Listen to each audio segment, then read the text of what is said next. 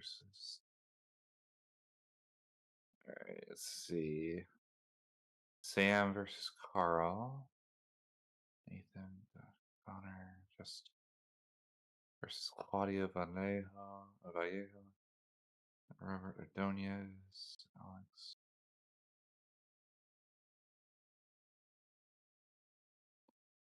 Stephen Crown.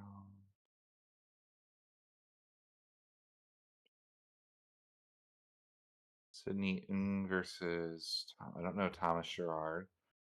Hunter Nance versus Key Head. That's a really good matchup for round one. That's two people that could win the tourney. Mike Powell's gonna get his third. Just playing the exact same list 3 times. Yeah, he's on table like 40, 44. Okay. Against Brian. Serena versus Jay. Zach versus Josie. Asa versus Kent. I know Asa. Jonathan. Ethan versus Hillel. Alfonso. Noah versus Chris Wilson. That's a DFW team kill. Anthony versus Garrett. It's another DFW team kill. Pretty sure Jolena versus Adam is DFW versus DFW. Kevin Fig. Hopefully Kevin does well at this. Kevin's a good friend of mine. Just never had a good tourney. Can we see the stream? Yes, we can. Yeah, it's not on Twitch yet.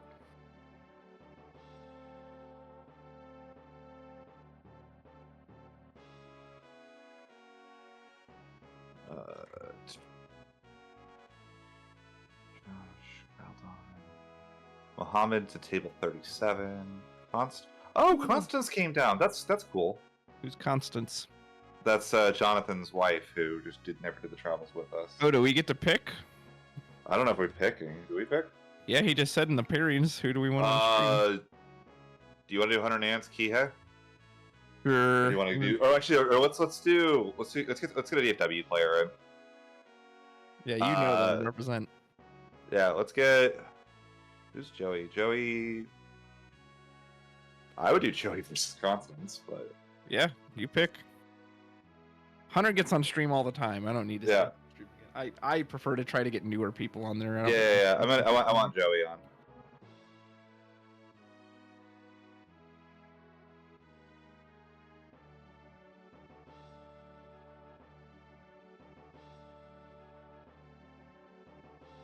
Where is the stream table? Like, what corner is it in?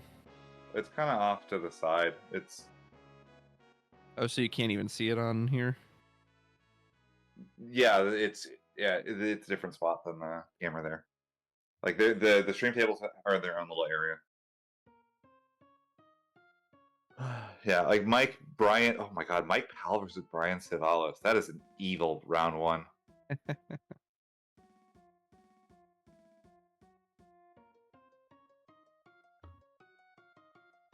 Kyle Donovan.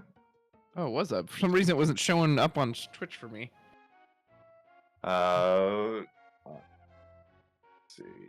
I'm gonna double check, see if we're coming through on Twitch yet, or if we're still. Oh, yep, we are. Okay, awesome. Yeah.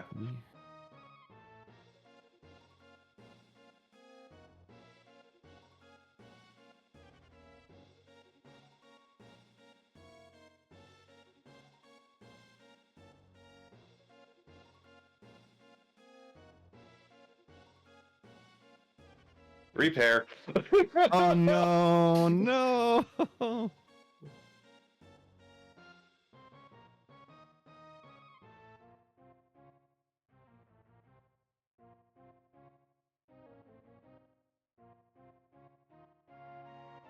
Moogle, got it. Oh man, yeah, I guess it wouldn't be an FF tournament without a repair. Is it so? Okay, so why does that happen? Is that like something to do with the SE software, or like why is that so frequent?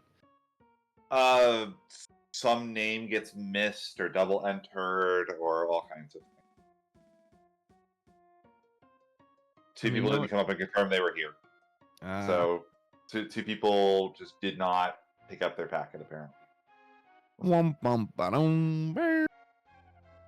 So that puts us at 49 tables, which means 99 entrants. Can the stream hear us? That's the next question I have. I'll check on Twitch. Yeah. Yes, yeah, we're coming through on Twitch. Heck yeah! All right. Minimal delay too. That's good. All right. Hello, everybody.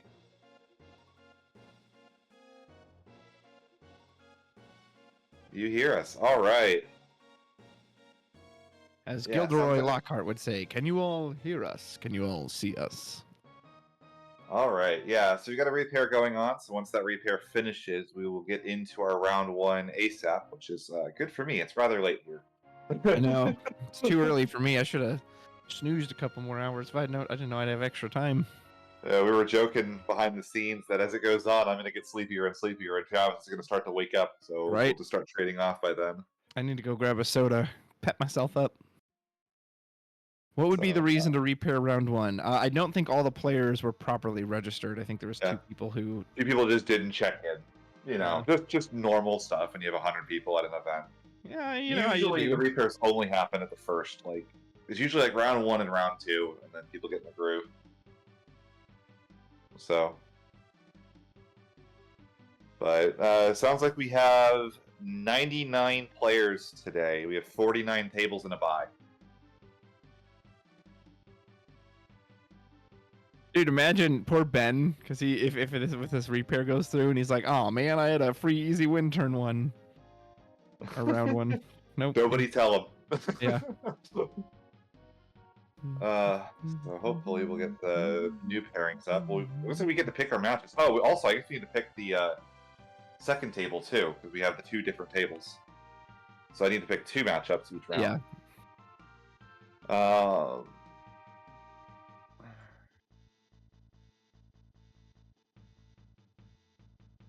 Yeah, no, 2 people just didn't pick their packets up. Just normal stuff. I mean, they could still do top 32 if they wanted. It's basically 100 people. Yeah. Oh, all right.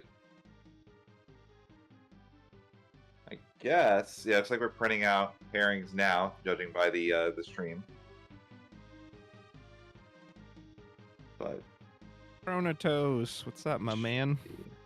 What's up, my dude? Alrighty, Travis, what are we seeing today? We're seeing a lot of Knights, a lot of Chaos Arc, Chaos Arc for sure, and Warriors of Light. You know, we didn't see a ton of Knights at San Diego. Granted, that was a smaller turnout, and it's possible it was there. We just didn't see it. So maybe we're due, though, because we didn't see it last time. So maybe we're going to see my boy Lastwell show up big. It's starting to win a lot more, too, now. That's kind of been the new thing in Knights, is actually winning tourneys and not just getting the top cuts. You know, why is that? Have they changed anything, or do you think it's just like natural with being played enough that it's now the odds are more in its favor? Or? I think it's a little bit representation. I mean, you have so many good players that are playing the deck, and I think it's starting to get diversified in its play lines a little bit more. I mean, one of the things Knights was really known for was being so linear previously, and I'm seeing. The more I'm watching now, I'm seeing more and more different play lines. You have stuff like the Australians, where we had like the player that won the Brandon. He would go favor Gawain. That was his favorite starter. Was like turn 1 Gawain, and then would just warp a Ramsay immediately. Yeah. And that was not the play pattern that we saw in by the Canadian winner. I think his name was Jonathan.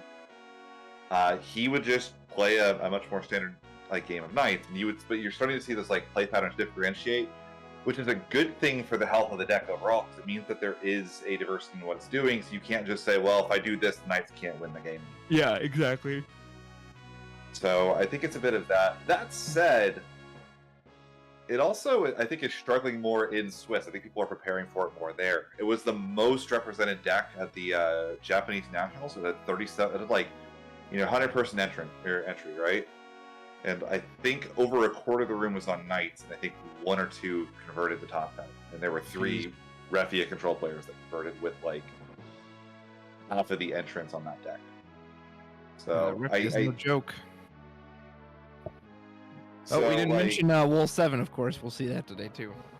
Probably, yeah. Um, Probably we'll see some mono water. Just seems to be a deck that North America is very fond of. Same with the mono earth.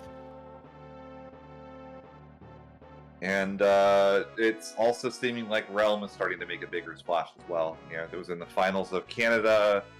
Tori Kelly won Chicago on it. Hopefully we get to see some other fun stuff come out of the woodwork here as well.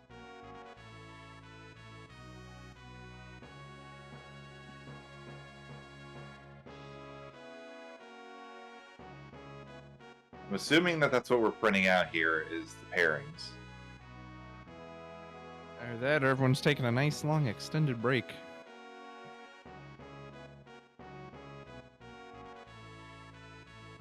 Any hope for rogue decks that will pop up? Yeah, you never know. I mean, do you consider Warrior of Darkness a rogue deck? If you do, I bet that will show up somewhere. Yeah, I think we'll see a bit of that. I would not be surprised if we saw one or two players that like try the mono ice aggro, which has just completely fallen out of favor in North America. It's like it's a deck that I wouldn't be preparing for if it was me. Okay, and I need to pick two pairings from this. Alright, who do I want to watch here?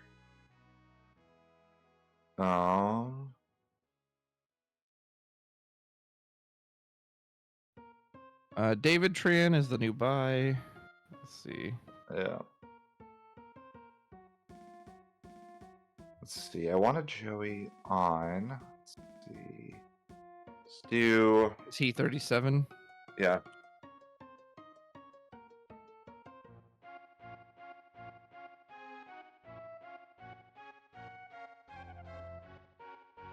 And then let's do.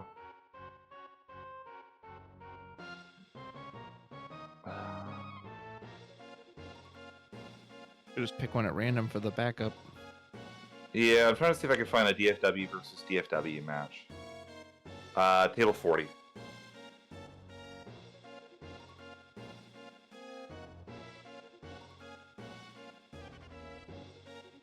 That's DFW versus DFW. We gotta showcase as much DFW as we can. Why this community is awesome. So I'm gonna favor them a little bit until we get a little bit deeper into the tourney, if I can. So I will defer to your judgment. all right.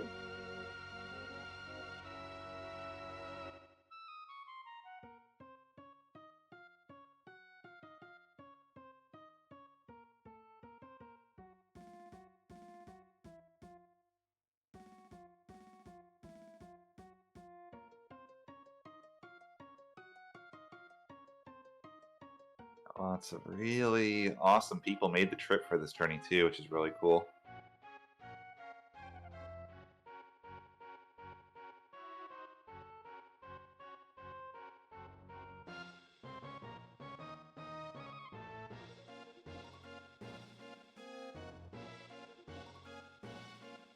You feeling homesick?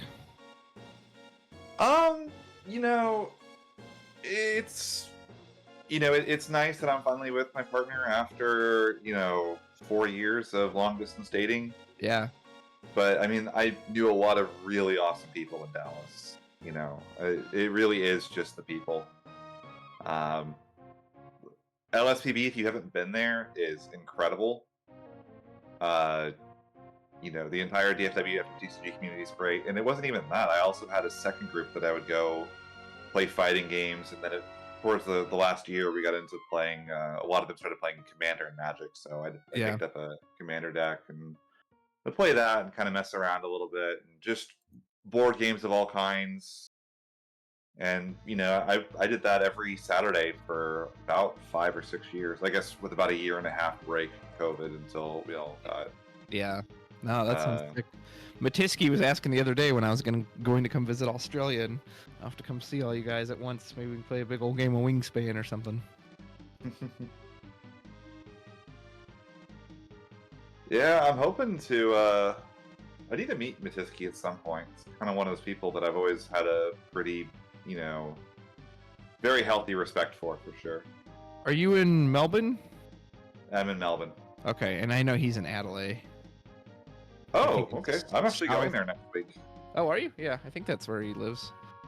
I think Oh. that's like southern Australia, if my memory serves. And you guys are kind of Yeah. like in the middle-ish, right? We're like southeast. Gotcha. Melbourne is. Thank you, Matt. Yeah, my honeymoon is I get to commentate some Final Fantasy. You know, Right. that's what everybody really dreams of doing. Before he passes out. So no, I'm doing a trip to Adelaide next week as well for a speedrunning convention. So Oh, nice. Yeah, I heard I want to see Kangaroo Island. Oh, and there's like a penguin island too or something where you can watch all the penguins. That sounds nice. I haven't done too much wildlife scouting. It's funny, like there's a lot of little things you kind of take for granted that you just don't expect to. Things like what birds you see when you're walking around. Yeah. Like every bird is totally different. The one that like blows my mind is like there are no squirrels here. Really? I remember That's like 24/7 around here, squirrels. Yeah, no, the first time that Aeon, my wife, like saw a squirrel in the US, he was like, "Oh my god, it's so cool!" And I'm like, "It's a squirrel. I've seen these every day of my life." Right. You know, like what's the big deal? My girlfriend recently went to Germany and she was on a music trip over there, and they don't have cardinals, which is a very common bird here in Missouri, and so I was like, oh wow, that's kind of weird that they don't know what a cardinal is, or not that they didn't know what it was, but yeah, that they don't have them over there, and it's like, wow, what's this crazy red bird that we're not used to seeing those? Yeah, it's kind of but no, like she it like blew her mind to see a squirrel in person. Then meanwhile, I went to a park here and saw kangaroos in person for the first time, and Yeah. those things are huge, by the Yeah. way. Oh my god, they're like 5'5". They'll box you if you give them the chance. Apparently. Have you gotten to see any koalas? I've not seen any koalas. Have you seen any like crazy death spiders or any of that stuff I always hear about? Have not seen any spiders. It's winter here now, so I think they'll go into hibernation. Oh, that's true. I always forget you guys are opposite season of us. Yeah, I know. I got to get used to the winter birthday now. It's like my entire life, if my birthday was below 90 degrees, it was shocking, and now Right. it's like, oh yeah, your birthday is now like one of the coldest days of the year. Have fun. So, yeah, had the exact opposite of a white Christmas. So, you get to wear a t-shirt and shorts and sweat. Right.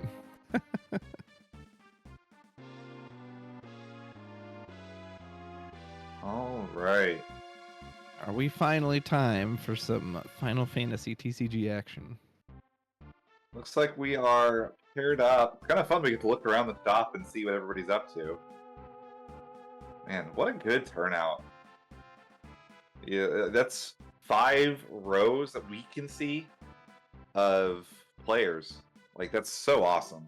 Like, I love this game, and it's so cool seeing so many people excited to play it. I'm glad I hope they go to top 32, because they're basically right at 100. Yeah. Top 16 is going to be very difficult to break into. I'm still hoping someday we'll start doing the thing that they did at the European Winter Cup of just say, like, if you're X2, you're in. Yeah. Oh, absolutely. And then you would know ahead of time. You wouldn't have to do like this. Okay, how many people are there? There's no like stressful like bouncing up and down. There's no. You don't have to feel bad if you like lose. And like, well, now the people that beat me are feeling worse about playing me. Like just randomly, like you can't control who you play. Like that's exactly. It feels so good, and then you just say, and then you don't have people at like table 1, like they have a reason to play it out. It's so perfect. Kageyama-san, if you're listening, make that change, sir. All right, looks like people are shuffling up, maybe resolving mulligans. We should hopefully be getting our feed switched over here soonish. There we go. All right. So you said this is table 37. So there should be Joey Goldstein versus John Lowry, right? Or Lowry. Yeah, I had to make sure to get my good friend Joey on stream at least once, you know. I know, I'm picking favorites, I'm sorry. That's okay. I like to see variety. I don't always want to see the same people on match after match after match. So Joey put together that presentation with me on, you know, getting better at the game. Just a fantastic human being, you know. And also, knowing that he plays a lot of Earth Wind, I figured it would also be a matchup we just won't see otherwise. Very famous for his Backstreet Boys decks.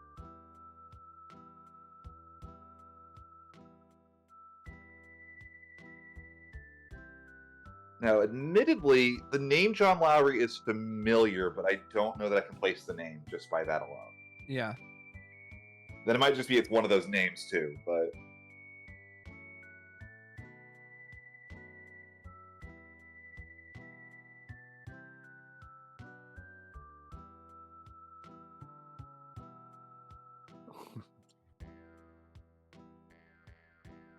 Oh my god, Joey's got the sleeves! What is that? So a longtime community member in DFW, his name is Greg, and Lisa has a lot of fun photoshopping Greg's face onto a bunch of random stuff. So we have the Photoshop Greg sleeves for Joey. They're so good. Oh, they're so good.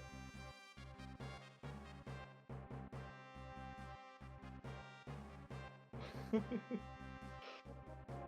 Greg's one of the OG FF players in DFW. Very known for Type 0 and Cadets. But...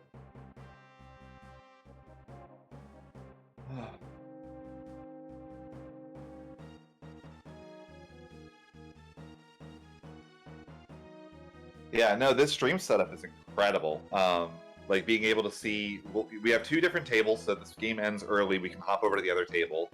And then you also have like the full shot view, and then we also have our webcam, so we can kind of hop to us. We have our little color commentary desk if we want to. Major shout out to LoneStarPackBreaks for not only allowing us to come on here and commentate for them, but just for hosting and running this today. We are always very grateful. And huge thanks as well to Moogle for being the kind of eyes and ears behind the stream and running this for us. Again, neither of us are on site, so having somebody that's on site managing for this for us is so nice. Like, seriously. All the difference in the world, Kupo. Yeah, Joey's got the Backstreet Boys sleeves, so I have a feeling we're going to be seeing some Earth Wind. I was going to ask if you knew what he'd be playing. His signature deck right now has been Warrior of Darkness Retainers. And look at those. That was the deck sleeves. that he won the LQ with. Yeah, those sleeves are so good. Those are expensive sleeves, actually. Those Noctis sleeves like that.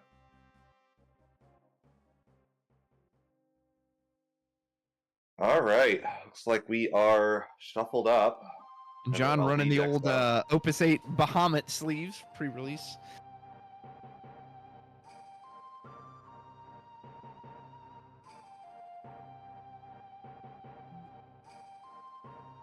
Great, looks like we have our die roll.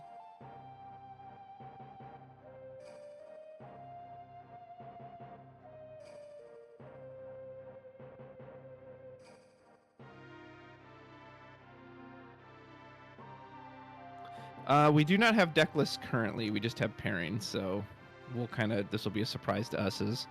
Yeah. Sometimes we get deck lists during events, but usually that's mainly for Top Cut. But on occasion, I've gotten them for some of the others. So if we do have deck lists, Ghoul will definitely go over those and let you know what to expect. Yeah. If that does happen, that'll probably be much later. I imagine for round one, they just collected the deck lists. It's a lot harder to get those out right now.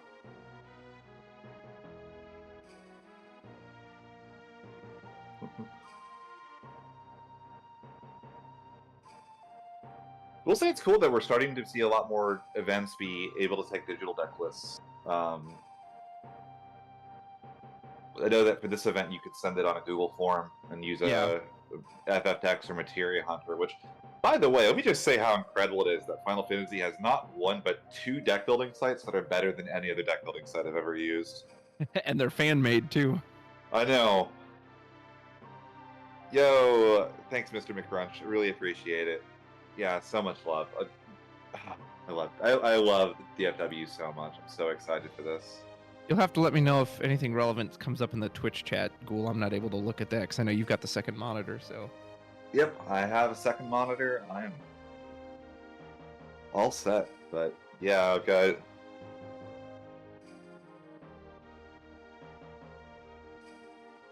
Thank you, Angels Fallen.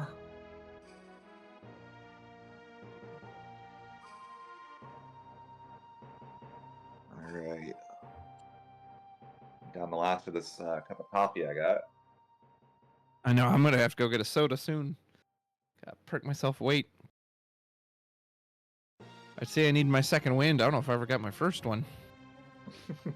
You got to start waking up, because I'm going to start going to sleep. I know. Well, maybe like it's your energy drains that'll like feed into me. It is 2:30 a.m. for me, by the way, if anybody was curious. You're a brave soul. No, I mean, I wanted to do this. I mean, this is what I want to do. So, I'm not always going to be able to do this.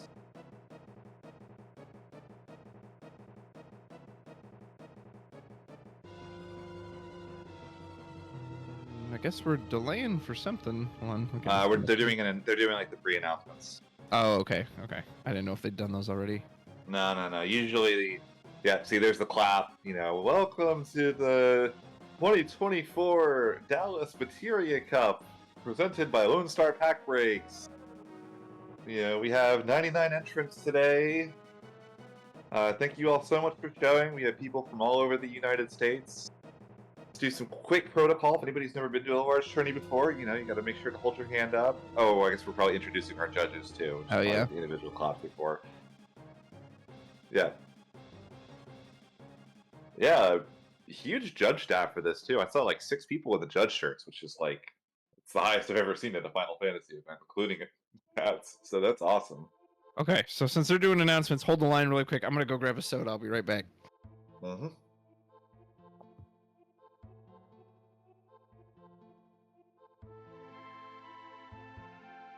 Yeah, we're stuck listening to my voice for a little bit.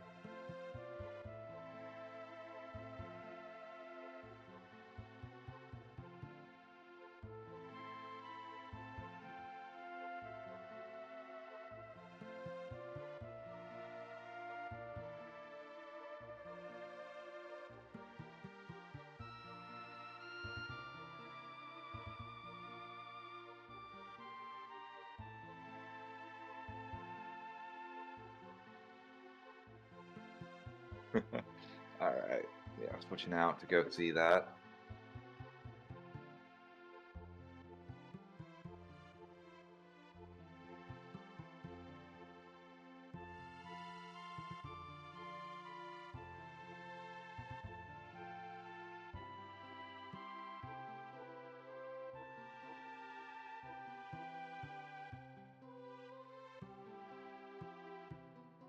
Oh, right. We have deck lists.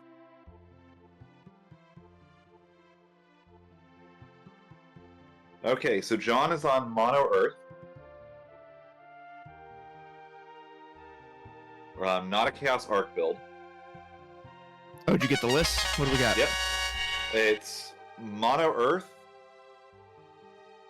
versus Mono Water. Two monos. What is this, like Opus 12? I'm very surprising if Joey's on Mono Water. It's not a very Joey deck list, I'm not gonna lie. I wonder if that's correct. Is it like Mono Water Chaos Arc? No, it's just Mono Water was the list I saw, like a pretty standard variant. Ladies and gentlemen, we are finally beginning our first round of Swiss here at the Texas Materia Cup. I will be your first commentator, Rudros. Along with me is my color commentator. This is Mr. Ghoul. Ghoul, how are you doing today, sir? I'm doing good. Let's get to some Final Fantasy. Absolutely. So we believe it, assuming we have the right deck list, you're thinking this is mono water versus mono earth, correct? I don't think that's mono water on Joey's side. I think I see a Shantoto on the far right there. Okay. So maybe not fully accurate. Well, Yeah, they're the boys. There's the Backstreet Boys. We're gonna go North Stalin.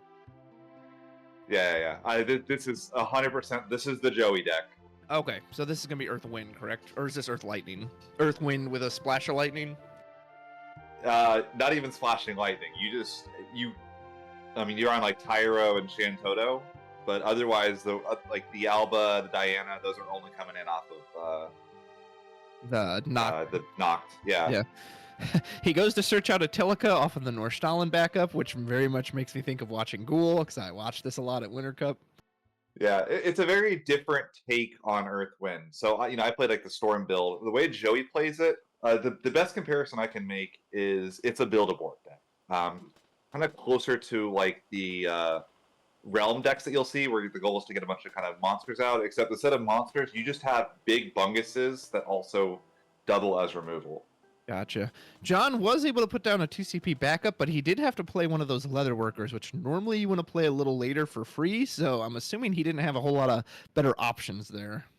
Yeah, that's really not where you want to be. I didn't think he mulligans. Maybe he's got like a leather worker and then something like Epitaph in hand, and you just don't want to mulligan a hand that has 2 backups in it away. Yeah, and you can at least still play this on curve.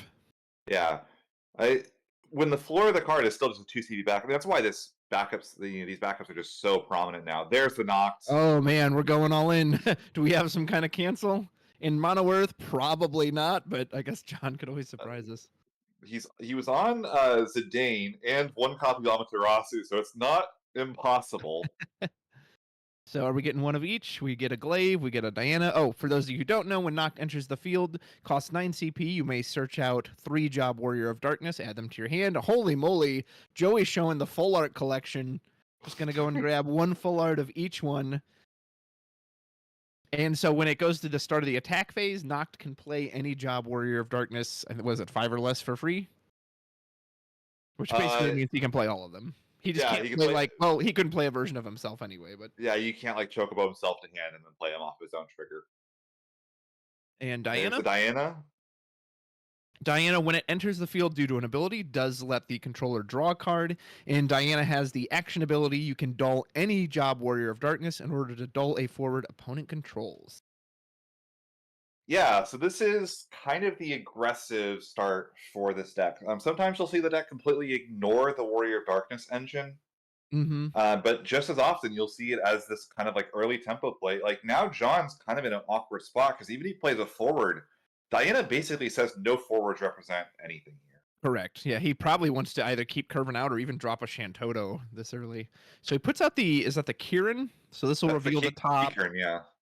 Is it top forward and he's looking for, is it a backup or a character? You get a forward. Forward, okay. Looks like it's just, Ignis and Leo. Ignis is okay. Probably a little early for Leo. Ignis Leo's so important to the deck. Like, you kind of have to get a copy of him into rotation at minimum. I guess I will say, Ingus could have represented a board wipe potentially, like, once we get a little deeper, but I mean, like, it's so early with the backup. Like, you would feel really bad about that. John definitely would like to establish a 3rd backup here on curve if possible, as his opponent is going to be smacking into his face. Now, something that's really annoying, that Kikern has an ability that breaks a dull forward. These Warriors of Darkness will not be dull unless Joey wants them to be. Oh man, and John had to pay for another leather worker. Those leather workers, they belong to a union, sir. They will not work for free. Pitching a Tyro for it, I am shocked. I mean, Tyro is such a good card. Like, it's a backup that could have. Well, he could have played it on curve next turn too. So the Glaive. So go back to Joey's turn. The Glaive will come down for free. Glaive gives all Warriors of Darkness Brave and hits a Shinryu into damage. John could have really benefited from that. But we will hit our first bonus burst as Ingus will go search us out any Earth forward from our deck. Ghoul, who are you grabbing here? I mean, it's a weird spot. I mean, I could see us getting like a Shadow Lord here if we're on it, just break the Warriors of Darkness pretty cleanly. Now, the Glaive is going to recur some, Ooh. Neo X, I don't like that at all. Yeah, that's I mean, so expensive. He's gonna kill his own backup line if he goes in on that. like, I know that you want to get them off the field, but I wonder if we just like it's in the deck for monsters and we already have the answer in hand, Also, and but we yeah, I just mean, like obviously, if don't we have want to draw it. Shantoto. Yeah, maybe we just don't want to draw the Neo X death, but I feel like that's even just like worth leaving in the deck. There's your favorite card, Vieira. So when There's, Vieira enters the field, you look at the top two, and you just pick one card, right? Add it to your hand. yep, you pick one of the two, add it to hand, the other one goes to the bottom, and then you can pay one, tap it, and break it to do the same. I'm a hair surprised Joey didn't put out the Tilica just so he could establish an Earth backup, but I guess he wanted to dig deeper. Yeah, we're pulling the Greg cards off the middle. So Shantoto would be very clean here. Nice, easy way to just mop these forwards up, which looks tapping 3. I see Yeah, pitching 2. Is it Toto time? I know, so I'm out. Yeah, Yeah. yeah, Yeah, so he just got the Neo X death to basically to discard discard it. to it. Makes sense. I mean, you're really only holding that for those monster matchups, I imagine. Like, you Correct. will play it, but you're not happy to. So for those who But, don't I know, mean, Shantoto wipes all forwards from the field, removes him from the game. Sorry, continue. I would say something that's interesting here, though. You would think that Joey having those 3 fours, because the Nock played the Glaive and the Diana for free, he's sitting on like 6 cards in hand still. Mm-hmm. So he really hasn't committed that much to the field. Now, the real punish here, if we have a second Nock or something, could be really potent here. You want to see Joey stay aggressive, or would you want to see him develop some backups, maybe get that Tilica down? I mean, the Tilic is in the break zone. We pitched it to play the Oh, Nock, he I'm did. He pretty got sure. rid of. Okay, well, some Earth backup then. I don't want to see him stuck on mono wind CP.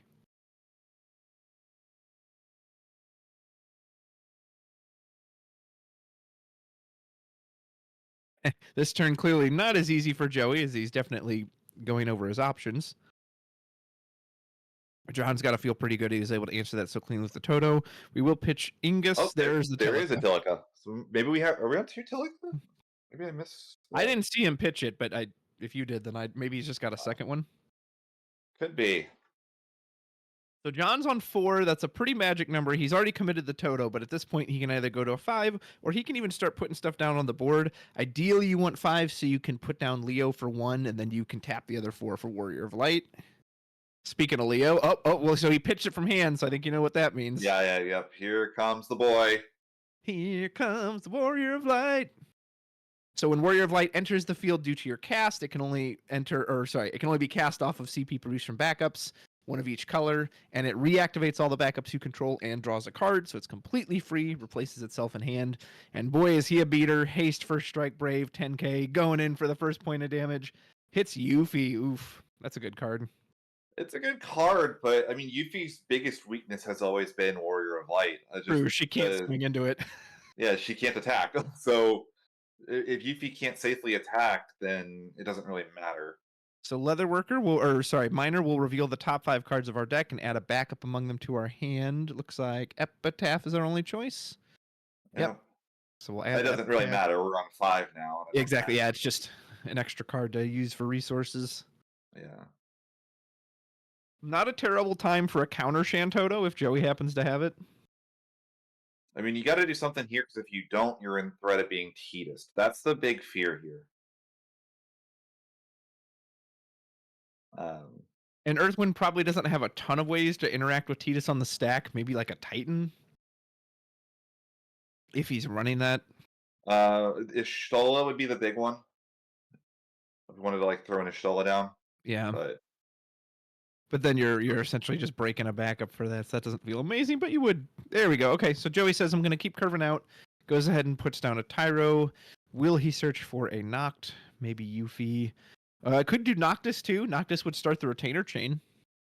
Yeah, but I mean, that's the problem with playing Tyro here that is a little scary, is I feel like we're still in threat of being Teetus next turn. I mean, we could get like a lightning card here and then and maybe like, I would think like a Teetus, like this Tilica is just prime Teetus bait, right? Yeah.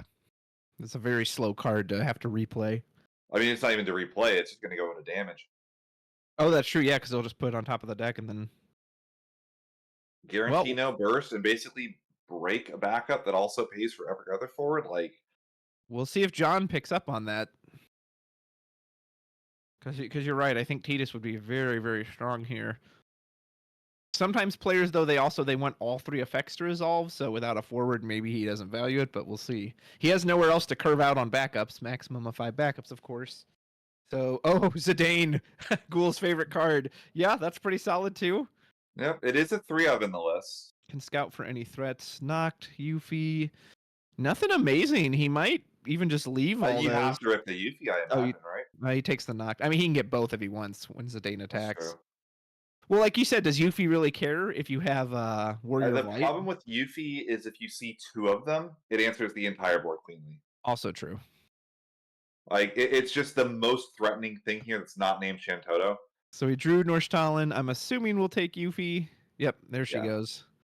And then we'll take a point of damage from the Zidane. It is kind of a poor attack order. We should have attacked Zidane last, because now we hit the burst and we're gonna get any card back in the break zone. There's Shantoto in there that I see. We just get the Shantoto back and the Zidane can't rip it from the hand anymore. Yeah, that's a good point. I see what you mean about that. You always want, I mean, it's like annoying, but like this, anytime you see Earth, there's not a ton of bursts that remove forwards from the field, and a lot of them that either search things or get things back in the break zone. There's really just no reason to double attack Zidane here. Actually goes for the Ingus. Did you say you saw Shantoto in there? I'm surprised you wouldn't go for that. There is a Shantoto. I mean, to be fair, if we have the ability to go for the retainer line, we're very likely to be on damage 3. True. And the retainers are like, you think Ferris is good on damage 3? The retainer line is just as absurd. Yeah, wait till you see what Prompto can do on damage 3. And Warrior of Light hits. Because of the way we another bonus burst. There's Noctis. You were like willing the retainers into being. Noctis is like, all right, I'm coming to help you all.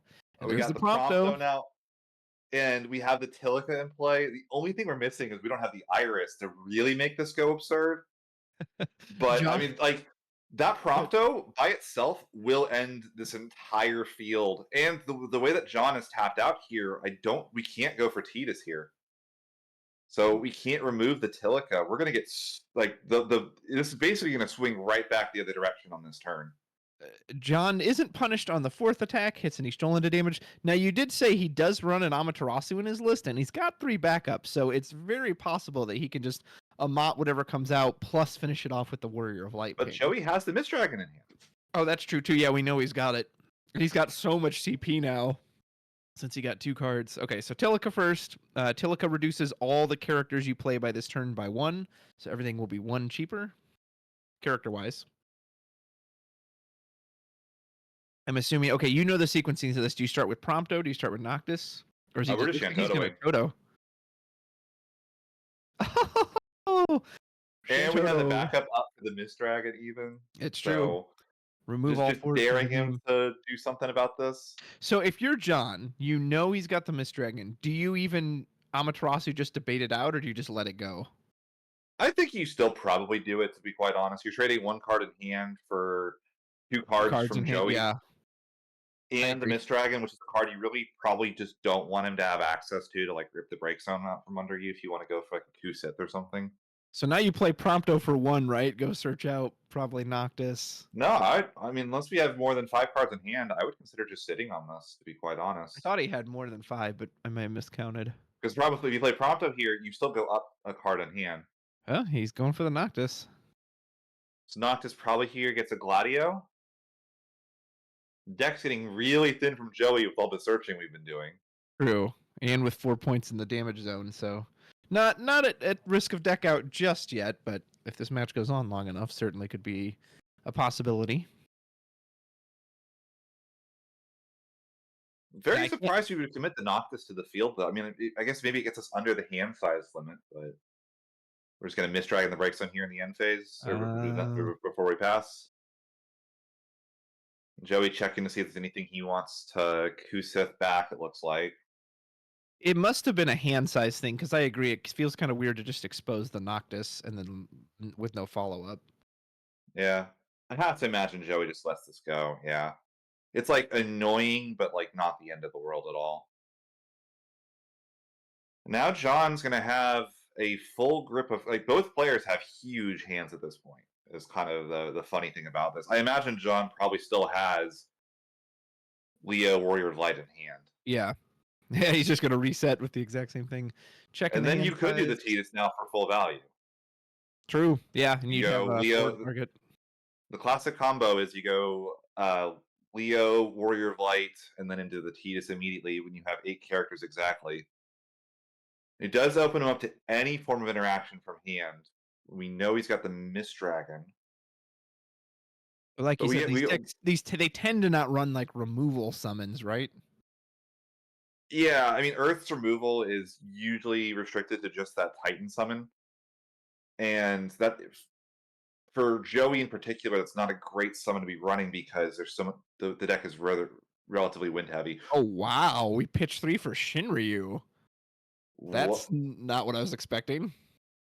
Oh, we need one of the pieces, but we need all the backups up for the For the Leo, yeah, Warrior of Light. yeah. Okay, that makes a little more sense now. So That seems presumably he's gonna Leo and then Warrior of Light. I can't imagine he went in on Shinryu like that if he didn't have that combo in hand. that seems really expensive. I mean, it is going to be a very powerful thing, but it's going to leave us on almost nothing in hand. Yeah, and I wonder too if maybe he should have held it back to potentially use the tidal wave because presumably all these retainers are going to come flooding the board. I mean, we're So, going to get rid of this Noctis isn't going to live the turn. That's why I really wasn't a fan of committing it to the field here. so Leo comes down for 1, Warrior of Light for 4. Reactivate all our backups and draw a card. We can Tidus now, as Ghoul has pointed out, from our Limit Break deck. Neither player has touched their Limit Break deck so far. And we've got I about mean, but 12 like minutes. Go ahead. uh, Oh, we're doing the Kieran effect? Or no, no, okay, no, no. we're doing Tidus. Yeah, we're doing Tidus here. So we're gonna so this is going to probably put the Tilica on top of the deck, Noctis on the bottom, and draw 2. So for those of you who don't know, when Tidus enters the field, you may pay 3 water CP if you control it grand total of 8 forwards and or backups combined. And then if that resolves, you get to choose up to 3 effects. You can choose a backup, put it on top of its owner's deck, choose a forward, put it on the bottom of its owner's deck, and then you get to draw 2 cards, correct? Yeah, that is all 3 modes. We're gonna get the full value out of this. It's like you said, obviously Noctis is going to the bottom, presumably Tilica going on top. Tilica is by far the most impactful Yep. backup that's still on the field. And draw 2 cards. Tilica's about to get whacked into the damage zone. No surprise haste, so we're not dead, but yeah, John swung that back quite well with that. That Shinryu was costly, but the Tidus absolutely made up for it.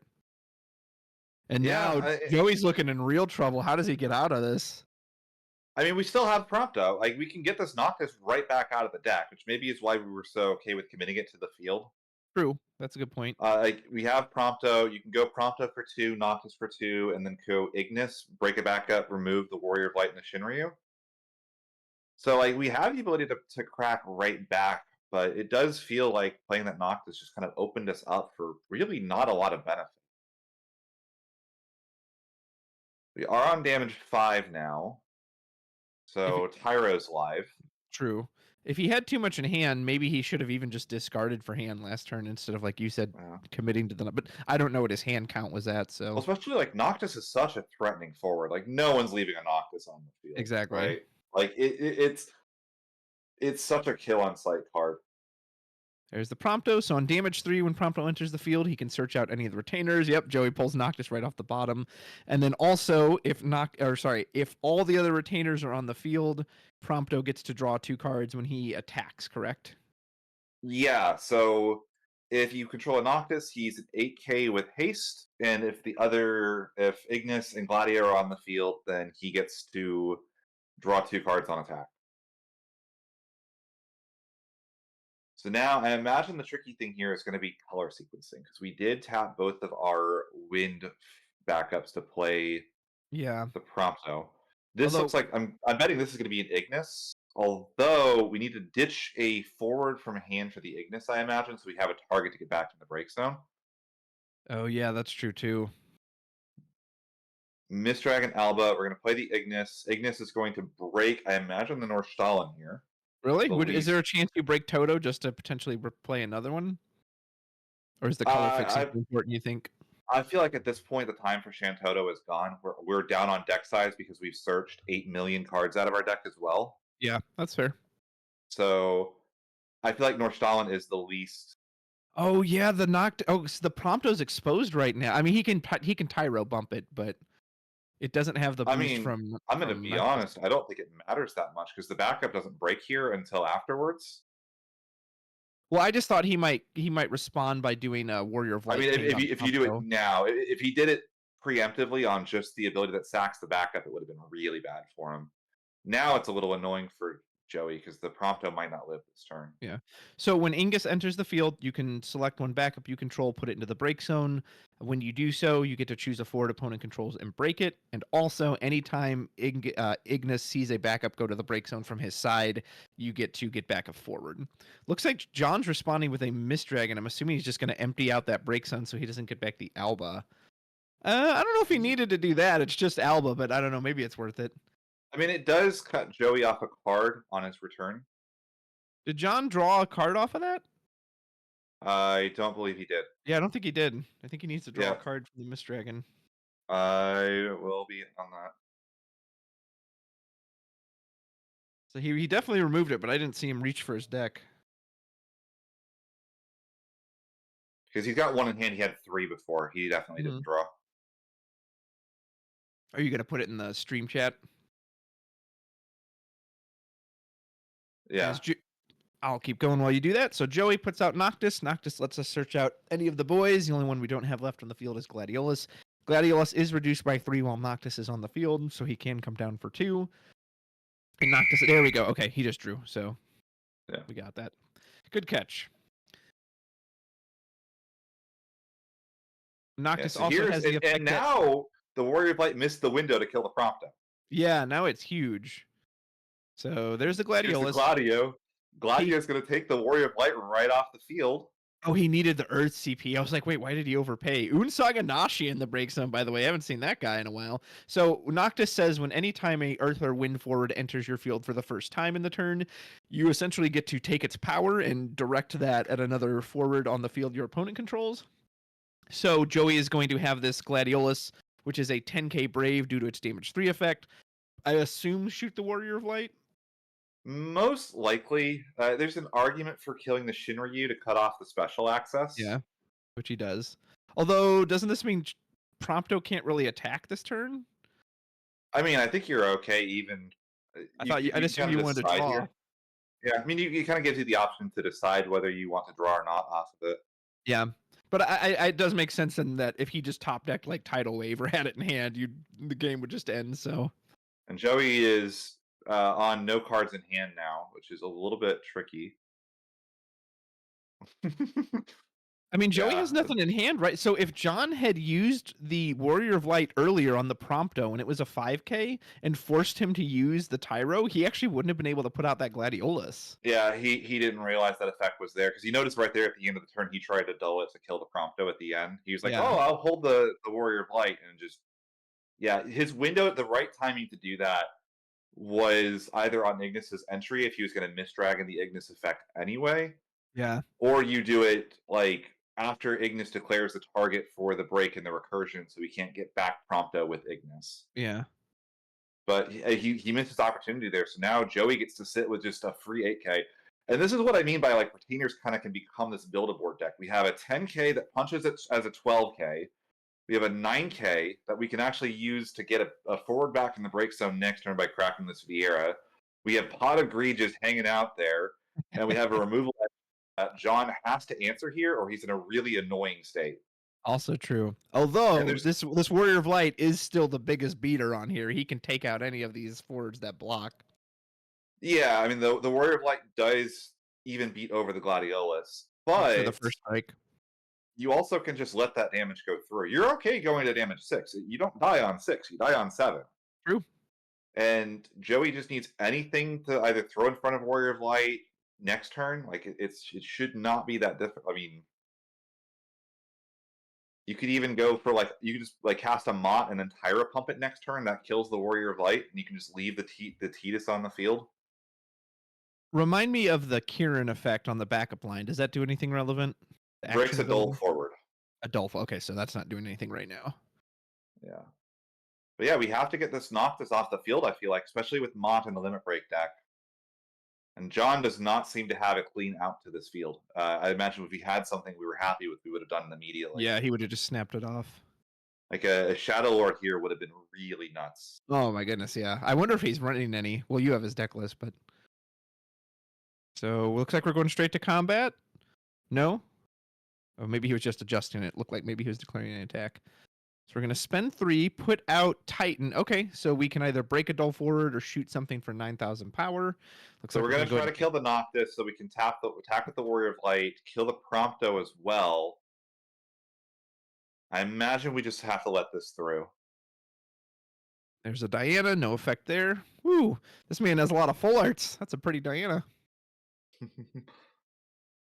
Yeah, I mean, John is, and now Joey has to block every attack. And here's the problem for Joey right now. How does he win this? Because he still has to whack John 5 times. I mean, right here, we have the Vieira just sitting there. We can crack it to even get back the Noctis if we want to next turn. True. We have Leo here, just draw ourselves a card. Yeah.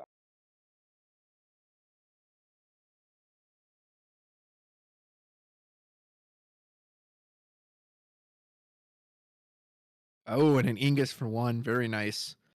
So he could search out a spare copy of Warrior of Light, could look for... I don't know if he runs anything like Gilgamesh that could potentially alter the board state. I guess we drew that off of the Leo, because that would have been lethal, wouldn't it? If we have Ignis... If we didn't have to get it off of the Leo, you probably could have gotten Ignis for Shadow Lord or like Genova Synthesis, and maybe just ended the game. Yeah. He probably drew it off Leo, I'd imagine.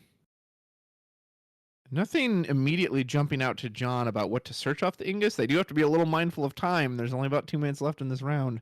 Goes for alternate Leo. Okay. Is Shadow Lord gone? I feel like you just get Shadow Lord here, right? Just Does he have it? Next one? I mean, you have his deck list, so he does. Yeah, he has it. He's got a Shadow Lord. Maybe he lost it at some point. Yeah, because that just seems like the obvious answer.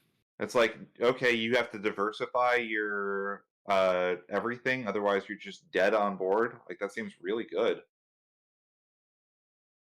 Maybe we had to ditch it earlier for like the Shantoto or something, but so Joey cannot do a Tidus. If he has a Cloud, he could. I mean, Cloud only hits the baby Leo though. Like, I don't know if his Limit Break deck's going to help him out much here. I think this is pretty rough for Joey. Is it going to be Cloud? Yep, it will be Cloud. Leo is the only target. Cloud, when it enters the field, breaks a forward of cost 3 or less. Yeah, that seems exceptionally below average, though, because... Oh, he just tried to target Warrior of Light. I don't think that works that way. Yeah. Yeah. It's like... and John's like, yeah, sure, I'll break the Leo. I just searched another one of those. Yeah, I've got the better Leo in hand anyway. Thank you for clearing that for me. Gladiolus can freely punch in thanks to the Brave. I'm assuming John's just going to let this go to damage. He doesn't really have any reason to block it. I mean, the Cloud is very large, which is nice. True. And we do have the Tyro backing us up. Unfortunately, they still can't deal with the Warrior of Light, so something's just going to have to sack off to that. But yeah, something's going to have to get down Mr. President for the Warrior of Light. Is that first strike? No, he does. Oh, wow. He might be willing to just do Tidus again. No, he can't, though, right? Because he used the Leo? He added another one off of that. I think he's just not reading cards, to be quite honest. I think he's missing that Gladio as a 10K. Oh, and there's a Bubba bonus burst. Vossler will go ahead and search us out a Job King. If we even have any left. Yes, we do. There's a Kolka. Well, shoot, if you have a relevant forward in your hand, you could break the Kieran, put down the Kolka, and then just pop off one of these forwards. You'd break the Miner probably because the Kieran needs a target, and Joey's not going to make any of his forward stole for you. I gotcha. We are using Leo probably. Yeah, we tapped the Tyro. Yeah. Do you like the Leo, or would you have rather kept the Tyro up there for the power bump? I think I would have kept the power bump with the Tyro, especially. I mean, I guess the nice thing here is the Leo does force the Warrior of Light ping to go somewhere else. That's not something like the Gladio. That could be annoying. Well, but he can just attack with Warrior of Light and then dull ping off the Leo, and then it's Yeah. I mean, like you're losing the.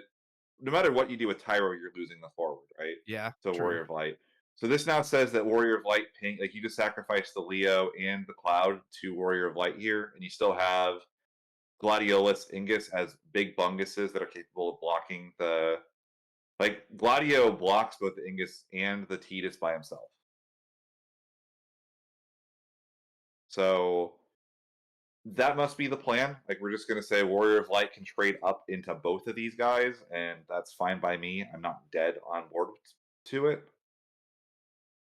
We have technically hit time in the round, but I don't know if that's 100% accurate or if what turns we would be on. There's Shinryu. Okay. So we can search out. We're out of Shinryus. I mean, we can go if we have a. I don't think we can Kusith back to the Shinryu for the special. So this just has to search something to get the last forwards off the field, I guess. When Shinryu enters the field, it can search for any card in the deck. As Ghoul pointed out, we know he's seen all 3 Shinryus, so unless he's got a spare copy of another one, he won't be able to use the special.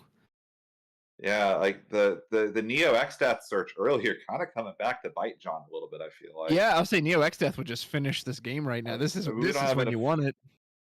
I mean, I guess we don't have enough cards in him, but at least like there, you're still threatening to kill next turn on basically nothing, right? So he's going for Titan. He can. So what he can do is he can shoot Titan at Ingus, attack with Warrior of Light, ping off the Leo. Joey would block with the Cloud. The Gladio, like you said, can trade with both Ingus and Tidus. So if he wanted to suicide those in, he would clear Joey's board, leaving a Shinryu and a Warrior of Light behind. So that's something he could do. Joey's only on 3 backups with 1 card in hand, so it's going to be difficult for him to bounce back the next turn. And if they are in turns, John does need to be thinking about too that like you don't want this to go to a draw or a double loss. So yeah, Genova Synthesis would be an answer. Like that does kill everything except for 2, and then you can ping off another with the Warrior's Light. You have 2 attackers that we get over the Gladio for game. We either are out of Genova Synthesis or we're not playing it. What did he search off the Shinryu? We got a Titan. Okay, that's right. So he's just.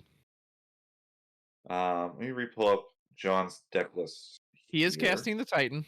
I'm assuming it's going to be Ingus or Ignis. We're just not even on Genova Synthesis, so we don't have access to that.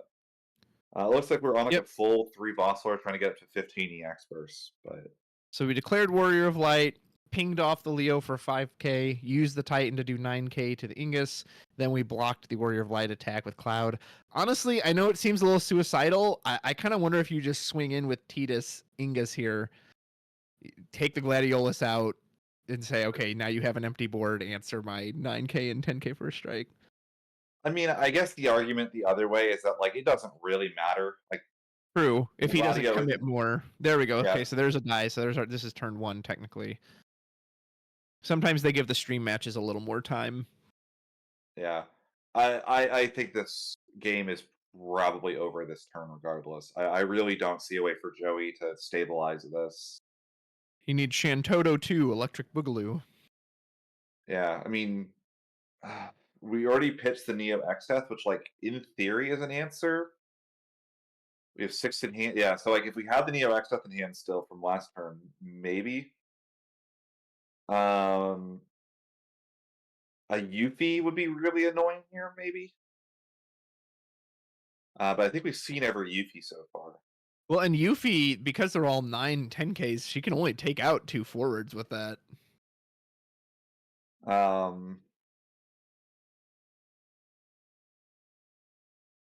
guess like a Cecil Diana play would be really nuts if we had one.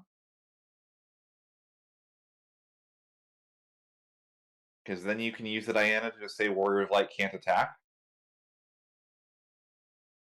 Well, then you're losing your own. I don't know if even that would be enough, because then you can still just kind of suicide in with everyone else.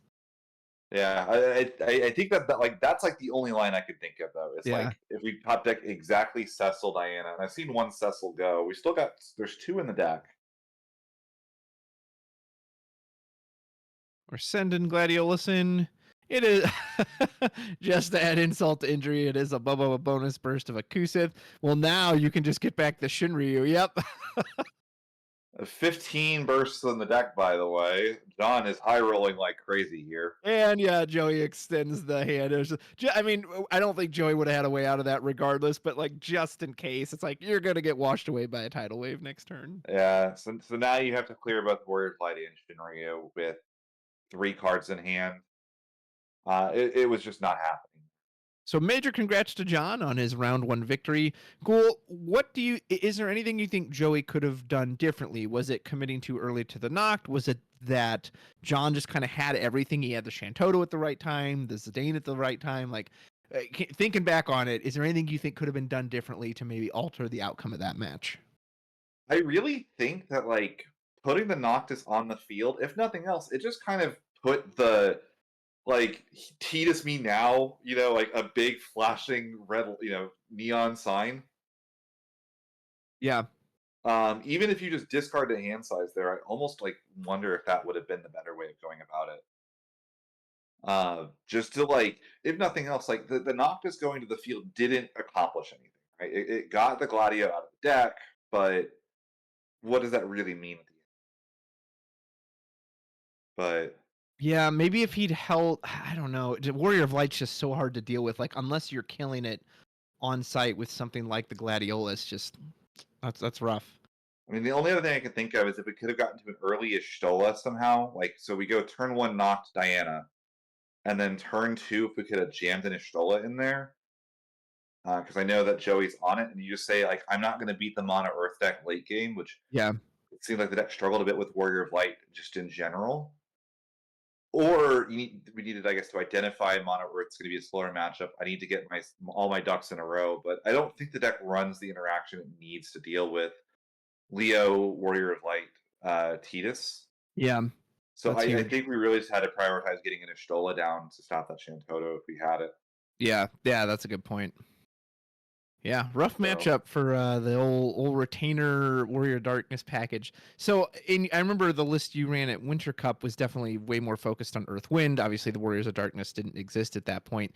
Did Joey have any kind of summons? Like obviously he had like Mistdragon Kusith. Did he really have any like offensive summons, or was it mostly reactive protective stuff? it's a very reactive deck. You're on 3 Kusets, 2 Mistdragons. You have like the Unsaganashi, stuff like the Yeah. Iris is like interaction, but it's very defensive. It's not the kind of stuff that you can just say like, I'm going to like one of the things what like the normal failing of the Titus Warrior of Light Leo stuff is stuff like Amaterasu, but even something like, Lev 6, right? Where you could bounce the Titus back to the hand in response. Yeah. And then now they only have 7 characters. The Titus doesn't work anymore, right? Yeah. Having a Refia that can threaten to remove forward does something similar, for example, right? And you just need to make it just not worth their while to go for the Titus. And I don't think it's kind of just a minor weakness of that deck. It has a lot of strengths against deck like Knights and everything else. It just is not very well tech to deal with that exact combo of. Yeah. And again, committing to Tilica, we got 1 activation out of Tilica. She got 2 uses Yeah. before getting spun into the deck. I almost wonder if, like, you know, maybe you don't commit to the Tilica that late if we're going to go for her. It's Well, and hard. he got her turn So 1 good. off the Nordstallen, right? So, like, instead of going for the knocked line, which is expensive, he could have just like, okay, I'm gonna set up the Telica. Maybe then you get more uses out of her. Shoot, you could have made them knocked reduction. So yeah, I wonder if that could have made a difference. Uh, I don't know. Hard to I say in think that like hindsight, of course. because like if he doesn't have the Shantoto, the Noct would have just won him the game, right? Like Also true. legitimately, the only out that he had to that was like Shantoto. I guess like because or like if he had to go for the Neo Exeth instead, I think he loses. I think John loses the game on the spot, right? Yeah, because he gives up all his backups. I guess like Shadow Lord would have been really like good in that situation, but like that's still I don't think as clean an answer as Shantoto is because of how much the deck wants to develop its backups, and he was taking an extra point of damage. So I think that really it was just like Joey just needed Ishola a lot sooner than he found her. Yeah, But I mean that's part of the game. Right? Like you that's how it expect goes. going into it that like people are prepared to beat decks that are going kind of aggressive. I'm going to do what I can. Yeah. Folks, thanks for hanging out with us in chat. I imagine round 2 is going to be starting very soon here since that one went to time. So it looks like we got 59 joining us in chat. I believe there are 99 players today. They are just one shy of 100. And I assume there's one buy round, of course, because we have an uneven number. But shouldn't be too long before we get to the next round since that one went so long. And we'll see what we can get for you on stream here coming up.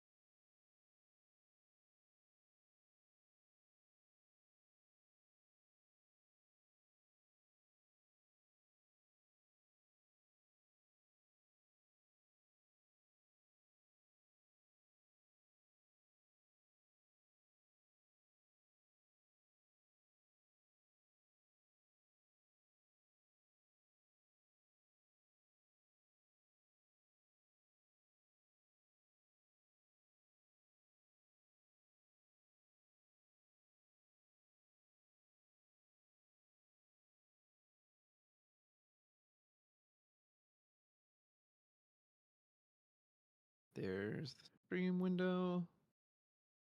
There we go. Okay, I can hear us on Twitch. Hey, folks, welcome back for round 2. We have Mr. Preston P on the left versus Mr. Garrett W on the right side, and Ghoul has our deck list for us. Ghoul, what are we going to be watching this round?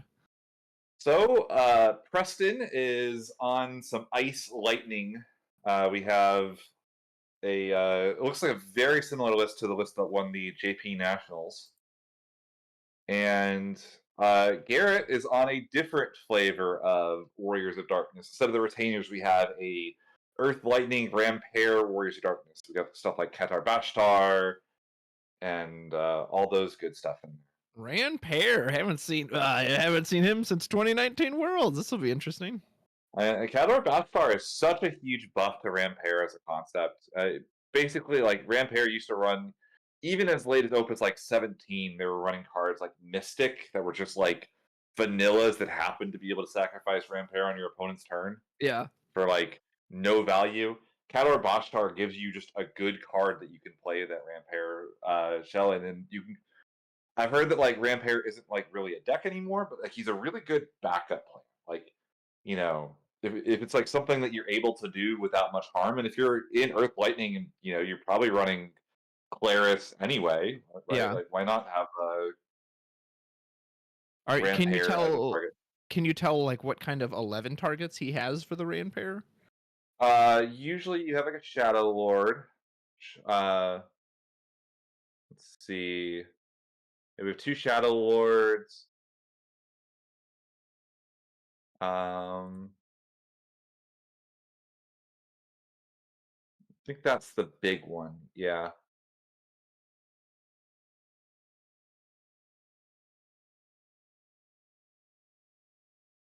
Don't see any others. Man, we're on 12 or reaches 12 LE. Wow, that's a card that I. So we're expecting to sacrifice our own stuff a fair bit. Yeah, no kidding. Three Suzuhizas. Opus 1 Tama is in the list. All right. That's pretty cool. The question is, yeah, will we get to see any of that, or is Preston going to just freeze out everything and say, nah, that's a cute plan, but I'll just go ahead and say no. This Ice Lightning list is not necessarily an aggro. We're on 2 copies of Opus 14 Shinryu, which hilariously kills Noct. That's true, which is funny. I don't think they ever thought that hitting the 9 was going to be a relevant mode on that card. I mean, you've got your standard, you've got the 3 Sephiroth, 3 Weiss, 2 copies Holy of Noct, that man. Yeah, sorry to cut you off there, but we are getting some Warriors of Darkness action as Garrett just dumps his entire hand to go Noct turn 1, and we are going to search out the 3 Warriors of Darkness, presumably Glaive, Diana, and Alba. I like to call this the Duel Link skill. Anyone that isn't familiar, Duel Links has abilities that like let you start with like certain cards in hand or on field. Noct isn't actually a card. Sometimes he's just a Duel Link skill that says replace your entire hand with 3 Warriors of Darkness. Yeah, right. That's his role here. Unless he's desperate for a point of damage, I would assume you play Diana. Yep, you get your card draw. Now you can doll forward in case one were to come out. Okay, so if you're Preston, do you try to answer this with your own aggression, or you just say, all right, let me take a moment to set up and not have to worry about this? I mean, the funny thing, Shinryu is such a clean answer to this board state. I think you probably just want to get a backup down in Shinryu, hopefully. Yeah. Yeah, man, Shinryu really... the Glaive is the only one it won't hit, right? As it hits all 3, 6, and 9, so... Hilariously, the one you wanted to hit the most is the one it's not going to touch. Yeah. Uh-oh. The old surprise Rufus there. Dropped a Rufus. As we are pitching Shantoto for... pitching a Ramu. We gonna do the Rufus? Okay, so Reeve gonna go search out Kate Sith. This is actually kind of annoying. If you play the Kate Sith here, you can rip the Glaive out. Yeah. And then really scare Garrett into like doing something. Well, and if they're not brave and they attack, then you can freeze them, so they're not nearly as big of a threat. We do pitch Rufus, and we're presuming this is going to be for the Kate Sith. Yep, here comes Kate Sith. Let's take a look. We know you've got Alba Glaive, and we drew a Claris. So probably, yeah, I think Glaive is definitely the right call Yeah, here. you can't rip the Clerics because Kate Sith is not Zidane. So you don't care about the Alba at all. Oh, we're just going all in. Wow. He said, man, Preston just said, oh, you think you can jam out a bunch of forwards? Well, I'm going to jam out a bunch of backups on my turn. What do you think of that? A bit unfortunate he had to get rid of the Biblos, as the Biblos-Unalesca combination can be pretty devastating, but he is set up nicely on 3 backups, so Basically, we're just saying. I wonder if we do have the Shinryu in hand, and we're just saying, well, I wanted to play the Kate Sith and rip out because easily the thing you don't want him to play off of the Noct is the Glaive. Yes, And absolutely. so you kind of get to cut him off some resources. You could play the Shinryu next turn, kind of dare Garrett to really deal with that. Claris is going to go ahead and get us a job. King, probably Ran Pair, I would assume, if that's what this deck's trying to do. Yep, there he is. For those of you who don't know, Rampair says when he's sent from the field to the break zone, you may play a category 11. Is it I think it's character from your hand to the field, or is it forward? I believe it's forward. Otherwise, Okay. people would have never experimented with the 9 CP Shantoto forward. You would just play the. Oh yeah, you can just play this. Yeah, it's got to be forward then. Yeah, it's. There's not a ton of targets in the deck. It just kind of ends up being something that just can work out for you. But there are not a lot of lightning you really want to be playing. So we could deploy Alba for free. There's nothing to break for Alba, but we could just give ourselves haste and we could attack for 3 points of damage here. Well, it's a little annoying. Ice Lightning actually really likes being on damage 3 to give that Zeromus haste. Yeah, I don't know. So but the smart play for Garrett here is going to be to leave the Noct, or actually leave the Diana active so it can't be hit by a. You mentioned Zeromus. There he goes into damage, and a Unalesca. Pretty clean hit so far. Yeah, Preston would have loved that Zeromus there. And Alcid. Oh, boy. If he'd have drawn Alcid Zeromus for turn, that would have felt amazing. He could have froze this whole board.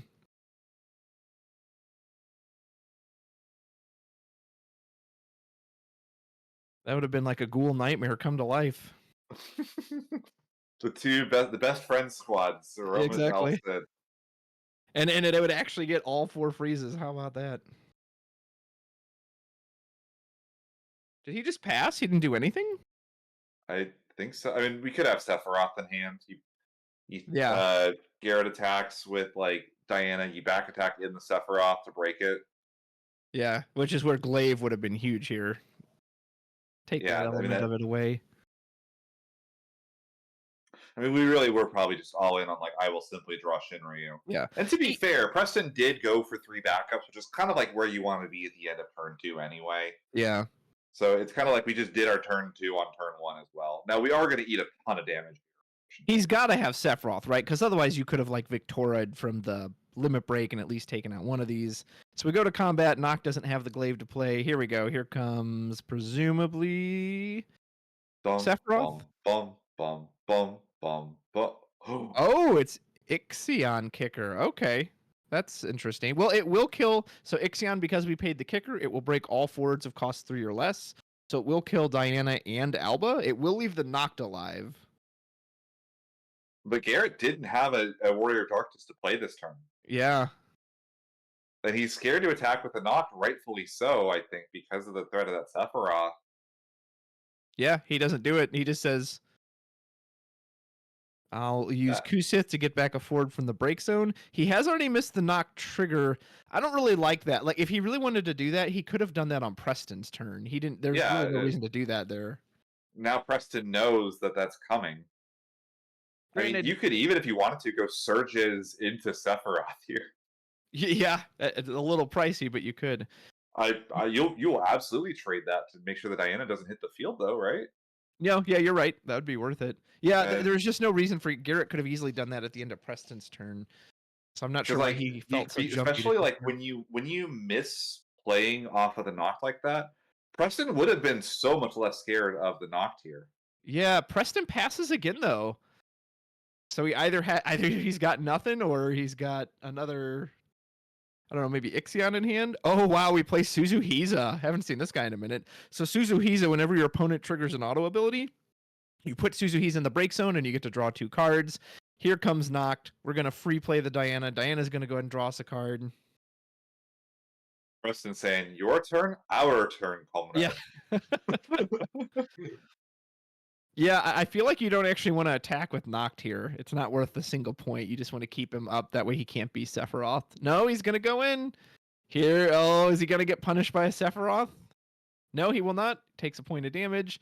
It is, Mr. President, though, a bonus burst. And we will search out likely a Rufus off of this.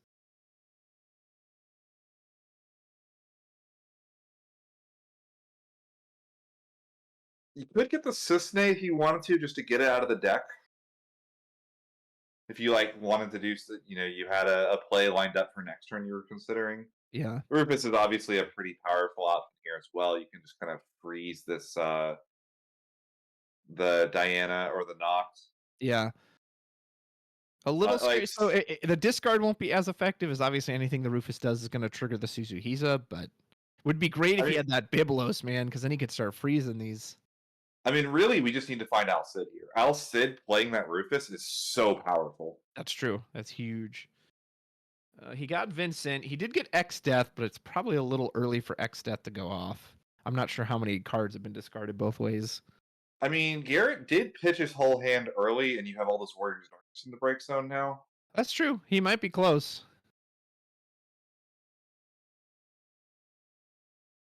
We must not have the Al Cid. We would have just gone straight for it, I feel like.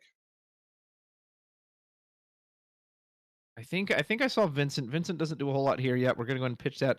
We're going to our limit break deck, so I'm assuming this is Surgis to probably freeze Noct. I would imagine. It's a little annoying. We're going to have to... It's not going to block the Diana because the Diana's going to dull it. Are we going for Cloud? We're thinking here. I like clouding the Diana off the field. Just get her out of here. Yeah, you're going to have to get rid of that card. You can't win with if it's just sitting there. Unless you can keep them all frozen, but... I mean, you could do both. Just go Surges, freeze the Noct so you don't eat the damage. And then the Suzuhiza will trigger. So Suzuhiza will put himself in the break zone. Garrett will draw 2 cards. And then you just go Cloud here, pop the Diana, and you kind of put yourself in a situation where Garrett has no way of surprise lethaling or doing anything too crazy. And Garrett doesn't... If Preston can stabilize, he'll draw that Shinryu and really just kind of do that. Garrett has nothing. Like, Garrett is sitting on Claris and a couple cards in hand. No, he passes. So he's got to have another plan, right? There's no way you tap one back up and pitch a card. If you Garuda, I think it's another Ixion in hand. I see the Rufus. I feel like, you would have also just, even just a Rufus on the Diana so that the Noct can't play another one. Yeah, or even if you're just ripping another card. Okay, so now he is reacting. So before the turn passed, Garrett used Diana's effect, dull herself to dull the Surgis. And now it goes back to Preston's main phase 2. Presumably here comes Rufus. Well, he's pitching 1. Oh, he's going for Victora. No, we're just clouding. Or Cloud, yeah. Victoria's not going to have the damage because Garrett has too many cards in hand. Oh, he's got 10. Yeah, so there's Cloud. Break a forward of 3 or less. Get rid of Diana. Do you like Cloud here over Rufus? I think the Rufus... I mean, the Cloud is cheaper than the Rufus. Which is kind of nice. But I think that, honestly, just, saying, actually, you're not going to play another. Yeah, well, the Rufus has a continued threat, and, you could have frozen them both anyway. I mean, I guess, the problem, though, is that if Garrett draws into the Alba, the Cloud is a much lower commitment than the Rufus, and we can't get the Noct off the field. Yeah. So Alba causes issues for Rufus that don't exist for Cloud. And if Garrett plays a Diana here, it's annoying, but you probably don't. You're not super bent out of shape for it. So one king deserves another. Regis will go to the break zone in favor of Rand Pair. Now I want to see that Qatar Bashtar action. We do pitch a Shantoto for Opus 8 backup Lael. Oh my goodness, I used to run this card all the time. So Lael, he can be dulled and put into the break zone to cancel a summon of, I believe it's cost 4 or less. Man, effectively, he says cancel a Mistdragon or Amaterasu. Yeah, I love that card back in the day. I used to run that thing all the time. We actually saw that Tama in the break zone, so Garrett did draw into it at one point. It's So kind of Garrett, cute though, because the Tama does let you deploy the Warriors of Darkness by an ability. that's true, which is cool. So we go to combat. Noct will deploy the Alba for free. Alba says when she enters the field due to an ability, choose a forward of cost 4 or less, break it. Opts to get rid of Surges over a Cloud. Do you like that choice? Also, well, she could have given herself haste. Like, cause Yeah, but she's still. I mean, if you kill the Cloud, that she still only trades with Surges. but the Surges was dull from the Diana. Oh yeah, you're right. Like he could have gone in Uh, for damage 5 I there. guess the fear is you just don't want Preston to play another Cloud. But I mean, I think you're probably like more than okay to like burn the rest of Preston's limit break deck at this Yeah, that'd point. be all of his limit breaks. So I don't know that. Yeah, Preston has Yeah, Preston has a Garuda in hand here, which could be interesting. Just Garuda call 3, get the Alba off the field if you wanted to. Just kind of put Garrett in a situation where this Noct is just continuously play. This is like the best Noct of all time, by the way. I think it's right. played Yeah, 4 forwards. he believes in Played the strength of friendship. Diana Alba, Diana Alba. Well, and so the Noct is the one continuing or generating continuous value. Without the Diana, this Alba now is no longer doing anything other than its entry effect. So if you can just freeze it, like it's not, it's just a body. Yeah. Preston just does not seem to be drawing very well. We're not seeing the cards that we're really looking for, I think. Are we using the Unil? Okay, so we use the Unalesca effect. So you can dull Unalesca and discard a card from hand to make your opponent discard one. Garrett discards Claris on his side as Preston gave up the restrictor. Uh, I guess that's setting up for like a Victora here, which gives us because now Garrett has 2 cards in hand, so Victora can do the 7K ping to the Alba on entry. That seems very expensive to me. Yeah, again, for like if it's I understand getting rid of Diana because she's continually interacting with the board, but okay, so we're going for the Oh, X death. Maybe he's trying to load up the break zone for the removal. yeah. And this is really annoying for Garrett. Garrett really has not managed to establish anything.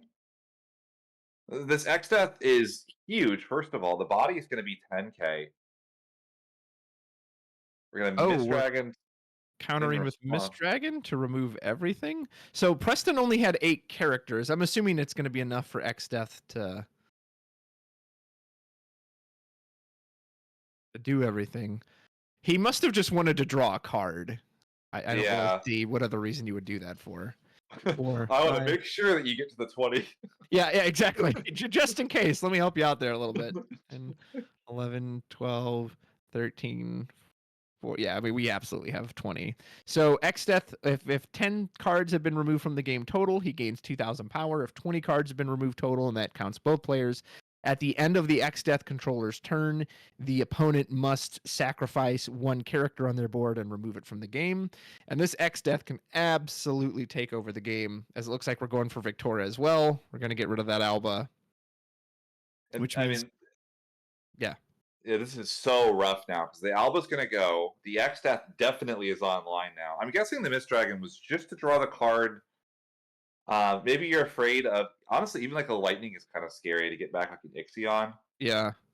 Um, but he must be like, I'm guessing that Garrett saw the X Death and kind of hit a panic button, like, oh my gosh, this thing is, I have 5 characters on the field.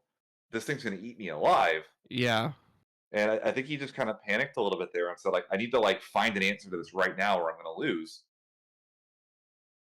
So I think it was definitely premature, but Yeah, I don't think he needed to do that. Well, and presumably, so the Alba here is going to die. I would assume Garrett's going to sacrifice the Claris at the end of the turn.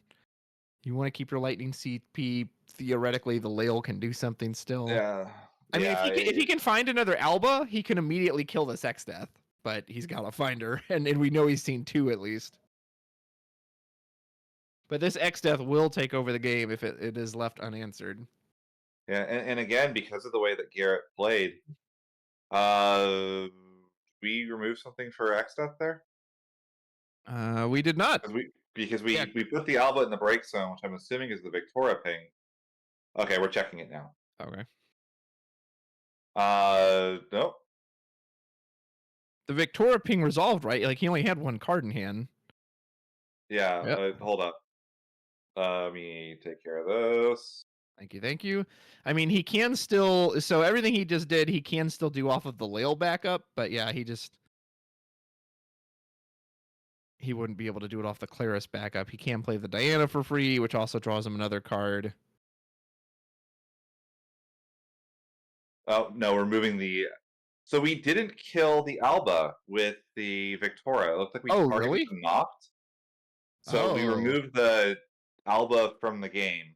okay. Well, never mind. Oh, and we have the Nox special. I don't remember what it's called, but choose a forward, break it. So he just comes in and Final thrust! bam, just jabs X-Death straight through the heart there.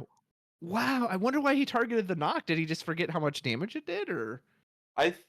My guess is that he was afraid of him playing an Alba to do that. Like, keep the Nocturne and play an Alba. Maybe he I would just like gotcha. leave the Alba on field. Now the problem is the X Death does give him an out to get the Alba off the field anyway if he wanted to. Right. I'm guessing that was the logic. We have X-Death Part 2. He's tapping for 4. His limit break deck is exhausted. Oh man, that was looking so good for Preston, and Garrett just flipped it back in one turn. That final thrust just coming through and skewering X-Death right to the void he loves so much.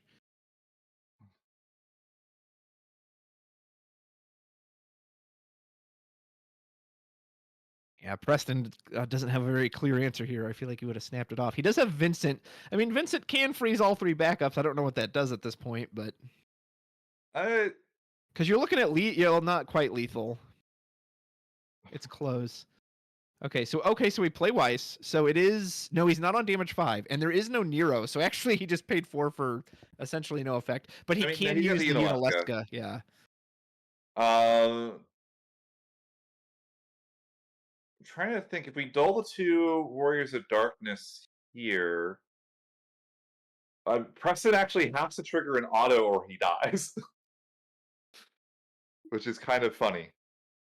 Yeah, he has to actually break the which the Weiss will trigger an auto once he uses the Unalesca effect.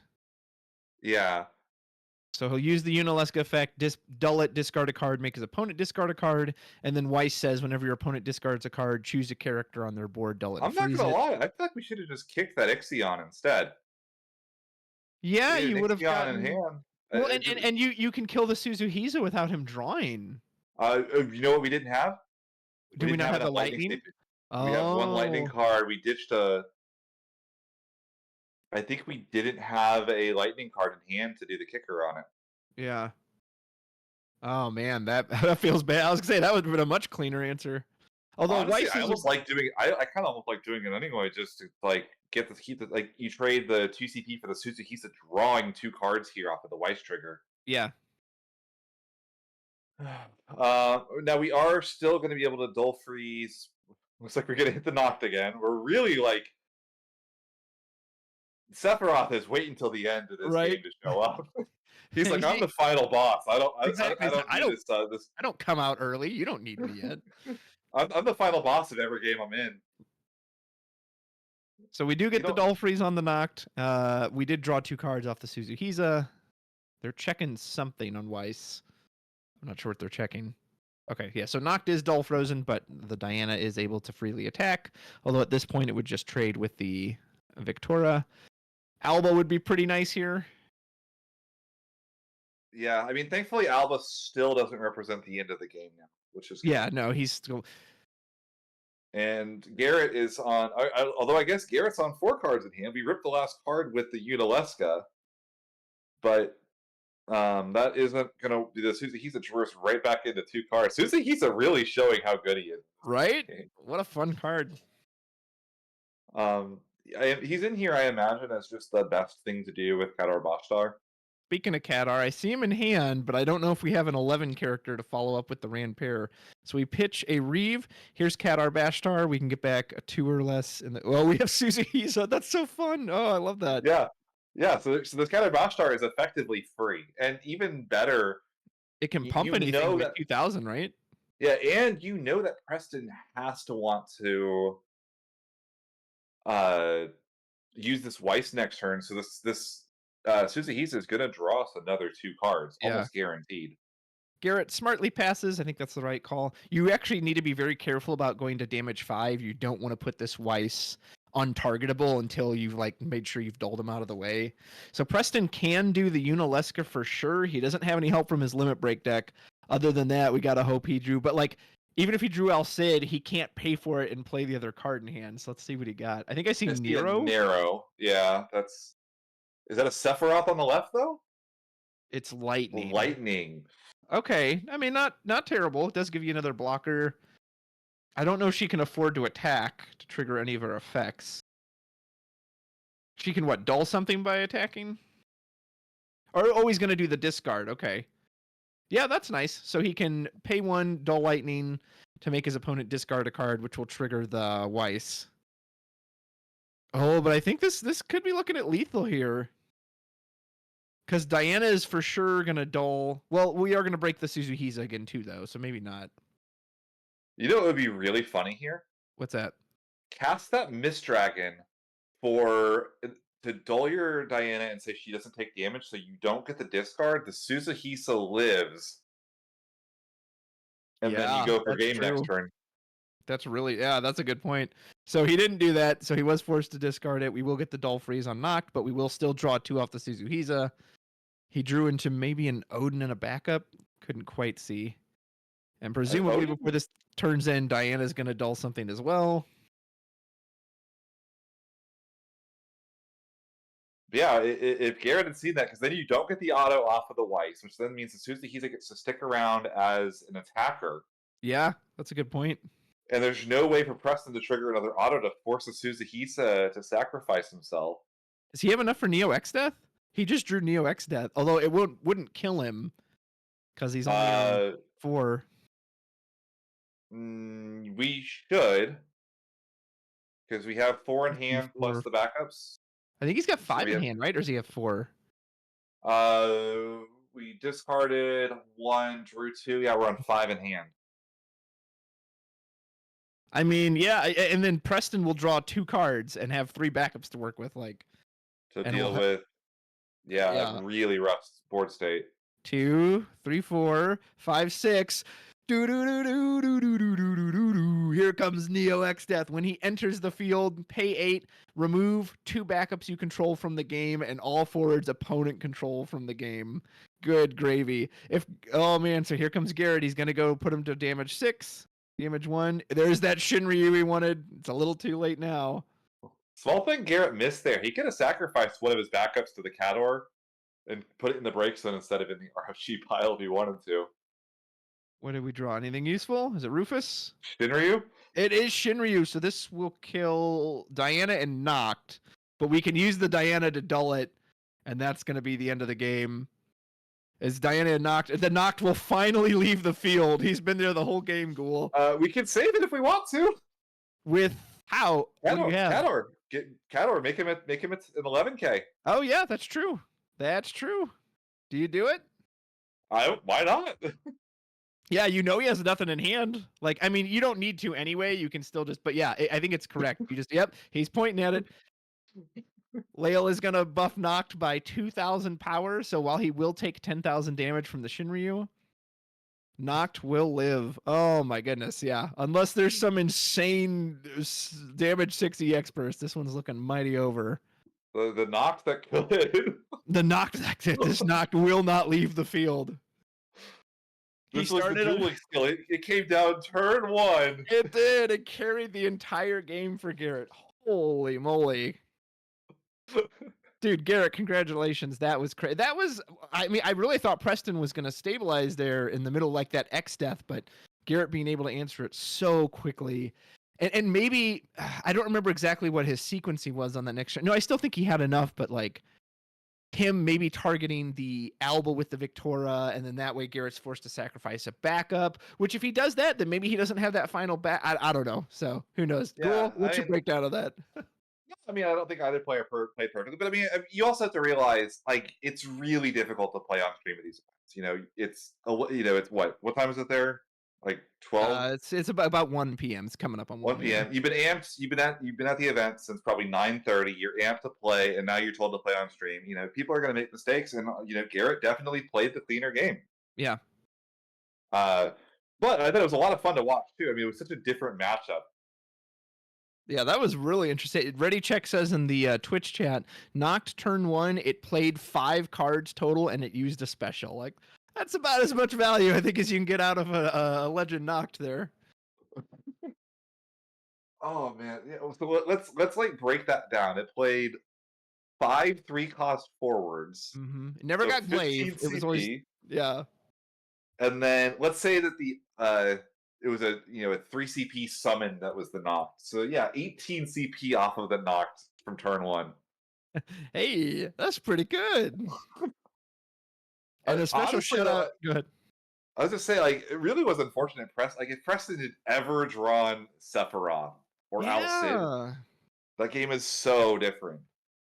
Those first points of damage where Garrett hit both the Alcid and the Zero Miss, like, oh my gosh, if he'd have been on damage 3 and had drawn Alcid Zero Miss, he would have frozen that entire board, all 3 forwards plus the backup. Like, that would have been huge.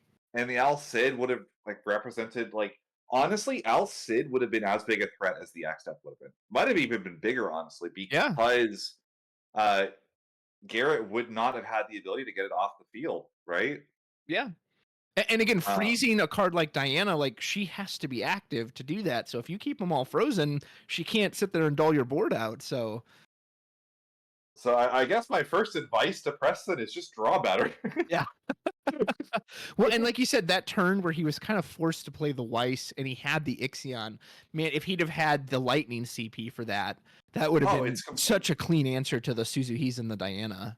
Suzuhisa, I think, came in, was it twice? No, 3 times. Suzuhisa drew 6 cards over the course of the game as well. He was an MVP. Suzuhisa was showing up huge in that match. You can't say Suzuhisa was the MVP when the turn 1 knocked wins the distance. That's fair. Suzuhisa is like the hidden MVP, the one you didn't expect. Yeah, Knocked obviously carried the game from. Suzuhisa is Phil and Knocked is Hercules. Yeah, there you go. No, that was cool. It was nice to see Warriors of Darkness really pop off like that. Because sometimes, again, a lot of times the knock gets, like in the last game, it just got Shantoto'd away pretty quickly. So to see it just hanging out there, like, nope, I'm just gonna carry this entire game from step 1 to step end. That was amazing. You're my one last hope, so you'll have to do, kid. Exactly. Suzuhisa passing on all of the. I don't know what the lore is on Suzuhisa in Type 0, but I'm just imagining him now, like, you're gonna go far, son. Yeah. I got you. That's why he's pointing at him. He's pointing. You can see him pointing on the card. He's like, "Knocked. This is all you. I have got complete faith in you." Look, Garrett had him facing the wrong way. Should have put him on the left. Like, no. This is the guy that's the problem. Yeah, exactly. He's trying to tell his opponent. No, that was fun. That was a fun match to watch. That was really cool. And just like the last one, so since it was nice and lengthy, it shouldn't be too long before we get on to match 3. Looks like they're setting up for it right now.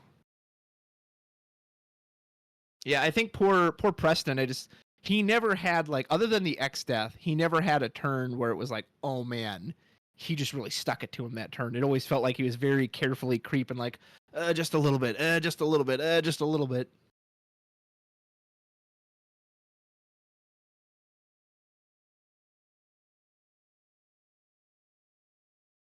All right, folks, that'll do it for round 2. Don't go anywhere, as we should be coming up on round 3 very shortly here.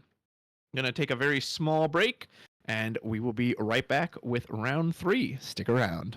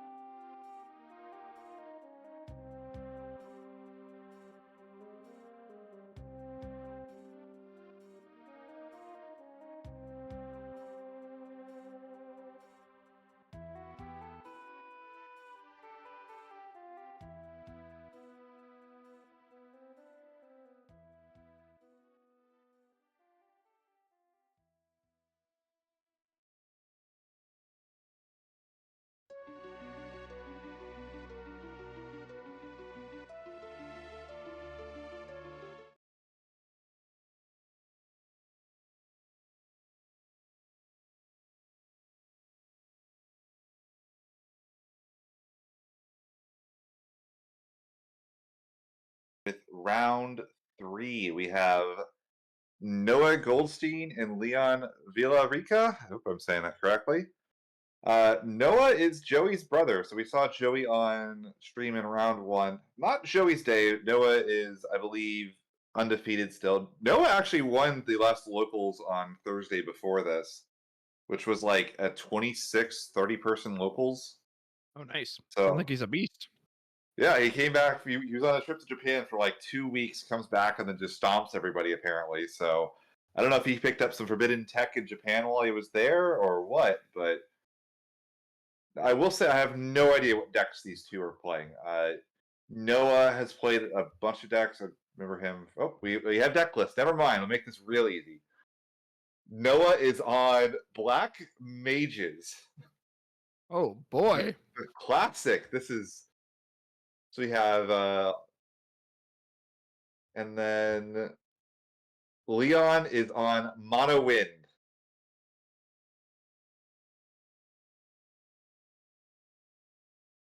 For anyone who likes Resident Evil 4, I'll give you your classic Leon.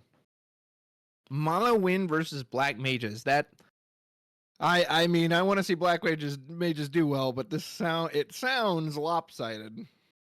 I mean, I would have said that before, but Noah did win that locals. Like I said, that was not a like uncompetitive locals. Like that was a lot of people that were all trying to win, and we had extra pricing, like the triple deck box, the Zach promo, Wow. and a map to the winner of that locals. Like people were tryharding that event. So let's see if Noah has cracked the case to make Black Mages work in the year of our Lord 2024. We have, I mean, Well, he won the die roll, so that's a good start. all the waltzes, Vivi, Irvine. We're on the lightnings.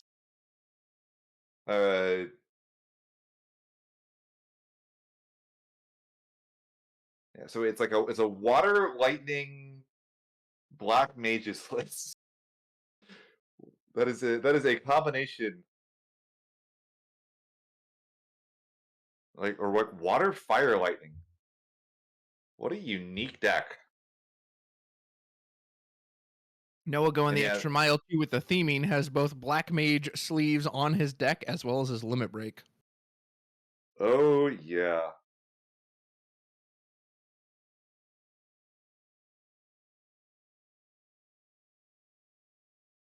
Those sleeves came out last year, and Noah was like so excited to get them. Like, oh my I'm god, sure. they took the black.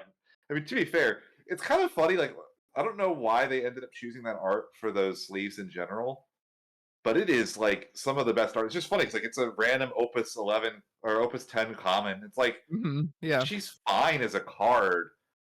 So to see them just kind of like say, actually, this is the sleeves for the local qualifiers last season was really kind of funny. Not that I've played, like I said, it's one of the coolest arts in the game for the original art.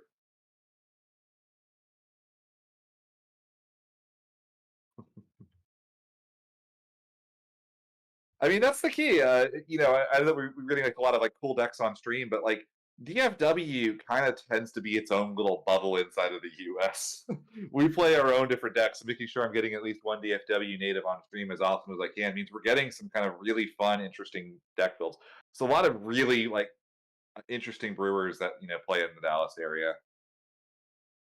It also helps that Ghoul is getting to pick some of these matches too. So we're trying to pick stuff that we think will be a little different for you guys. Because no one wants to see the same deck go 7 times in a row on stream.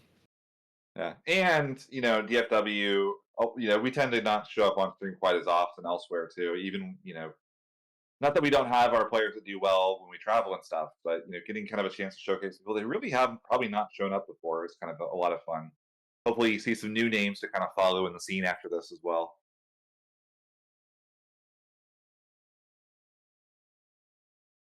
Looks like we are waiting for the round to start here. We've resolved our mulligan, which is cool.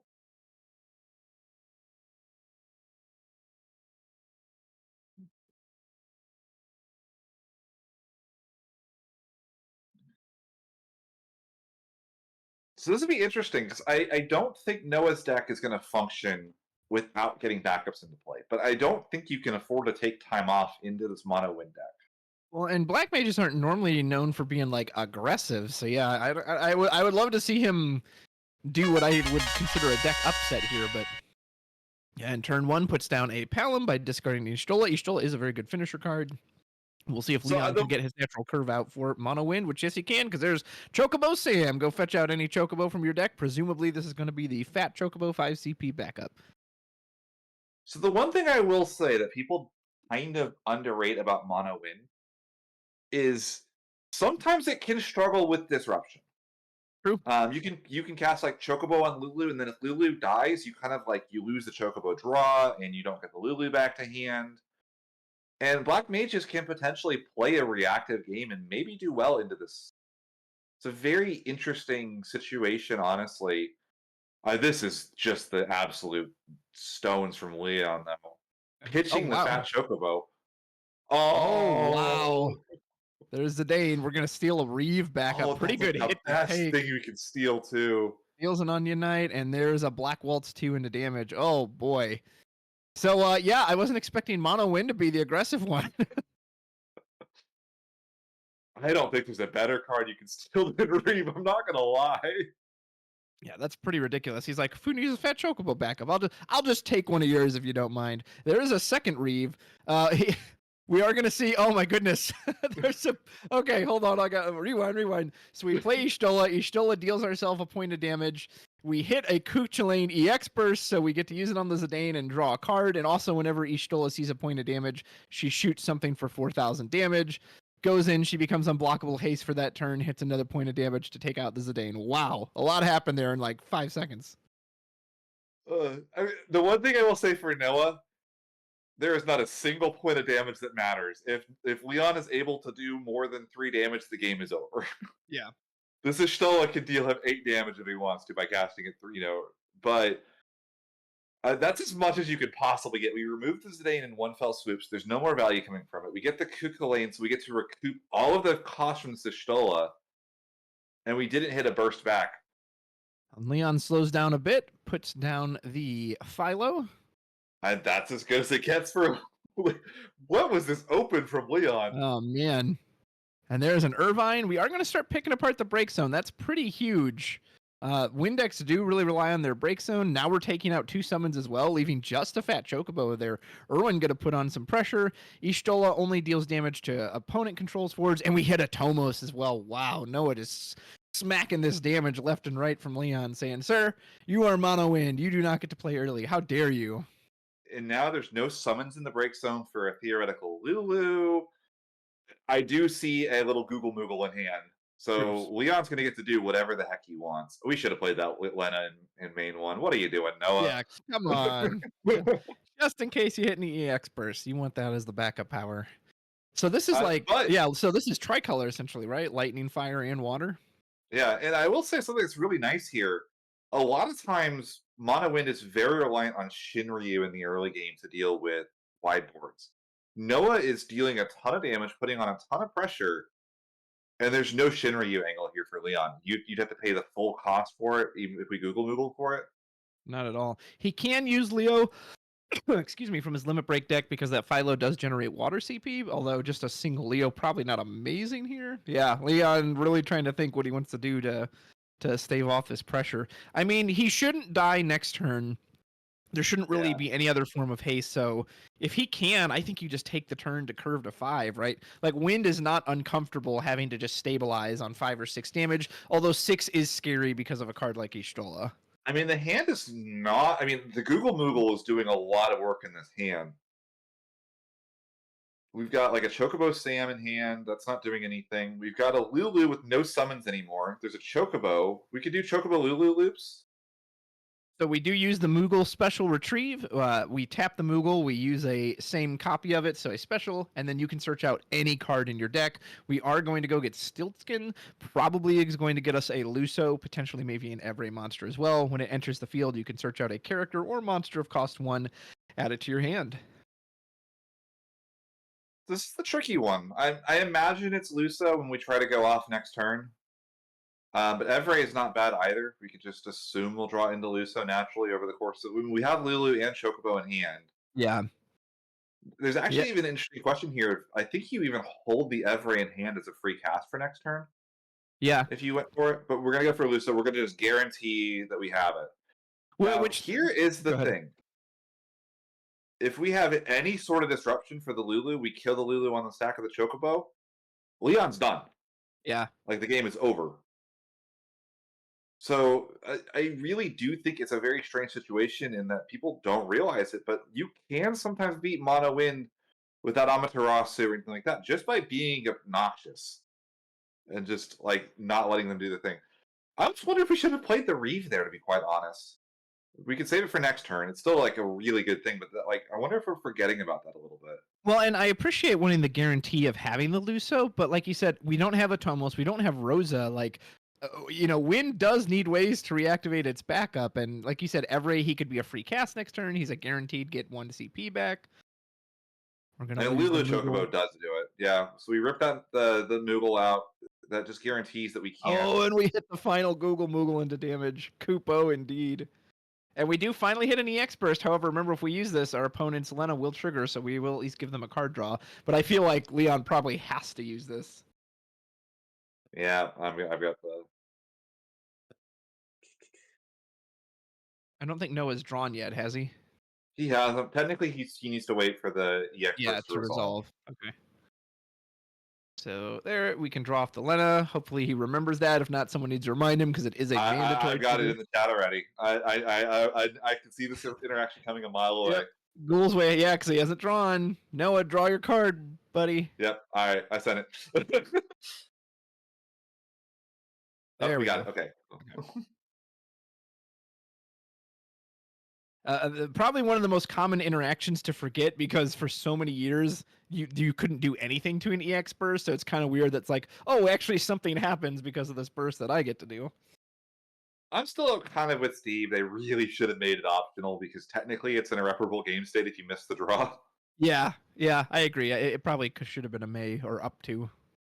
It would have been a buff to the card, unfortunately, because it's like one of the downsides of the card is that it can make it where you can just die sometimes Yeah. to it. And it looks like Noah just discarded and passed for turn. Wow. So he has to be holding open summons, right? Because he had a Sarah backup. There's no way he just gets rid of that if he doesn't have Amaterasu or other summons he wants to just jam out here. Yeah, it's got to be Amaterasu, and like Noah's on a huge suite of. So here comes Rosa. There's our first cast of the turn. And 3 Amaterasu, 3 Cucullin, 1 Ixion, and an Odin. We have a lot of ways to interact with our opponent. And all of those beat up on the Rosa, yeah. Noah saying, hold on, let me check this Rosa really quick. So if you have Cuchulainn, you can blank the Rosa right now just to say, yeah, it has no effects. Yeah. While this Lulu's on the stack. So when Lulu enters the field, we choose a summon in our break zone, add it to our hand. We're on our second cast. Are we... Wait, did we get a summon back? Did I miss that part? Or is he still trying to figure out how to pay for it? We're deciding on cost. Yeah, we're deciding on cost here. Okay, so that's how we're paying for it. So now Lulu has fully entered the field. It's our second cast. Noah has a chance to respond to this, of course. Yep, Cuchulainn, the Rosa. So now if you want to get that third Rosa trigger, you have to stack something on top of it. Okay. Did he just try to protect the Rosa?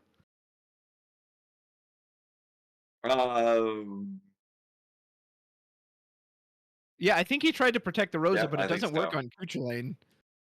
Yeah. It only protects against abilities, not summons. But we will get the summon back from the Lulu. So Rosa, originally, when it sees its third cast, it'll reactivate all the backups you control, but it no longer has that text as the Cuchulainn has turned it off. Our third cast will be Luso himself, which means we will get to draw a card.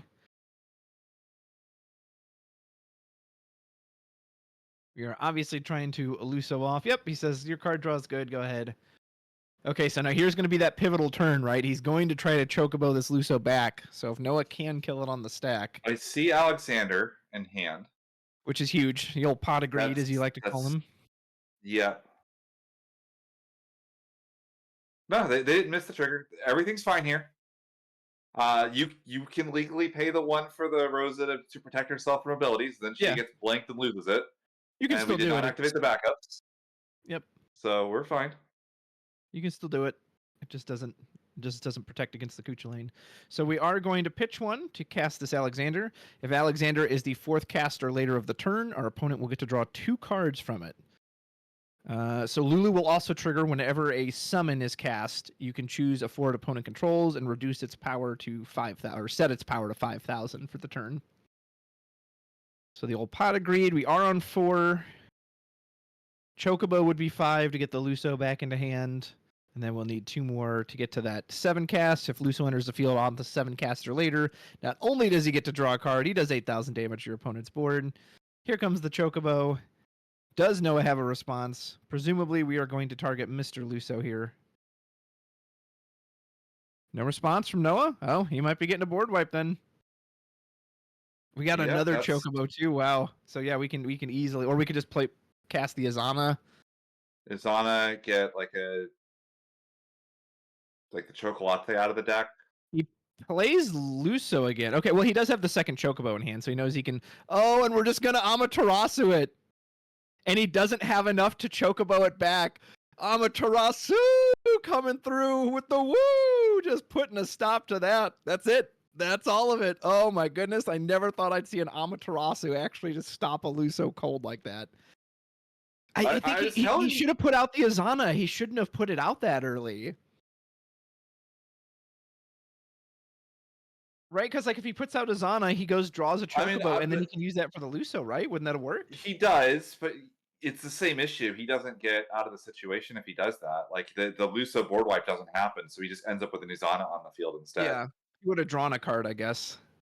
There's a Black Mage. We haven't seen much of these yet this game, but finally, Black Mage 3. Okay, so it has an action ability. You can pay 0, discard a job Black Mage from your hand, choose a forward of 3 or less, and break it. Now, we can protect this with the Rosa ability to pay 1 wind to prevent this from happening, but assuming we're targeting Rosa, but it looks like we're targeting Lulu.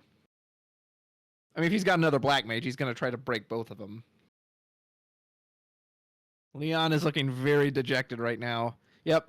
Says, okay, I'll protect the Rosa. We just did it on the stack, so it doesn't matter. Oh my goodness! I mean, this is game over. Yeah. Here comes Irvine. There's no burst and win that deal with this too. Yeah, that's gonna save you from this board. And point of damage. It's a burst. He says, "Why?" Oh no, he does trigger it. Technically, we would draw off the Lena, but it doesn't actually matter. Yep, we draw. We got the draw. Yeah. But yeah, Ishtal is just gonna finish this off. And GG, oh my goodness, Black Mages did it. That was crazy. Wow, Ghoul telling you to be a believer, and he absolutely was. So major congratulations to Noah for that victory. So Ghoul, the first play that immediately comes to mind, I have to take you back to this. At the start of the game, should Leon have gone in on that Zidane like that? Or like he had Chocobo Sam and Fat Chocobo, or do you just say, no, I'm a win deck, let me set up? Like, to me, that was kind of like, I just don't know if he needed to do that. What do you think? I mean, he hit read. To me, like, regardless of what it was, I think that, like, he hit the best possible card he could that's not named exactly, like, Amaterasu or something. Yeah. But, like, even Amaterasu isn't, like, amazing in that matchup. So, no, I think that, like, the way that play was and worked out, I think it was fine. I think that we might have forgotten that we had access to those cards that we stole earlier, which was maybe the bigger problem. So, the Y'shtola and the immediate answer, and to be fair, maybe if you can guess your opponents on waltzes, like, you can kind of guess that Zidane's not going to stick for very long. Right. Yeah, like, there's so many answers into that in that. You know, and even if you don't know you're on the BBC, but like he only at that point he'd seen Hallam by discarding a. Oh no, he saw what did he discard to play the Palom to start? I don't remember. Was it waltz?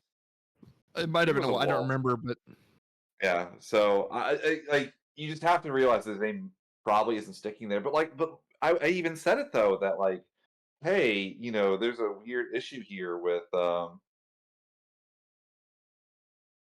We're switching to table B here, so hopefully we'll catch up in a second. But yeah, like you can almost play interaction and just say like, you have your Chocobos cost you 2 CP, my Waltz Pickers cost me 1. Right, which is huge. That turn he was going for the big Luso play too. He used 1 CP to try to block the Cooch lane, which didn't work. Like that could have been a difference because now instead of having to discard a card for Luso, you could have just tapped that backup. So I wonder if that could have made a difference as well. So the thing he should have done there was cast Chocobo targeting his Lulu on the stack of that to just force the Rosa through. Right, yeah, that would have triggered the third time, and then we would have had to have seen Amaterasu as the only way to cancel it at that point. All right. All right, so we're switching over to table 2 as we all ruminate on that game in the background. Looks like we've got Blaine M on the right against Tim T on the left. It's Tien, not Tim. Oh, it's just Tim? Tien, T-I-N. Yeah, okay. And this board is looking very lopsided right now, as it looks like Blaine has some kind of fire warrior list. I see Axstar, I see Yazuki, I see Tyvis. Those are all warriors. And Tim does not have a lot on his board, so yeah, this is looking. Okay, yeah, there's the concession. What a game! What a game we just saw. I think it was Mono Earth because I just saw the Warrior of Light. So that's actually backwards. Tien was on the warrior list, and Blaine was on the it was a mono Earth list, I believe. Okay. Well, congratulations to Tim then, as was Blaine. So, Gould, tell me about that game that we literally saw no plays for, and it just ended immediately. Oh yeah, basically those are our Knights match insurance tables. Yeah, exactly. Well, okay, so since we didn't really see anything of that one, I'll go back to the Wind match. Really good counter to that opening Zidane opening by having the Y'shtola immediately to answer it, and Irvine, what a follow-up to just start eating away at that break zone was huge. So Noah definitely saw the cards he wanted to, but I liked your idea as well for Leon that even if he does that 2 backup Zidane play, he had the Reeve. He could have just tapped 2, played the Reeve, look at the top 3 cards and just grab the best card out of those. Like, I'm kind of surprised he didn't do that. Yeah, it's especially like, I don't know if he was on it, but a lot of times because Mono Wind ironically has like a million open spaces in the Limit Break deck, you'll run Cloud in there in case you steal a Lightning backup. Yeah. Like Cloud is actually really good against Waltzes. Yeah. Shocker. The thing that kills 3 drops is very good against them. Let me see if Leon was even on it. No, he was on Tidus and 3 Leos. Even running the 1 Yuri, so I guess that didn't actually help. But Ready Check does make a good point in the chat too, that not only was the Y'shtola such a perfect counter, he hit a burst too, so we even got to draw a card off of it. Like, good golly, yeah. Had that Zidane stuck around, it could have been quite strong. But I don't know. I guess for me as a mono win player, it's like if I have the chance to curve out on backups, I'm gonna take that. Yeah, hindsight is 2020.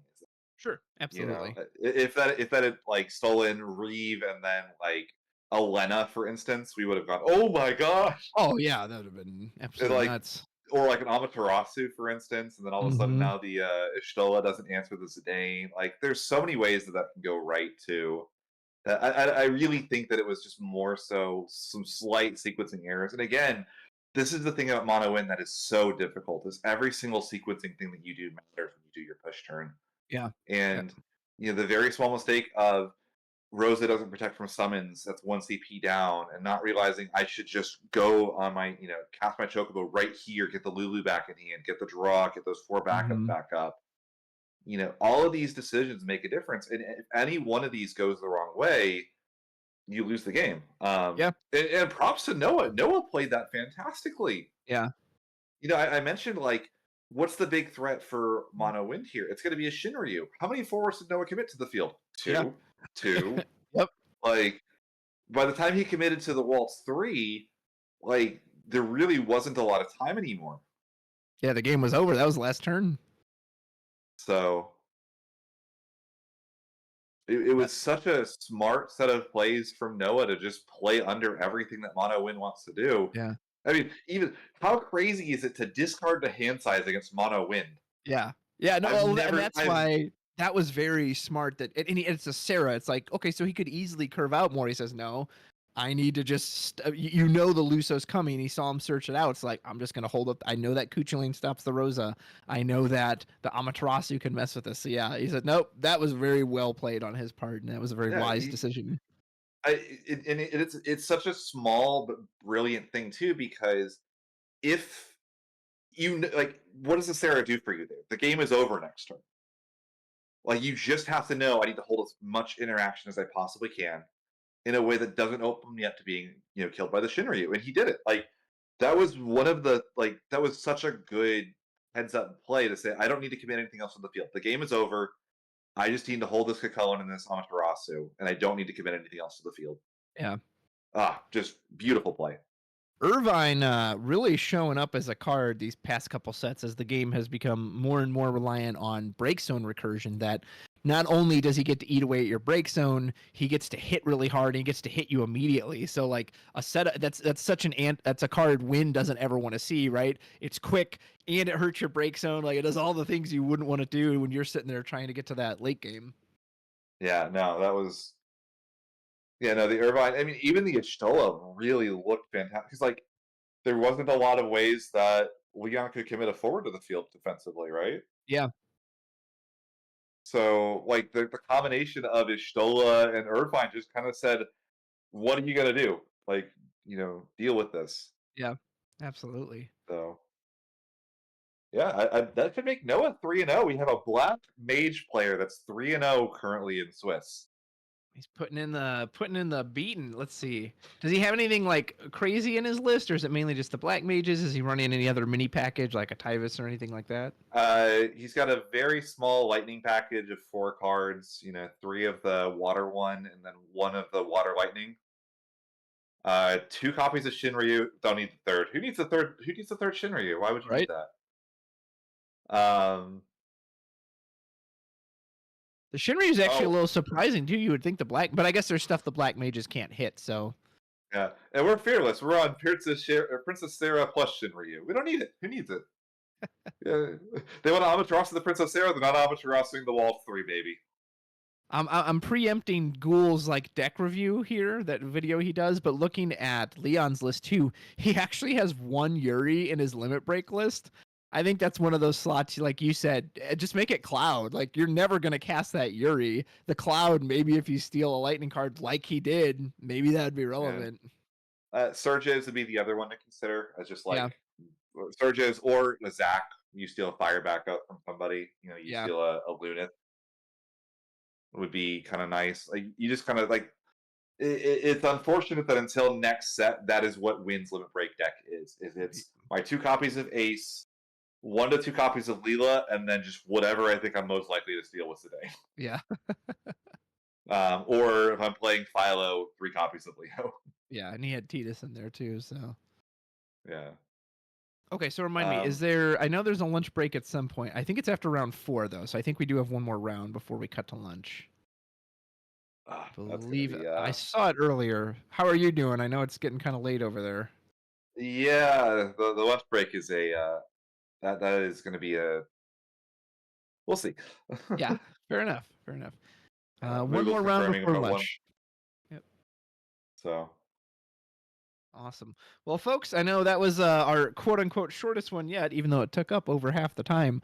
So don't go anywhere. We do have one more round coming up for you. This will be round 4, and then there will be a lunch break after that, and we'll give you all the relevant details when we get that. So stick around, and round 4 will be coming up shortly. See you in a minute.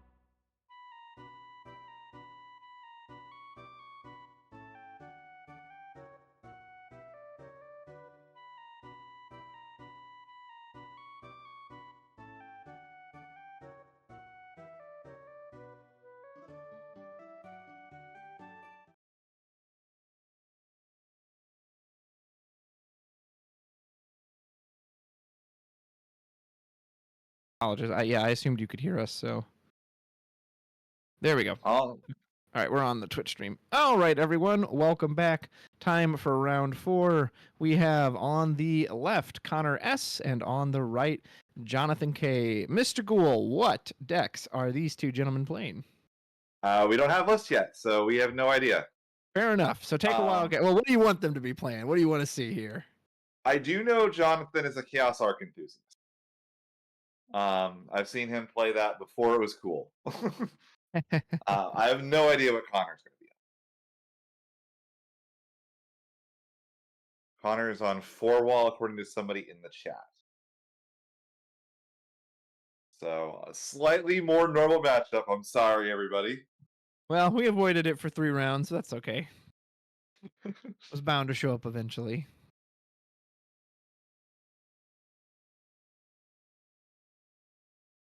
According to someone in the chat, their little brother's on the stream. Let's go! All right, yeah, here's deck lists. We have Refia Control. Couple of interesting things. There's like a Fossler in here. That's not standard. Hecaton Shear, Opus 15. That's not standard at all in Refia. Yeah, Jonathan turn 1 dropping a Thoradin and is going to search out a Refia backup. So yeah, this looks very similar to the list that he was playing at Kansas City. So I'm assuming this is essentially Earth, Water, Chaos, Arc. Yeah, and it looks like Connor has quite a few backups in his opening hand, as well as a Zidane and an Amaterasu. I see Lena, I see Cryle, I see King Tycoon. There's a Cosmos there too. Holy moly, Cosmos, my favorite backup in the game to see turn 1. He pitches the Lena. He's going to go ahead and get back the Hecaton Kyre.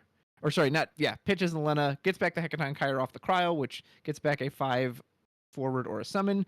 And we actually just go ahead and overpay for the King Tycoon. I'm assuming we're going to just go get that next copy of Lena. You could not have told me the order of what we're doing here. There's no way we wouldn't have played the Cosmos first if it was me. Well, and he does eventually drop it for the Amaterasu. He just goes for all 3. The Lena is set. I don't know. Did he need to drop the Cosmos right there? Like, his opponent already overpaid for a 5 cost on turn 1. I mean, I don't mind overpaying. And in Refia, you don't mind. I don't mind seeing the 3 backup turn like this, just like going to no hand. That said, like I said, I'm wondering how Connor has room for all of this. There's 3 5-drop Hex, there's the Cosmos, there's 3 Zidanes, there's a Vossler in here. This is like the definition of like, how do you have room for all this? I guess we're going to find out. So Jonathan does pitch both a Tyro and a Leviathan 6 to get a Mist Dragon and an Ico from the Refia backup search. So we can play the Lena, but if we just, so like if he's just going to pass there, he could have just done that last turn anyway. I mean, I guess technically this leaves up a CP, but he doesn't have the Amaterasu anymore. Yeah, I don't know. These two are playing incredibly quickly, though. They know exactly what they want to do. They're like, this is a 5-minute round. We got to go. So he plays Ico. Ico lets him search out a summon from the deck and put it into the break zone. He has chosen Arc. So Arc will be there ready for some recursion abilities. So now what do we do? Do we have a Zidane? Do we have anything offensive? Do we have more backups? I think I might have seen a Lunith in his hand that he could put down. He'd be on a full 5 backups. Or maybe that's Ingus? Ingus, yep. So Kusith, we are going to get back the Zidane. Yeah, looks like we're going to try it unless Jonathan. Yep, and there's the Cosmos coming in clutch. Ooh, we have the Chaos. Bye.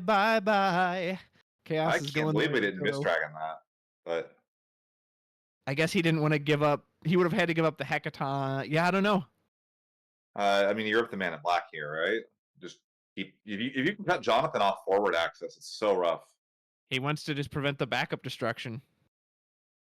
Yeah, Man in Black's a little scary too, but I guess... Oh, and there's a bonus burst as Cryo will get us back a summon or a 5 forward. That's going to draw Connor a card. Yep, we do draw off the Lena. So we're going to see what Jonathan can do. He could go right in on the Man in Black, but he would need Lightning CP, which I don't think he currently has access to, unless he drew something into his hand. He could also keep curving out his backups. I think you probably want backups. You want as many resources as possible to deal with a Refia list. Now, the one thing I will say, Cosmos is the biggest Une bait of all time. Right? He might agree with you. So there's Tyro. We have, dude, Connor wishes he had the Hackathon on his side. We've got 3 5-cost backups. And we're going to go ahead and get out Chaos. Chaos is reduced even further by Cosmos, and he was checking the colors. So we have Fire, Wind, Earth, Water, Light. That's 5. So this Chaos costs 1 currently. Something that's kind of annoying. Connor doesn't have 4 Warriors of Light on the field yet, even if he plays a Refia. I mean, he can go Ingus, Refia here. Hackathon is very good here, too.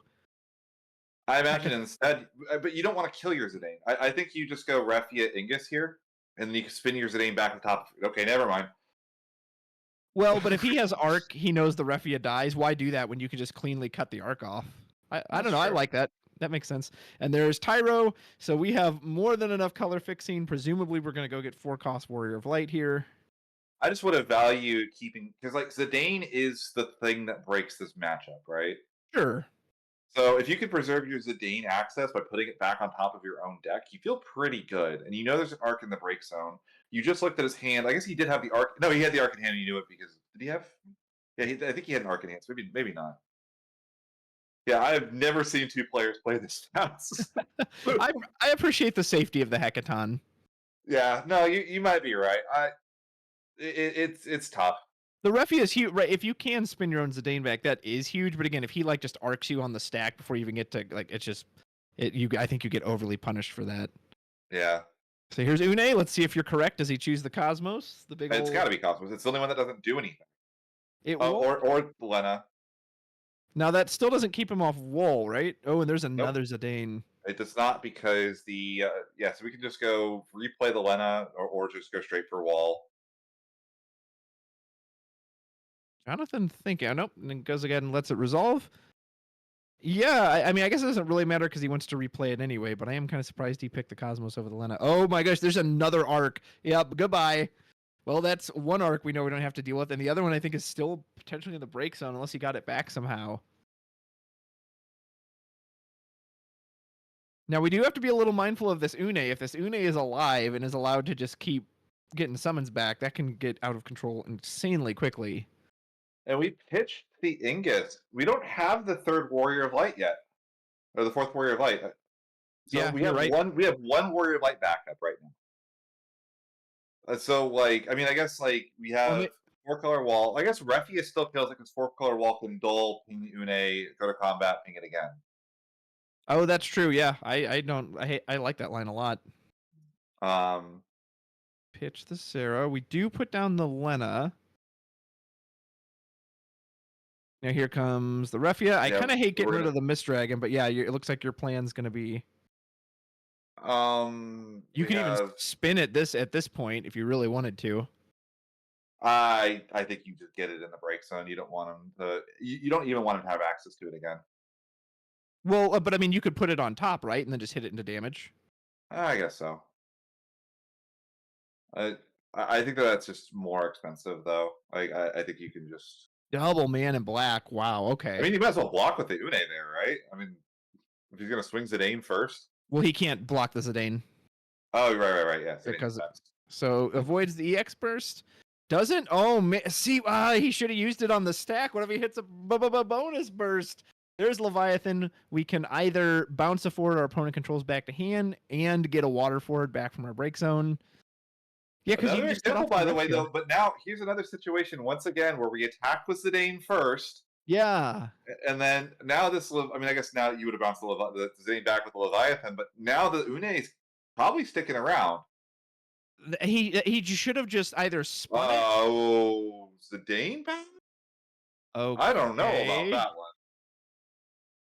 And he didn't kill the Une, so it is going to at least get us summoned back. That I'm very confused about that myself. I'm going to like both sides of that. Like the Warrior of Light should have pinged off the Une there, right? Well, it didn't take any damage, so.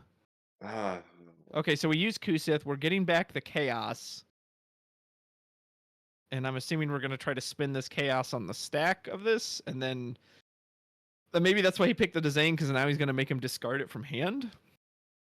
Yeah, I feel like there's a lot of different plays we could have taken there instead. If we have the Chaos and the... Oh, no. that Warrior of Light is ours, and the Zidane goes to the break zone because it was returned to the hand. I mean, yeah, and again, he couldn't have gotten that arc back with the Une there. Like, he should have, even if you attack with Zidane first on the stack, just use the Refia, or like your plan, do a double Warrior of Light ping. Like, that was so greedy to not, that Refia essentially did nothing now. And you lost another Warrior of Light. Yeah, and spinning the Chaos, like, I'm not even sure that that's the right play. The Une is such a threat. Like, the Chaos just says that, like, and you already know there's 2 arcs accounted for. So yeah, I fully agree. Like, you have to hit that. That Une is just going to keep bringing the arc back. Like, and now there's like 2 threats. Like because we only have the 2 Warrior of Light backups. So Refia doesn't answer the board state by herself. We just top deck Sarah FFL. We have no breakable backups. We're just gonna like Leo pass here. yeah. We do have Amaterasu in hand, so we can cancel something. I don't know what that would be. But yeah, I mean, like, but like now, there's a Luna backup. That's not helpful. I mean, heck, if you're Jonathan, you could consider just hard casting Arc on the Leo. Like, put him on 0 cards in hand. Say, you want to keep putting forwards on the field? Sure, I'll keep ripping your hand. There is our own bonus burst, so we can get back whatever we want. Probably get our own 4-cost Warrior of Light, I'd imagine. I mean, that's fine, but you know, I think there was even an argument there that Connor could have just used the Shantoto limit break at that point. He had 2 dead cards he couldn't really do anything with. Like, it gets rid of the Une entirely. no, he didn't have enough Earth. Oh, he didn't have enough Earth for the kicker? Because it was Amaterasu, Sarah FFL. Oh, okay, so yeah, you're right. You have to have an Earth card in hand. So we are going to Amaterasu the Man in Black, so it won't kill it, but we will at least prevent it from getting back the arc this turn. And there's Echidna, so nope, we're actually just going to get it back anyway. Nice try. Now we wish we had that Shantoto, although we can't use it anyway with no breakable backups. Oh my goodness. Yeah, I said what I said with the I want the arc. We've got the Warrior of Light. Tyra, all the backups are kind of dead at the moment. I think that Connor kind of put himself in a situation now. I think Jonathan just kind of runs away with the game from here. Maybe. Une. It depends what he can do this turn, because that arc he's still gonna have to pay full price for. So if he I guess that's true. There's no chaos on field. Yeah, if he can do something, but he does. There are 3 must-answer threats on this board. I mean, Warrior of Light, we knew it was in hand. It's a good start. Now he's drawing a bunch of backups that don't do anything. And this is the Refia problem on occasion, is we're on so many backups and so many cards to get to that Refia state. And like, even a Refia top deck really is not very good. I mean, we have to hit like Refia off of this. Yeah, digging for another Leo. We did hit Refia. We hit Refia. Ask and you shall receive, sir. Okay, well that does a lot of heavy lifting. We can go play the Refia, spin using the Refia and the Warrior of Light, go to combat, get to this Une the heck off the field. Hilariously, I think we have to leave the 4-color Warrior of Light on the field for a little bit. Yeah. Like, we have to get Une and Man in Black off the field. He goes for Man in Black, which he can put into damage. So whatever he hits, he can obviously smack into damage. I think he should have picked Une there, because he can spin the Man in Black before it ever could attack. Whereas the Une, he can't prevent the break zone trigger, right? Yeah, you're right. No, he should have spun the Une, and then when he goes to combat Jonathan, then he just hits the Man in Black. Like, yeah, Connor definitely has some nerves right now, because he's kind of making a few suboptimal plays. We do have Amaterasu in hand, by the way. The Leo coming in, right? Leo saying, I don't think he has. I said there was like 1 card in the deck. It was like, I think Refia here is crazy, and not much else is. What do we hit? We hit the Refia. Leo coming through with the woo. I wonder if we're going to see a Leela here from Jonathan, so we can get this arc for 4. Yeah, you could. And that you can't let this Refia. You can't let this Refia stick around. Everyone's got these must-answer threats on the board.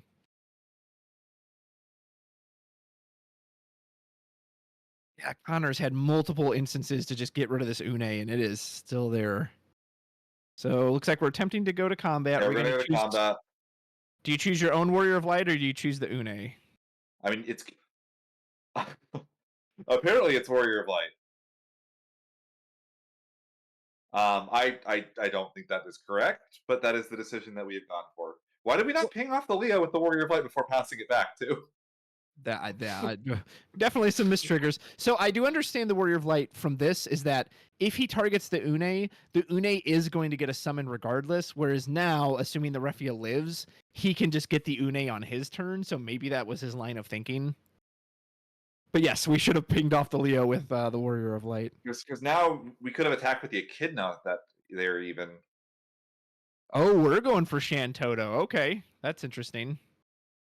So Jonathan going to spend his entire limit break deck. There's the extra. And ditching an Une for this as well. Like I would have thought, like you hold the Une for a secondary.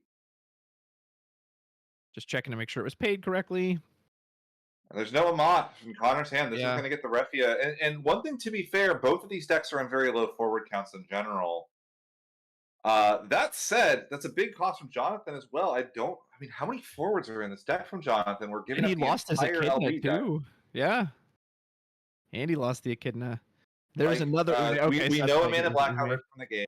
We know Chaos is out of the game. I think Jonathan legitimately might only have, like, we pitched an Une for that, lost an Une. We might only have like 4 forwards left in the deck for Jonathan in total. And we have Warrior of Light and Ferris in hand on Connor's side. Now, one thing we do have access to is there is Anima in Jonathan's deck, so we might just be looking to win a deck out war at this point. So Warrior of Light's going to come down for sure, reactivate all of our backups. Ferris isn't on damage 3, but we do still have Ferris. I think we have, well, we have Arc, but we're not on damage 3 either. There's a Dane. Okay, so I was looking away. These players are playing too fast. So Jonathan played the Une, I'm guessing, then? Correct, yeah. He played the Une, removed 2 summons to reduce the cost, bounced the Lena. Here comes the Dane, that cheeky little monkey. I think Jonathan only has... Here's the problem. I don't know that we win a deck out war here. That's another Arc gone.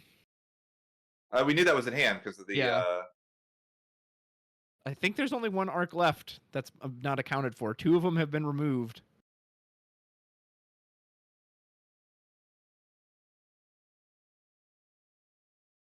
Is there a point in doing Ferris? Nope, we're just going into attack. We drew a Siren, actually. Oh, I didn't know Jonathan ran that. That's interesting.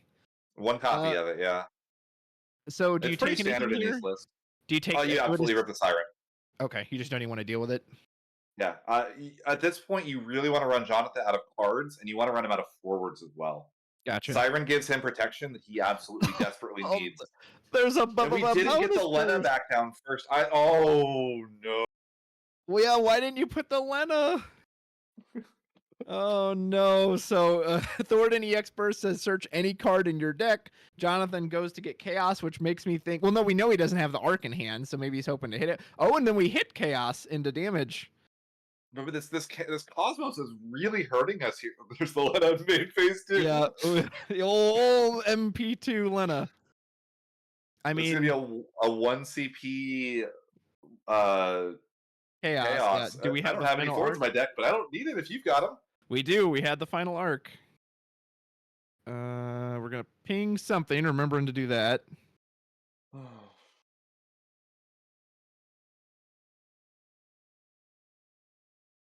And we discard 2 Tyro, which we didn't need. If Jonathan puts him to damage 3, though, I think Connor has both Ferris and Arc in hand, so he's ready to... And I think there's a Refia in the break zone. We've got the Une in the already there as well, though. We're attacking the Une. What? What? There's Shantoto and a bonus burst. Kusith, get back any forward or back up. First for day school. Why? I agree. We must have Mana Black in hand. Okay, there's Mana Black. Okay. Oh my goodness. I mean, that's a heck of a board for Jonathan. He is saying, hey, if you any forward you put out will instantly die. Be aware of that.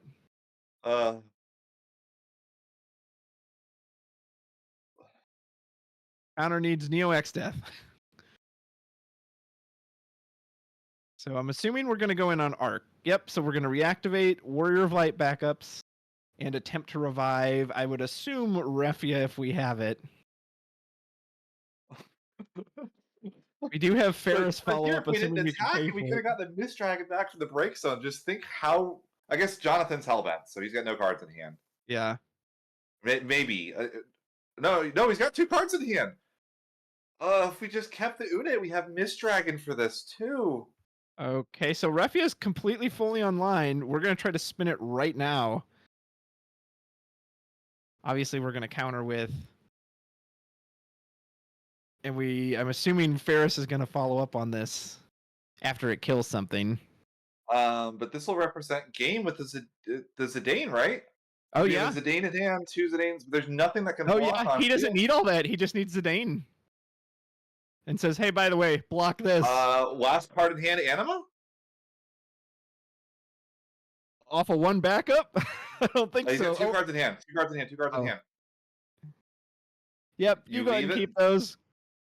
Your favorite card, that cheeky monkey. Oh, No, he's gonna get back the arc. Oh my gosh. Or no, the chaos is gone. He has to get back. We could Cullen. We blanket. We block Man in Black. I don't think he has a CP though. He's only got a Shantoto in hand. Yep, that's it. That's games that Dane gets through. Oh well, that was just that. I don't even know what to say. All right, Ghoul, you're the analyst. Break that match down for me. Congrats to Connor, by the way.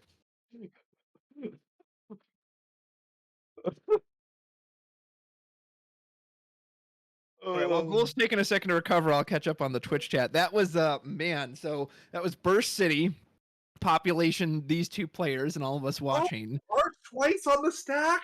It just ripped the Zidanes out. Oh, that would have been so. Yeah, because you have it. You just crack the arc. You break, you get it back. Oh, you yeah. arc again, and then you let the Refia resolve. Oh, there were so many outs. He just didn't see the lines. Oh my goodness. You know, you mentioned how quickly they were playing, and they had 10 minutes left at the end. Like maybe they needed to like stop, take a breath, think through your play. Like I don't know if they were like super hungry and they're trying to get to lunch or what, but yeah, they were going so quickly that I think that both players would have benefited from. Okay, hold on, relax, take a breath, think through these lines. Let's do this.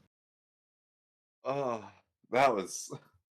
I mean, it well, was a fun. It was. I will give it props. It was fun to watch. It was fun to watch. There was definitely things both players could have done to improve. We had some miscellaneous triggers. I mean, that EX burst Leviathan early, I think if Oney hadn't hit that, or if Connor had used the Refia prior to that, like so that Une got so much value just by sticking around and around.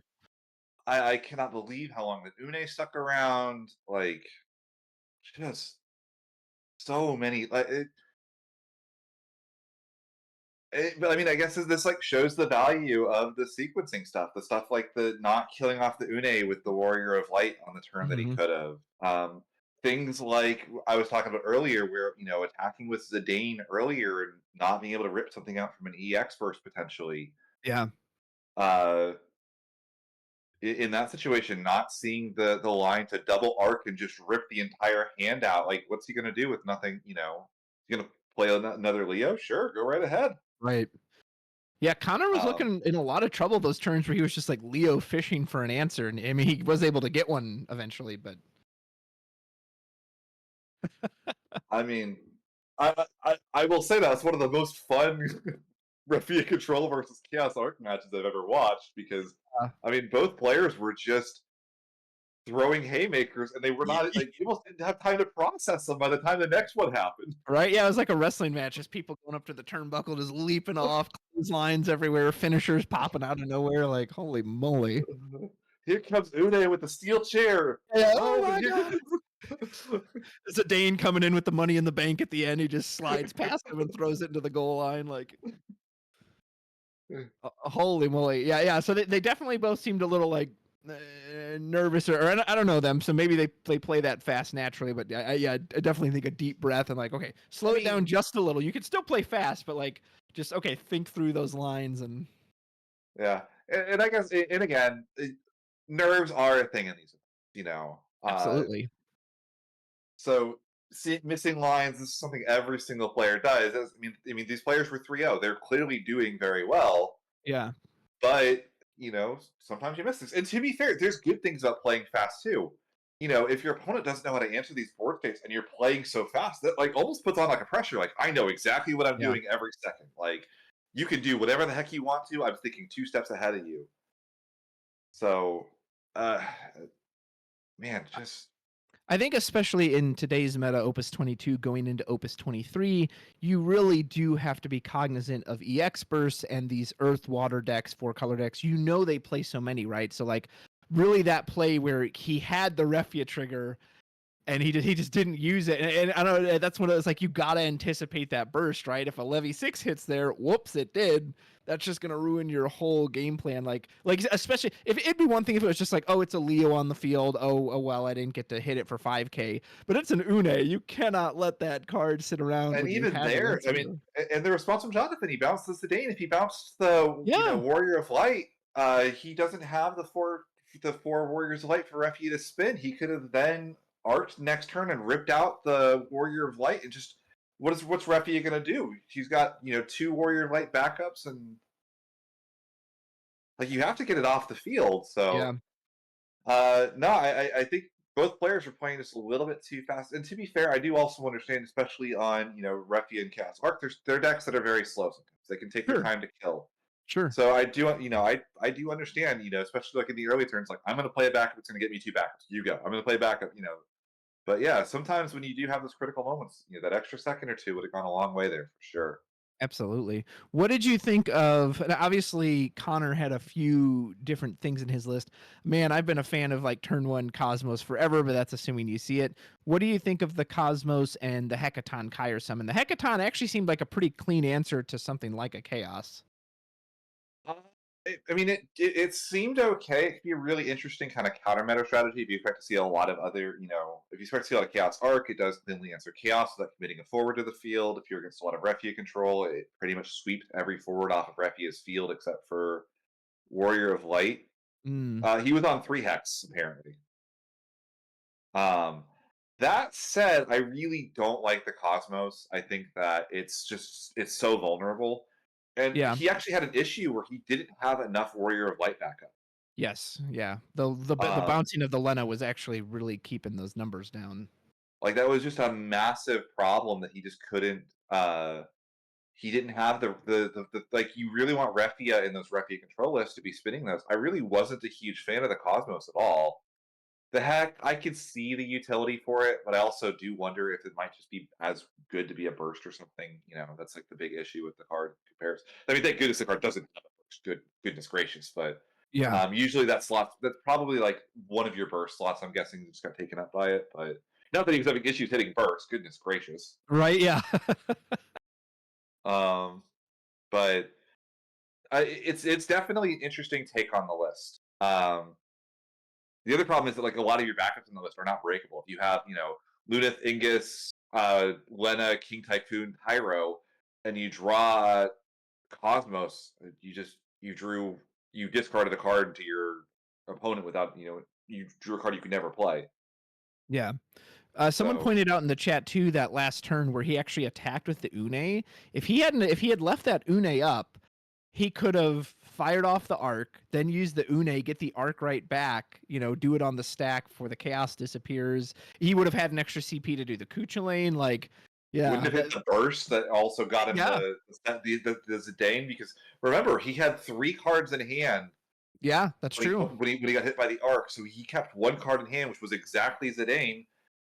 All it took was not hitting the burst, having a way to do the second arc. All of any of that would have meant that he wins the game on the spot. Yeah, 100%. So And you like just Une is one of those. Une is one of those cards, right? Unless it's going to win you the game right then and there, you just shouldn't be attacking with that card. Yeah, I think my assumption is Jonathan was worried that he wasn't going to be able to close the game. Oh, okay. Yeah. Say something like a Shantoto happens there, right? Like he doesn't commit to the field. There's no forwards for the arc to hit, and Jonathan was down to like 4 forwards left in the deck. Maybe Mm-hmm. 3 forwards left in the deck. And he used his limit break deck entirely on the Shantoto, so he couldn't do anything like Leo just to get like another attacker, right? Yeah. And the Zidane meant that he was never winning a deck out war, even if he like started looping an Anima, for instance. So I think in Jonathan's mind, he was feeling the pressure. And it's funny. I think one more turn would have gone so much farther to say, like, if you want to attack with the Une, that's fine, but one more turn would have gone so far. Yeah, absolutely, absolutely. Especially holding that But I arc in mean, reserve. but even there, I mean, we pointed out there was a line that even attacking with it, he could have double arced, and there's nothing that would have gone through a double arc. Yes, absolutely. Like even if he went like the only yeah no, there's nothing. Even if he I'm trying to think like if you revived like Ferris, you could just like arc. What does he get? He gets like a. I mean, he gets one card in hand at the end of that. Any warrior bite of his choosing, but still discards every other card in his hand and removes the chaos. I guess with the Ferris. Yeah. So, but yeah, no. So even with just the Ico, he had the ability to prevent lethal there, and just didn't see it. Yeah. What a game. What a game. No, Folks, it yeah. was wild. Yeah, for sure. I have been informed that the players will be taking their lunch break. It will be about 1 hour. I'm told that we'll be coming back at 3:36 Central Time. That's about exactly 1 hour from now. So thank you so much for joining us, Ghoul. I don't know if you're going to rejoin us after lunch or if you're going to have to bow out, but We'll see. I will let you know ahead of time. okay, sounds good. So hopefully Ghoul's able to come back, but it is getting very late where he is in the part of the world. So if he bows out, I will definitely carry you guys through the end. And I believe we should have 7 rounds today, so there should still be 3 more matches after lunch. Yeah, it's 5:40 right now. So Woo! Oh my AM. goodness. You're a brave man. All right, so everyone, get some rest. Enjoy a good lunch. We'll see you back here in about an hour, and then we will finish off this day. Once again, big shout out to Lone Star Pack Breaks. Thank you so much for hosting, having us here on the stream to carry you through these wonderful games with commentary, and thank you at home for joining us. We'll see you in an hour.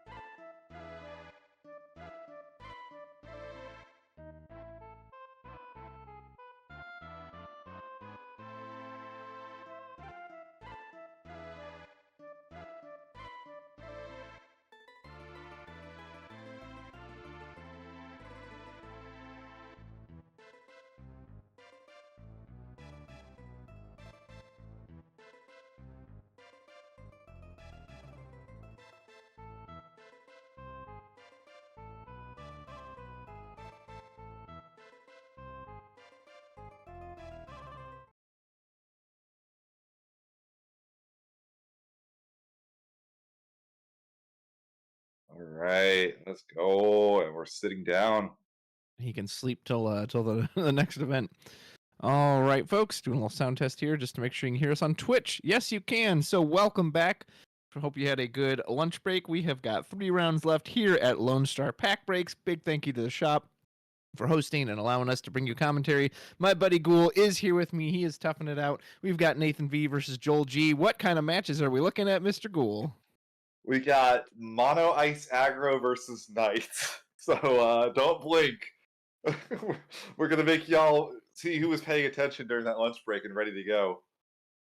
This one could be over very quickly as Joel discards a Kazuza backup for a Lufenian backup, and since it is the first backup on his side of the field, it does require his opponent to have to discard a card from hand. Do we counter with the best card in the game, my boy Laswell, when it enters the field, or any knight enters the field, go ahead and dull freeze a character of your opponent's, or actually technically any. So the annoying thing here, Ice does not care about its backups at all. This aggro deck like this, almost every relevant forward is going to be an even cost forward. It doesn't really anticipate having many backups, which is why this Lufenian is so strong. And there is... Speaking of relevant forwards, Mr. Sid Randall says, turns off all enter the field effects that come out of forwards. So yeah, Nathan's going to take a turn to just go ahead and go to his backups here. I mean, he can play all the Charlottes and the Gawains and Rams as he wants, but they're going to have no effects on entry. Talk about a glow up, by the way. This Sid Randall went from a card that kind of like, yeah, he's got like some potential in the future to like a 3-of staple in every ice deck that can see play right now. Yeah. And it looks like it's about to be the end of the line for Mr. Laswell here. So this Ishtola, well, maybe not. He's got there's no haste on this Ishtola. She's just a big, body. Oh, I don't think we have haste. Yeah, I'm pretty sure it's got to have 2 or less, right, to have haste. Well, yeah. No, don't take that point of damage. Yeah, someone caught it. Okay. Okay, so for those who don't know, Ishtola does gain haste if your opponent has 2 or less cards in hand, and when she attacks, she gets to choose a forward opponent controls and deal it 9,000 damage minus 1,000 for every card they have in hand. But yeah, so clearly Nathan had far too many cards in hand to hit it. So we did catch that. She can attack next turn, but now she's going to have to choose the Charlotte. Unfortunately, Charlotte will not trigger Laswell due to the Sid Randall. Okay, Ghoul, if you're Nathan, how do you get around this Sid Randall? Because everything you do is an entry effect. Let me see what the Sid Randall outs in this list are. As Nathan just puts down a Lily for no effect.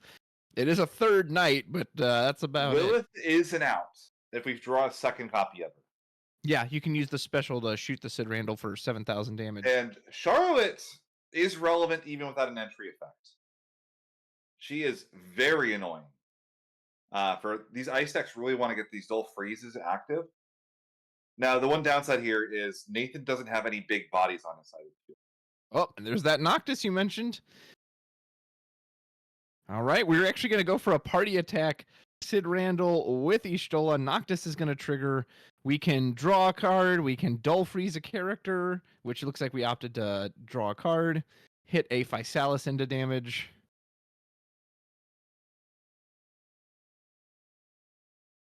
And yeah, we're going to pass it back to Nathan. I mean, he's got Ramza in hand. He may just have to like get Ramza and just try to get 4 cards on board so he can. I think the only relevant out is that Miwa special, or we're gonna try to stick the little Leela here. But the problem with Leela is the Noctis is just gonna blast her. Yeah, or dull freezer. Yeah, the Noctis. One of the modes on the party trigger is that you can just shoot something for 8,000. Like, I think he'd almost be better off just holding his hand and passing. I mean, you have to get the Sid Randall off the field. But like you said, it's just gonna die. So I don't know. I don't envy the position Nathan is in right now. I mean, and that's the problem with Leela is hypothetically always an out to Sid Randall. But the problem is the most common decks that are playing Sid Randall are Ice, which are the best ones at keeping Leela from attacking. No kidding. So for those who don't know, Noctis can party with forwards of any element, and if 3 or more forwards party, he actually gets to select 2 of his effects, which are draw a card, dull freeze a character, shoot a forward for 8,000 damage, break a monster, and then what's the 4th effect? I don't know what the 4th effect is. It's draw, break a monster, 8,000 power, dull freeze a character, and give himself haste. Oh, that give himself. Okay. So what we did there was shot the Leela for 8,000. Ishtola shot the Laswell for probably 7,000, and we dull froze the selfie backup. Holy moly. Joel is. We have to find Lilith right here, or the game is effectively over. And I don't think we did. I don't think we did either. This is looking, yeah, I think this is about to be, I mean, like you said, this blink and you'll miss it. This is going to be a very quick one. Wow. I've seen different forms of mono ice. Noctis is not one of the cards I anticipated being seen in it.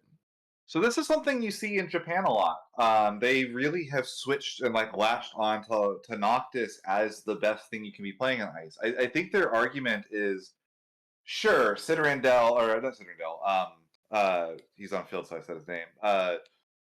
The general is really strong, but if they answer the general, you're down, 3 cards effectively, right? Yeah.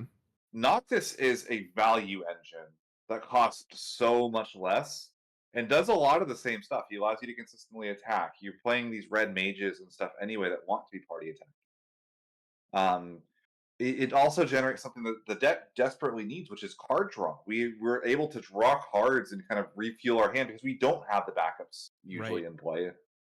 So it's just one of those things where it's ended up in this like perfect slot as this cheap extra threat that your opponent has to get off the field. And Joel dropping a Kate sit to scout the hand. I mean, we've got 2 glorious Ramses sitting there that wishes he could do something, but Sid Randall just says nope. Nathan just had to pass his turn. Oh, this is looking very lopsided very quickly. And like you said, this Lilty's gonna die here. Lilith, I just don't know what Nathan could do to come out of this unless he has a surprise Shantoto hidden somewhere. Perhaps we didn't go ahead and do the triple party again. He must want the extra damage. So it looks like we did the Dull Freeze from the Noctis trigger. Ishtola finished off the Lilith. Put an Agrius into the damage zone. I really don't see a lot of outs for Nathan from this position. That Lilith really had to put in a lot of work here. There's Steiner. We got nights and nights and nights for days, but it doesn't matter. Oh my goodness. And Joel still is now up to 4 backups. Well Turbo Aggro Ice with 4 backups. Kurosame is going to come down soon before you know it. That's not the Kazusa I thought it was. I thought that was the double discard Kazusa, right? Oh, is that the one that... It could be the one where it's if they discard, you get to like break it to break a forward or something. Opus 3 common? I assumed that was like the Opus 16, 17 one. Yeah, I think... Nathan does have a Velia in hand, which, I mean, it's a backup I love to see, but that's not going to help him at this point. He's got Amaterasu. That doesn't affect Sid Randall. And this is why I always played 3 Kuchulain in my Knights build, because you have to have a way to answer this Sid Randall. Yeah, Cullen's a really common way of answering it. I've seen just like 1 copy of Bahamut. Looks like they're checking the Kazusa. He might be showing... Is it the old one? I don't know the difference of the artwork, so... I can't tell by the artwork either. I assumed, yeah. Looks like it's good. It's not that one. Okay. I assumed it was the newer one that, yeah, it can pay dull, put itself in the break zone, and if your opponent discarded a card, you can use that effect, and then, yeah, showing him. Thank you, Joel. Sorry for any issues. He's like, what are you saying? Well, look, this is new, because this is the brand new Kazusa. You might...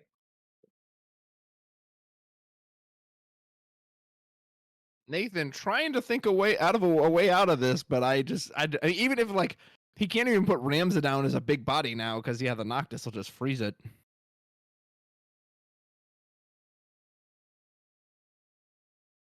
Joel had to be so happy to see Knights this matchup. It's the Sid Randall puts in so much work against that deck.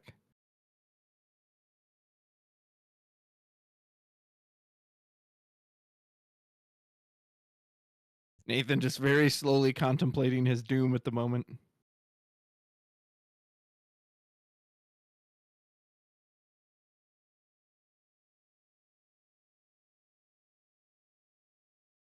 He can just, I just don't possibly see what he could do to get out of this. Anything he pulls from the limit break deck. I think they might be having a judge call right now.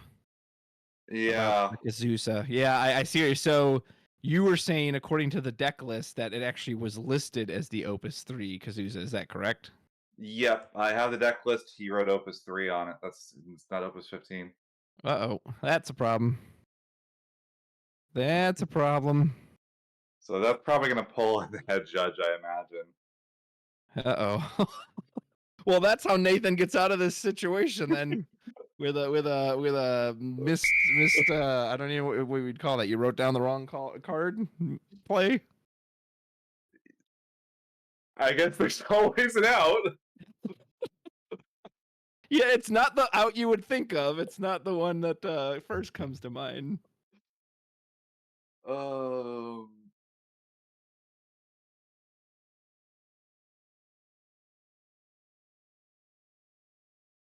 boy, oh boy. Okay, well, this is gonna be quite funny if this turns out.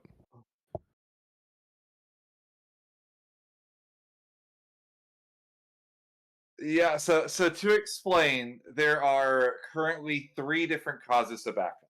And the most commonly one you'll see, or played one you'll see in these aggro ice deck lists is the Opus 3 one. And it says on entry, both players discard a card. It's the better one, actually. It's the one Hoel should have in his list. And he's the one wearing glasses in the photo, which this one isn't. Yeah. In Opus 15, they printed another Kazusa, and that one allows you to tap it and break it if your opponent discarded a card this turn to break a forward they control. It's like a fine card. It definitely is not a bad card. But unfortunately, I'm betting Hoel copied his list from another thing and didn't double check which Kazusa he put in his list. Where did you see his deck list? I don't actually see that anywhere. We have it in our commentary Discord channel. Okay. Let me see. And it's Joel's, right? Yeah, it's Hoel's.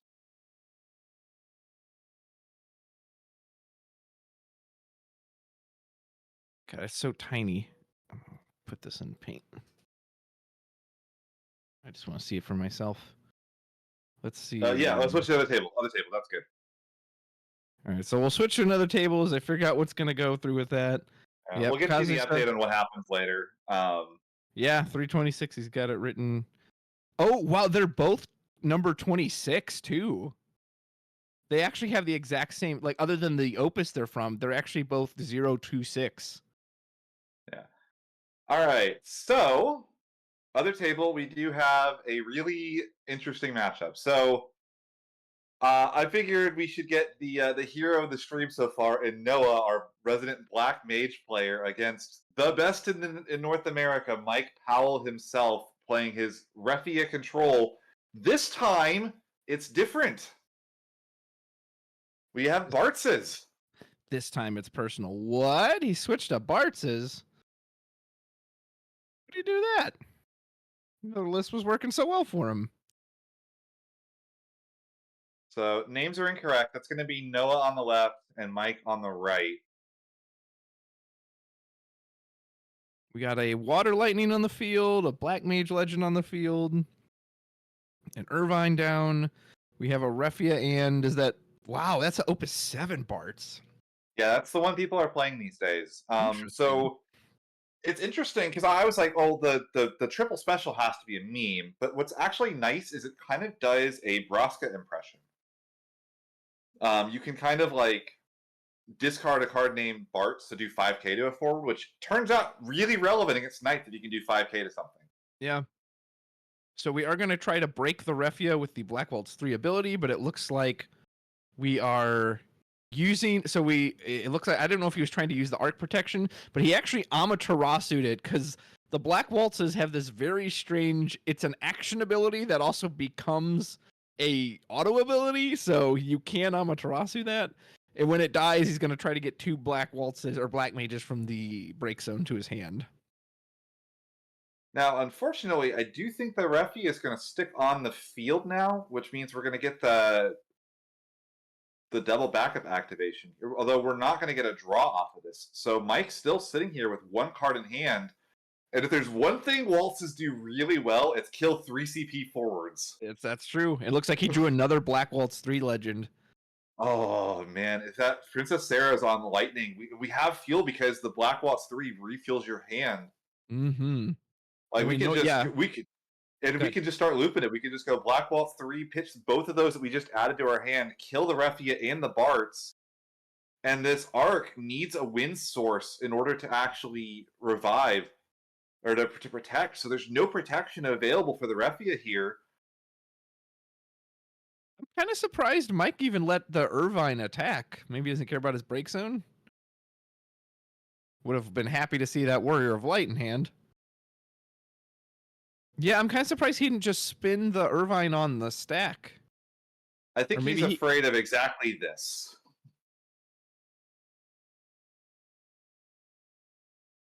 I mean, he can't protect the Refia again, can he? Not unless he's got a win card in hand. No, we're just going to have to go for a spin on the waltz, which is going to be annoying for Noah. He's not going to be happy about it. Yeah. I imagine we're going to go ahead and discard again here. And that's also true. Going to damage 3 in this Refia control list is so potent. Also true, yeah. So maybe he wants to get the Ferris online. Yep, looks like we are going to fire off another one. We're going to take this Bart's out as well. Mike saying, let me see that. Yeah, I mean, and this is what this deck is built to do. It's kind of funny. They came out in the same set, Opus 16, a Soiree, which is a deck that famously plays nothing but 4-drops. So they kind of like, people were really excited. Oh, it's a Black Mage deck, and they kind of never got their time to shine. Wait, did the Black Mage die? Yeah, hold up. Hold on. Did we special? I don't know. Did he have no? Because he's still got 3 cards in hand. I thought that he was spinning the Black Mage, so I don't think it should have died. So he shouldn't have gotten cards back, right? I'm surprised Mike would miss that trigger, unless he like did a Bart's attack special, but I didn't see that occur. Did he ping his own? I didn't see Mike do so. Again, if he did, I just missed it. But it looked like he shot it with his own discard triggers to avoid it getting spun to the deck. That's so smart. Wow. That means that he gets back the 2 waltzes from the break zone. It can't get spun. It avoids being spun back to the deck. Nice. That's clever. Yeah, I didn't know you could shoot your own stuff with it. I saw Mike checking when I saw Mike reading the card, so I was like, well, wait, the damage should be irrelevant from the discards because he's just going to outright break it. Yeah, he killed his own waltz. That's really cool. And this was relevant because when it was played as a sub-engine in Magissa sometimes, and you would use that to shoot your Magissa with your Waltz 3. Yeah. You would like do the 5k with that and then shoot Magissa for 4. Wow, Black Mage is putting on a clinic right now. I didn't think I'd see Warrior of Light looking a little lost at the moment. This is wild. And Mike must not. I mean, if he had like an arc or something, he can't play the arc because he's got one on field. Yeah, he's got one in the backup. So it's just like Ferris that comes online now on damage 3. The deck is like the 5 CP arc is such a huge reason why the deck is so strong on damage 3. Without that, the explosiveness is definitely less relevant. Do we have a 4-color wall? No, we would have windmill slammed that if we had it, right? You think? I don't know. Going for like is this a Shantoto angle? Cloud. Okay, so we're just gonna clean up Irvine, I would guess. Yeah, it's got to be the Irvine. You can't risk the lightning special anyway. So plus Irvine's the continued break zone threat. Yeah. But like in break zone hate on this Refia list is so difficult to deal with sometimes because it's so threat light and it really relies on recurring back. I mean, it's looking to play Refia every single turn of the game for about 10 turns. Yeah, absolutely. So we can't counter Cloud because Cloud can't take himself out. He can only hit 3 or less. If we have another Irvine, we can just push past it. Otherwise, I noticed Noah drew one of your favorite backups, the Loperate, so he could absolutely put that down and get a couple more resources. I imagine that's where we're going. The question is if we tap out for the Loperate or if we try to keep, like maybe if we have like a second Sarah or something. Oh, look at that. It's the old Opus 17 Alphino. So we do pitch that. So Lopprit will let us draw 2 cards, and then we get to place any 1 card from our hand onto the bottom of the deck. I mean, Alphina's kind of a cute tech here. I mean, you can. I don't think you can revive it with Lena, but it does let you discard your waltzes, so you can do that to get an extra ping if you need one. Yeah. It revives all your waltzes, revives so many powerful cards. Yeah, it's 1 too expensive for the Lena, and obviously it really spikes on damage 5, but he's he's nowhere near that. Oh, so we're actually just going to play the Onion Knight, so we can just bounce the Cloud. Since it's a limit break card, it essentially just disappears into the ether. Here comes Lightning into the damage zone. Oh man, and another great hit. Mike not getting those EX bursts right now that he's probably used to. We see the King Tycoon in there for damage 1, but both a 4-color Warrior of Light and Refia into damage. Cool, those are 2 of his best cards just gone. Yeah, I mean, like, to be fair, I mean, the Warrior of Light is online if we can get a hold of one. That's such a big. But I mean, we're not. If we had it, we would just go for it, right? Exactly. So I like wonder what Noah has to deal with that card in particular. It seems like it would just be very difficult to. I mean, like you have the Irvine specials, but It's immune to I the Black Waltz 3, right? You would need multiple discards from like the Black Waltz 2 or 1 to hit it. yeah. I mean, but like Noah's here. Like he has to be knowing. Like no one goes into a tourney and says, "Well, my deck is really good, but I can't kill a wall full of 4-color Warriors light that's on the field." No, I mean, That's he's another the good one. point from the chat as well. The one downside of this playing the Bartz variant, you have the consistency of the Bartzes that really kind of accelerate getting those backups online, but you have to give up something for it, and it's almost always in your burst count. Speaking of Barts, here comes another Opus 7 Legend Barts. So this does reactivate 2 Category 5 characters on entry, or maybe it's specifically backups. Wait, it does? Characters. Yeah. The card, yeah. I've never seen that card, the text on the card before. Yeah, really? Most people forget about it, but yeah, it activates 2 Category 5 characters when it enters. So we do have the Refia online. He has text. I did not even know that. Yeah. So we will tuck Onion Knight into, looks like the bottom, and then we will reactivate all our Warriors of Light. So Mike will get to draw a card. Okay, this Refia is here. This is the last Refia night. Yeah, that's right, because we saw the one off earlier. The field. We've seen the one in the break zone. There's the one on field now. If we can get this Refia off the field and out of the game, Mike is missing like the key, most important card in his deck. And with all those black mages, surely he should be able to. Like, she's kind of a. I mean, we just got Cloud right here, and we haven't used our limit break deck at all. Like, this feels really nice. I mean, we're going to get a card spun out here. It's going to be a little bit annoying. I mean, this Refia has traded so high. But you are getting rid of it. And like you said, Mike can't play that arc, so he can't recur it that way. A Kusith really is the only way to get it back, I'd imagine. Kusith, the rays from the Lena. But like here, I mean, I guess if we spin the lightning, if we spin the Cloud, the lightning still gets to swing in, and we're like worried about damage at this point too. Well, yeah. Why did he dull the Barts over the Kryl? He could have dulled the Kryl and kept the Barts. We have a Mist Dragon maybe in hand that could potentially be important. He has to, right? Like what? Oh, and he chose the okay. So he chose the lightning, so he wasn't worried about the attack. I just kind of assumed he'd pick the Cloud. Yeah. I mean, that's the other thing. Maybe you want to threaten the Mist Dragon, and you know that he can't attack. Although I would say you're against a lightning deck. You've seen the Irvines. That is the ability to attack is a very real thing. I don't know if you block the Irvine with the Barts anyway, to be quite honest. But... Refia made her stand for 1 turn, but as she's wont to do, she did, of course, perish very shortly after that. Yeah, Mike is struggling to find a foothold here. I mean, he's got to find a way to get these Refias back. I don't know if we have it or not. So there's a Kusith. Okay. That's the Refia. That's Refia. And we can just tap the Tyro, pitch, and then we've got the Refia immediately This is what online. this deck does so well, too. Mm-hmm.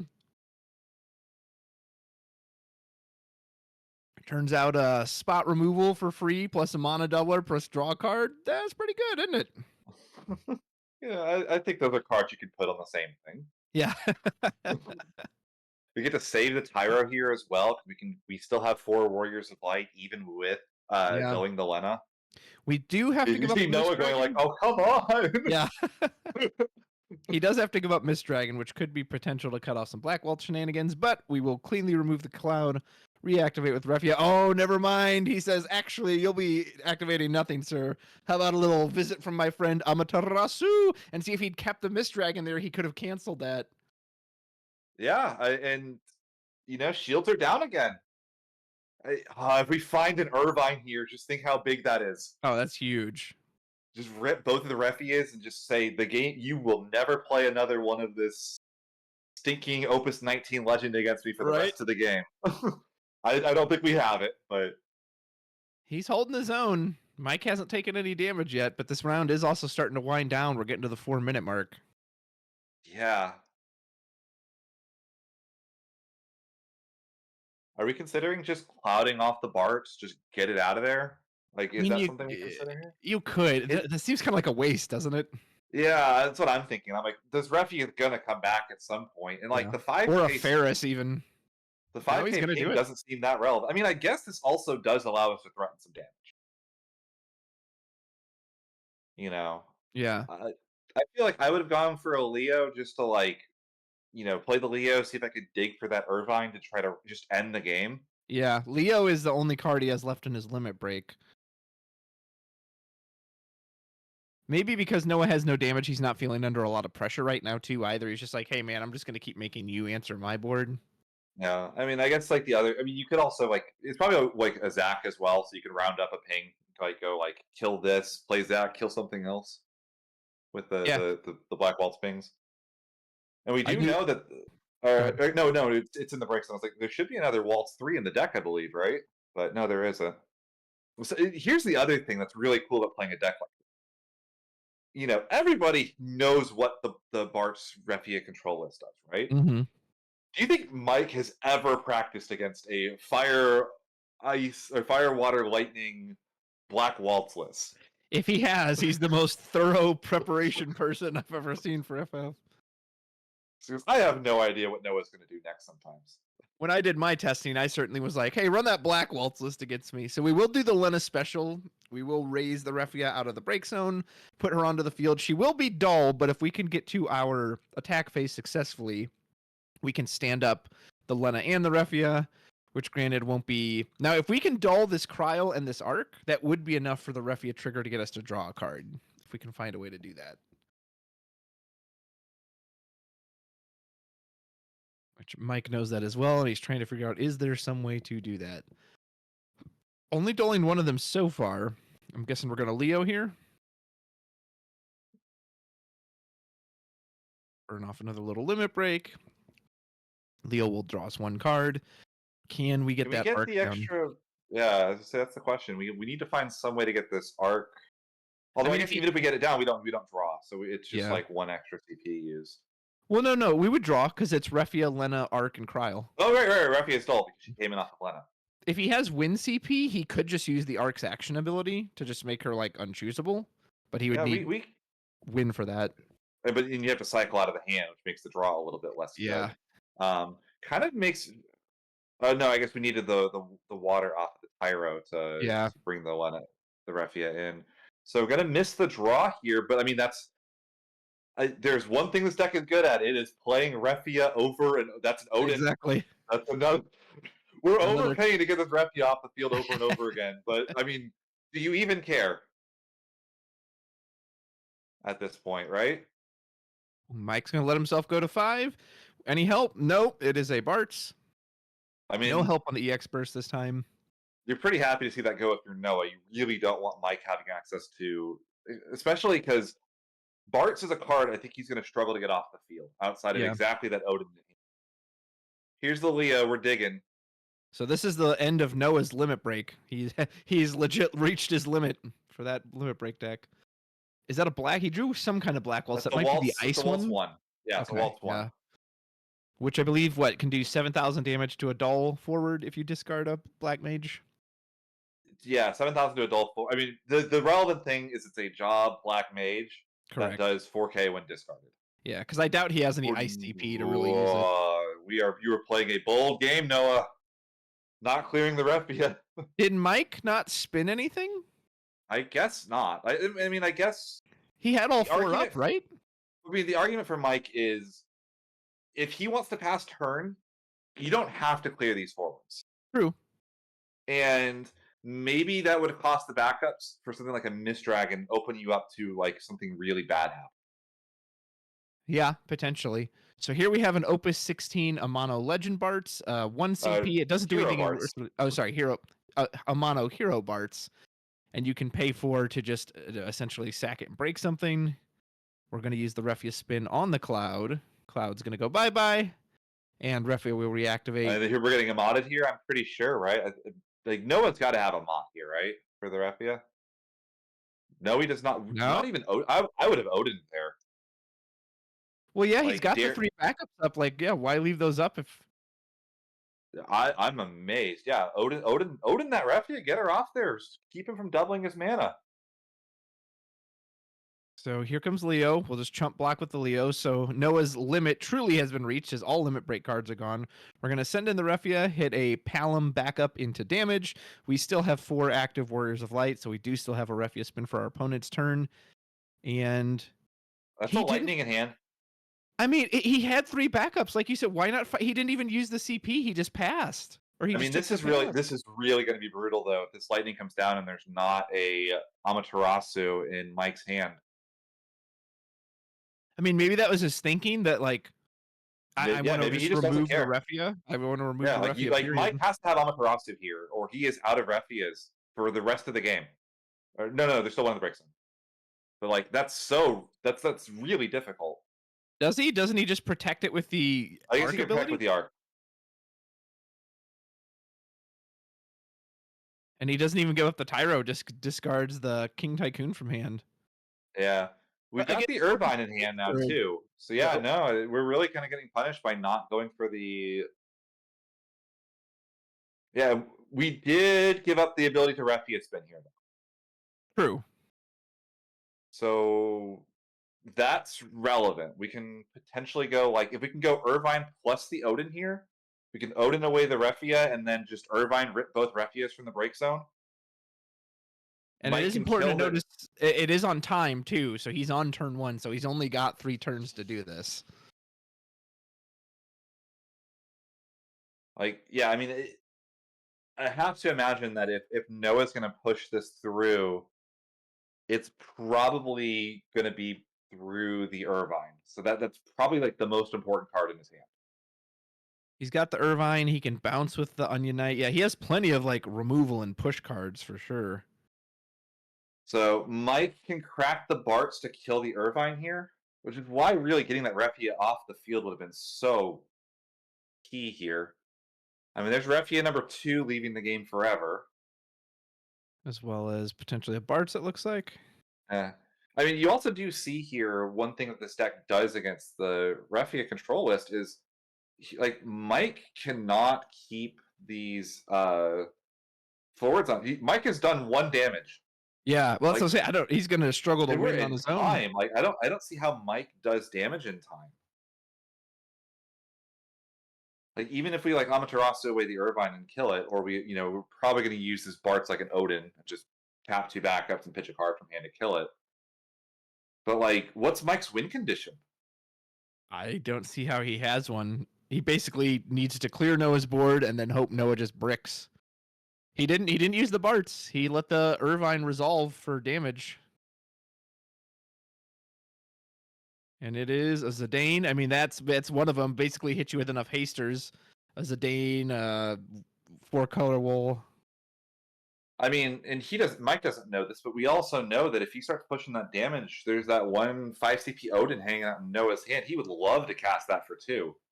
Yeah, I really wish Noah had cast that when he had the 3 backups up. Because then, like you said, he literally could just removed the Refia with the Irvine and they'd be gone forever. You didn't have to worry about it. Now Mike does fire off the Barts on the Lightning. So I guess he didn't really care about what the Irvine was doing. Yeah, so he breaks the Barts, pays 4 CP to break a forward. And we're gonna go ahead and pay. Oh no, we're not gonna pay. I thought we were cracking the Barts for the action ability in the break zone as well. Not yet, he's not. I mean, so this is turn 2. So this is Mike's last turn, isn't it? If this is turn 2 in time. Well, no, I think because it goes 1, 2, 3, 4. They each No, get it's 3 turns, right? usually it's 0, 1, 2, 3 is how I've always had it told. I don't know how people count 0. All I know is starting the turn where it starts on. Essentially, each player has 3 turns. Yeah. But I'm saying if Noah was turn 1, because usually when you go into time, it's turn 0. So I would assume the judge put the die on 1 on Noah's turn. I don't I think don't, Mike has a win. it depends how they count it. Some, because there's no die face with a 0 on it on a 6-sided, some will just say 1 to 6 instead of 0 to 5. Yeah. So I don't know. Mike could still have 3 full turns, or maybe he's only got 2 left after. I'm not sure. I think this, chat seems to be agreeing this is his last turn. So yeah, I mean, I guess this, but no, we can't give the Bart's haste. There's no haste source right now. There's no Lunith. And I guess Bart gives himself haste. We can get 3 Bartses to hand. The old casual 3 Barts, right? We got that. And that's still not enough. We can get the triple attack with Bart's and attack with Refia, and it's not enough. There's Ferris. This will easily clean up Irvine. We haven't seen Ferris on stream today, so when Ferris enters the field or attacks, she does 1,000 damage to every forward on the board. And then if a Warrior of Light, Job Warrior of Light takes damage, you can choose a forward opponent controls, choose up to 1, and deal it 3,000 damage. So essentially, for every time it took damage, it'll shoot the Irvine 3 times. And also on damage 3, she can search out any Job Warrior of Light from your deck. There's a Bart's. Are we going to try to go in on Bart's power? What's it called? Rapid fire? Could you imagine if this game ended with a rapid fire? It doesn't end the game, though. Even if he swings with Refia and Bart's 3 times, that's 5 damage total. That's not enough to end the game. Hey, and there's the Odin in Noah's hand. Here comes Mr. Leo. I mean, Mike has a turn after this. Even if Mike was turn 0, it went 0, Noah 1, Mike 2. No, Noah Mike 3. does not have another turn after this. Chat seems to be agreeing with me that this is Mike's last turn. Since when? I thought each player got 3 turns. No. Time. No, time ended on Mike's turn. He was turn 0. Right. Noah was turn 1. Right. Mike is turn 2. Noah's turn 3. That's the last turn. So it's only 2, since it's only 2 turns in time. 0, 1, no, it's 0, 1, 2, 3. Did they change the rules? It's always been 3 in the past. No, it is 3. Noah was turn 1. Right. Mike is turn 2. Noah's turn 3. That's it. But then that would only be Mike's second turn. He had turn 0 and 2. Yeah, Mike was turn 0 and 2. That's how it's always worked. That's how it's always worked. I thought you got a 3 turns after time was called. It's 0, 1, 2, 3. 3 turns, as in you get 3 turns. Each player is a turn. I might be thinking of another card game then, because I could have swore you got 3 turns apiece. So yeah, Mike doesn't have a win con here. Well, but technically Noah doesn't either then. He does. He can just play an Irvine or a Lightning. He has ways of doing a point of damage. And wipe out all these forwards? Ixion plus whatever. There's plenty of things that could in theory do it. I don't see no Ixion in that hand. I mean, yeah. Oh, that's a good start. So we can dull a forward and we'll draw a card. Plus this Lightning has haste, so it can automatically go in. We will draw. We drew into another lightning which, I mean, we have Lightning and... well, no, that only brings her back from the break zone. That's not going to work. Well, no, annoyingly, if this Lightning gets spun, we lose our haster. Also true. And currently, we can use the Refia trigger while still holding up a single blocker in the Leo. I mean, the Gestalt, I'm surprised. I guess we need the Lightning off the Gestalt, but the Gestalt gets us back Irvine. He was going to play the Onion Knight. Yeah, I think this is a draw. I don't see a way for Noah to close the game with what's in hand. It's like this Lightning has to attack. I don't know that it can. Yeah, we're thinking. I mean, I guess any limit breaks left. We drew into Lightning off of Lightning. We can't play the Sarah. Gestalt, we can go play the Gestalt, get back Irvine. We can't. We can play the Irvine with the Odin. If we play that, he spins the Irvine, blocks the Leo. He's one card. She's like, if you get the Leo out of the way, he's got it. I wonder if he should have like blanked the Refia with the Cuchulain to start, and just that way you don't even have to worry about the Refia spin. Yeah, that would have potentially done it. No, he drew into lightning off of lightning. So yeah, I think you had to coup the Refia to stop the spin from working. And then, but even there, you still have to clear 3 forwards. And right now, the Refia kind of clears a forward for him. You know what you could have done, and granted, he wouldn't have known this because he drew the lightning. If he'd have Cuchulained first, he would have drawn the lightning. You play the 3-cost lightning, remove something, special change her. She removes from the game, and then you can bring the other one back from the break zone. That would have been. There's only the one Odin, so you had to get the Odin in the break zone from his hand. Oh, that's true. Yeah, but maybe you can cast the Odin. I don't know if you have enough CP for all that. Or you play the Gestalt to do it. Yeah. And we are 1 card short. Mike may have stabilized. I mean, it's not a win, but it's a keep yourself alive. Okay. So if anybody wants a resolution for what happened on the other table, by the way, Hoel got the win, but he received a warning and his list was corrected. Okay, so they did still give it to him. Yeah. Man, that would have felt terrible to lose after being in that dominant of a position. Yeah. Yeah, just figured anybody in chat might want to know what happened on that. So, which makes sense. The Sid Randell pretty much had the game locked up.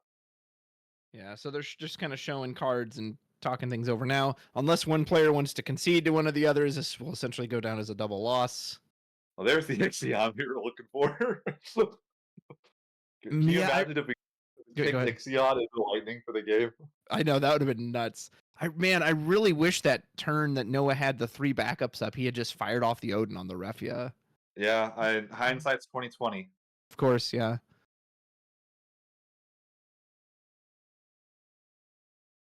Did we lose a backup on Noah's side? Didn't he have 4 at one point? There's a nice little fist bump as I just figure out what's going to happen here. I'd be curious to know why Mike switched to the Barts. I mean, granted, he has nothing to prove at this point. He's won 2 Materia Cups, so maybe he was just bored and wanted to try a different version. Yeah. But he seems so set on that list. No rapid fire today, unfortunately. Didn't get to see Opus 7 Barts just pop off.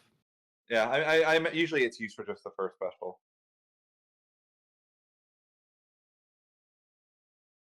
I'm going to give them the benefit of the doubt and just say that one of them conceded ahead of time or they agreed for the double loss before revealing stuff on the. I'm just going to. I'll put that out there. I'm not going to assume the worst of anybody. You know, nobody's trying to do anything sus here. So.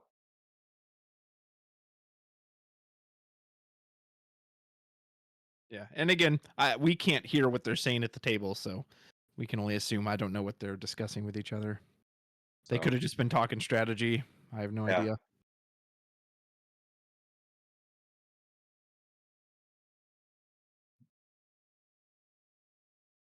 Yeah, apologies for earlier. Apparently, I was thinking of Magic, and I guess Lorcana. Like those ones you do get 3 turns a piece in. So I kind of forgot that FF you only got 2. Yeah. So Mike eventually scooped. So Noah is still undefeated. So that goes down as a win for Noah.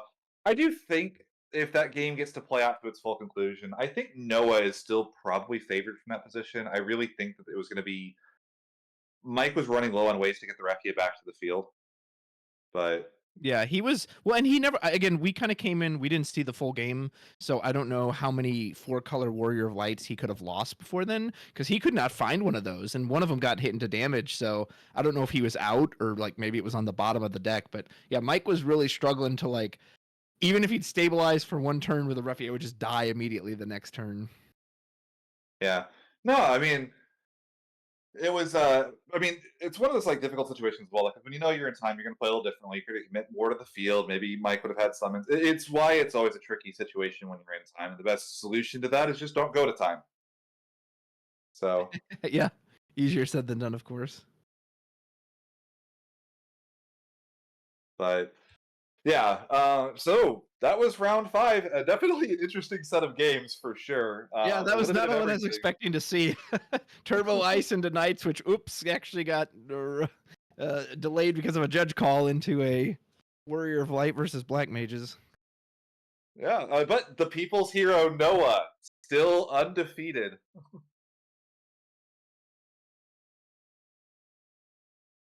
So, Sorry, just catching up on Twitter chat or Twitch chat. Sorry. yeah.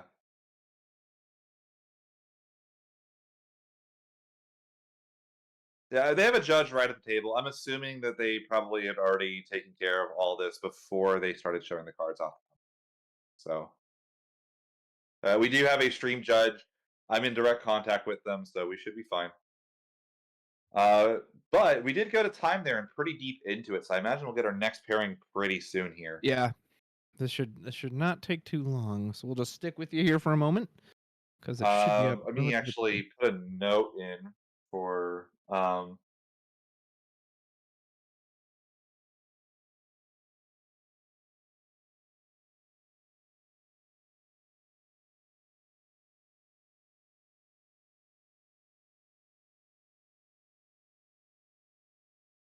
I'm gonna try to get some kind of X1s on the stream. Get those people that are kind of on the bubble, really trying to play for it. Yeah. See what we can do there. Hopefully, someone we haven't seen before either, if possible. Just to get, I'm gonna try to. So I could not pass up having Noah as our backup game afterwards. So. Oh yeah, that's fine. Well, and again, it was probably a good idea given how fast that first game was going. So we definitely wanted a good backup.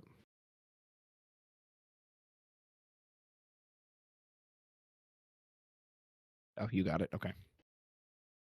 Haven't seen any Wool 7 today. I would love to get a room breakdown later. Know like who's on Wool 7, how many on 4-color Wool, etc. You can put one check mark in the Black Mage box. Wasn't expecting that one. I mean, he's 4-0 after 4 rounds, or 5-0. 5-0. Yeah, that's a top cut. That's a pretty much a guaranteed top cut. Yeah. I don't. If you go 5-0, like there's no. Even if you like bottom out the next two, surely you can't miss top cut, can you? Yeah. So we're gonna see Black Mages in top cut. What a wild! I will say if you'd given me 20 deck lists and said one of these is gonna top, I don't think I would have ever circled the Black Mages on the list. Well, and especially to beat, again, not that we saw the full match, but to beat something as dominant and as strong as Warrior of Light can be, that Refia is such a strong card. So that's impressive. Granted, Black Mages are kind of equipped to beat it, right? Other than the 4-color Wool, it can kill almost anything in that deck instantly. So. All right. And See, maybe we have the pairings up. So let me go ahead and take a peek. So we might not even really get a break here. All right, round 6 pairings. So it looks like Connor and Noah are doing well. Key and Thomas are at table 2. Yeah, Noah with the Japan buff. Oh, okay. We haven't seen either player from table 5 or 7 or 6 or 9. We haven't seen any of these players on stream yet. 10 either. We saw someone from 13. We haven't seen anyone from 12. Yeah, let's do. Haven't seen either player from 2 as well. Yeah, I'm thinking we're gonna do. I know that 5 is X1, so let's put 5 on table A.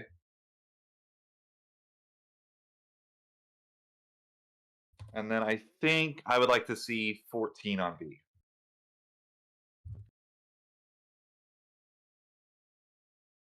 So we got 5 on A, 14 on B. Okay. Making sure I get at least one DFW player, get all the representation we can. So if we get table 5 up here, we'll have D Win versus Anthony Mastry. And then our backup will be Nathan McNutt versus John Lowry, which I think we saw John earlier, but not Nathan. So I'll hold off on. Yeah, okay. So there's still only top 3 are undefeated still. Yeah, Ghoul definitely has his DFW bias, but it's his hometown shop, so I don't blame him. I'm just trying to see different players, and so we're trying to keep it at least so you see different players and hopefully different decks as well. Get some variety. Yeah. All right. Yeah, I like that. So yeah, I think that works out pretty well. So we're going to have an X1 match on stream, and our X2 is going to be our B table. But I mean, X2s can still top from here. So. Speaking of which, I have standings for everybody. So this is, I would assume, 12, 15 points. Okay, so yeah, so this should be after the end of that round.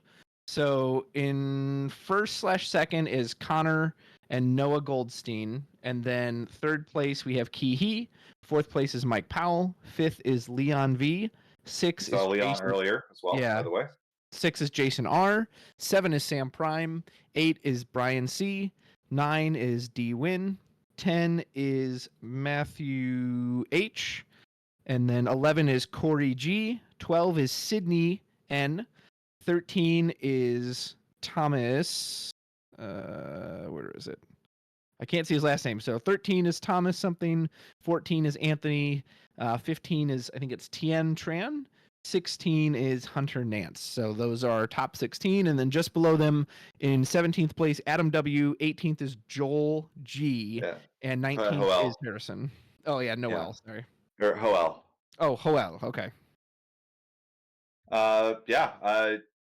Really interesting set of players towards the top there. You know, a lot of names we're expecting to see, and honestly, a lot that I don't recognize, which is really exciting. You know, that's what you want to see at these events is, you know, a mix of the new and the old. You know, we still got the King, Mike Powell himself. You know, he's top of the X1s, looking pretty good.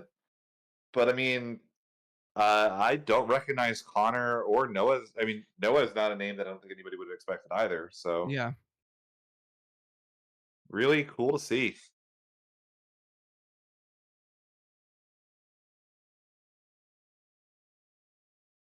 So I'm gonna hold off a little bit. I know what Anthony is on, but just in case someone's listening to the stream, I don't want to accidentally give that away. Yeah, that's fine. We can wait till they get all situated. Until they are seated and ready to go. So out of the big decks, Wolf 7, I think, is the only one we haven't seen, right? Because we've seen Mono Earth, we've seen... I guess we haven't technically seen Mono Water yet, but we've seen 4-color Wool, we've seen some Knights. So I think of the big boogeymen, I think Wolf 7's the only one we haven't seen anyone on yet on stream. Yeah, that's probably the biggest deck by far that we haven't really seen a lot of play for. Yeah. Probably the next one that he's mentioned is probably Mono Water. I would say like Mono Earth with Chaos Arc is something we haven't really seen, but I mean the Mono Earth, I mean it's just kind of like a different flavor of stuff. Yeah, it's not even Ice Lightning. Yeah, like we've seen just about everything. While we're waiting for this one to get ready, as we're it says Table 5 does not want to be on stream. All right. So we'll have to change that one. Do you want to just put B on A, or do you want to find a new A? Let's do 3. Could ask 7. Or they said 6. That's fine. They're gonna do table 7. I would say, can we do? Or see if we can do. We see.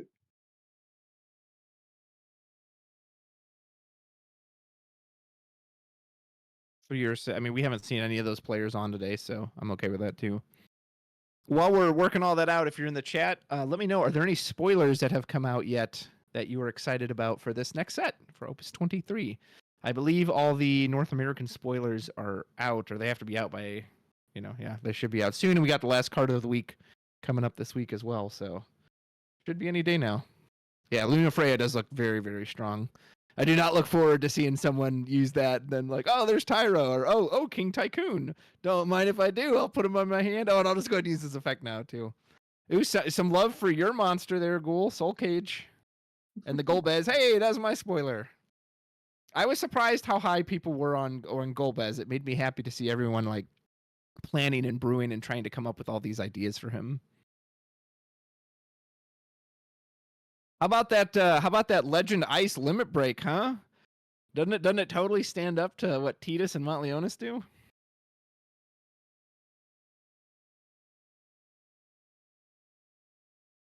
All right, so hopefully we'll have table 3 on stream. But this should still be this is still 2 X1s, so still people that are kind of on the bubble, still vying to get in. I'm just gonna make sure we get confirmation that they're good with it. But this is another DFW native in Tien, and Hunter Nance, one of our world's representatives from North America. And I believe he was the world semifinalist even, right? Yeah, he up against Alex Hancock's in those finals. Are you kidding? I still like have nightmares falling asleep to his Amaterasu getting stolen off to Zidane. Titus. Is it Titus? Dude, that's the old debate, right? Because they never say it in the game for some reason. So it's like, is it Titus? Is it Titus? They don't say it because you can rename them. Yeah, I know. I wish they did hadn't done that. I wish they had just like said it for us, and then there wouldn't be this big old debate over it.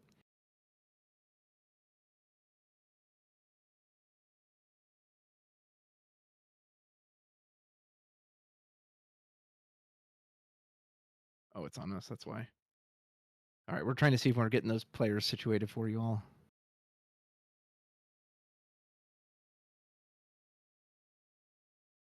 The I Decidia believe Final it's officially. Fantasy. I think it's officially Titus. It's Titus. Okay.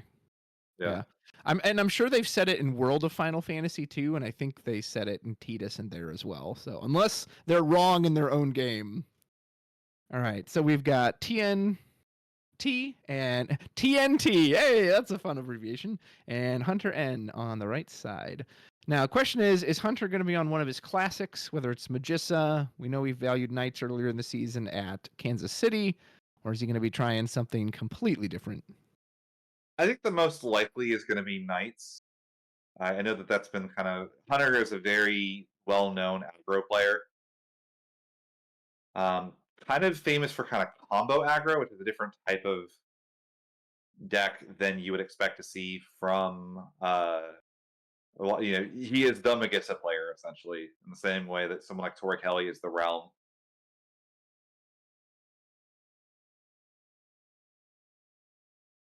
And I can't quite see what Tien is on.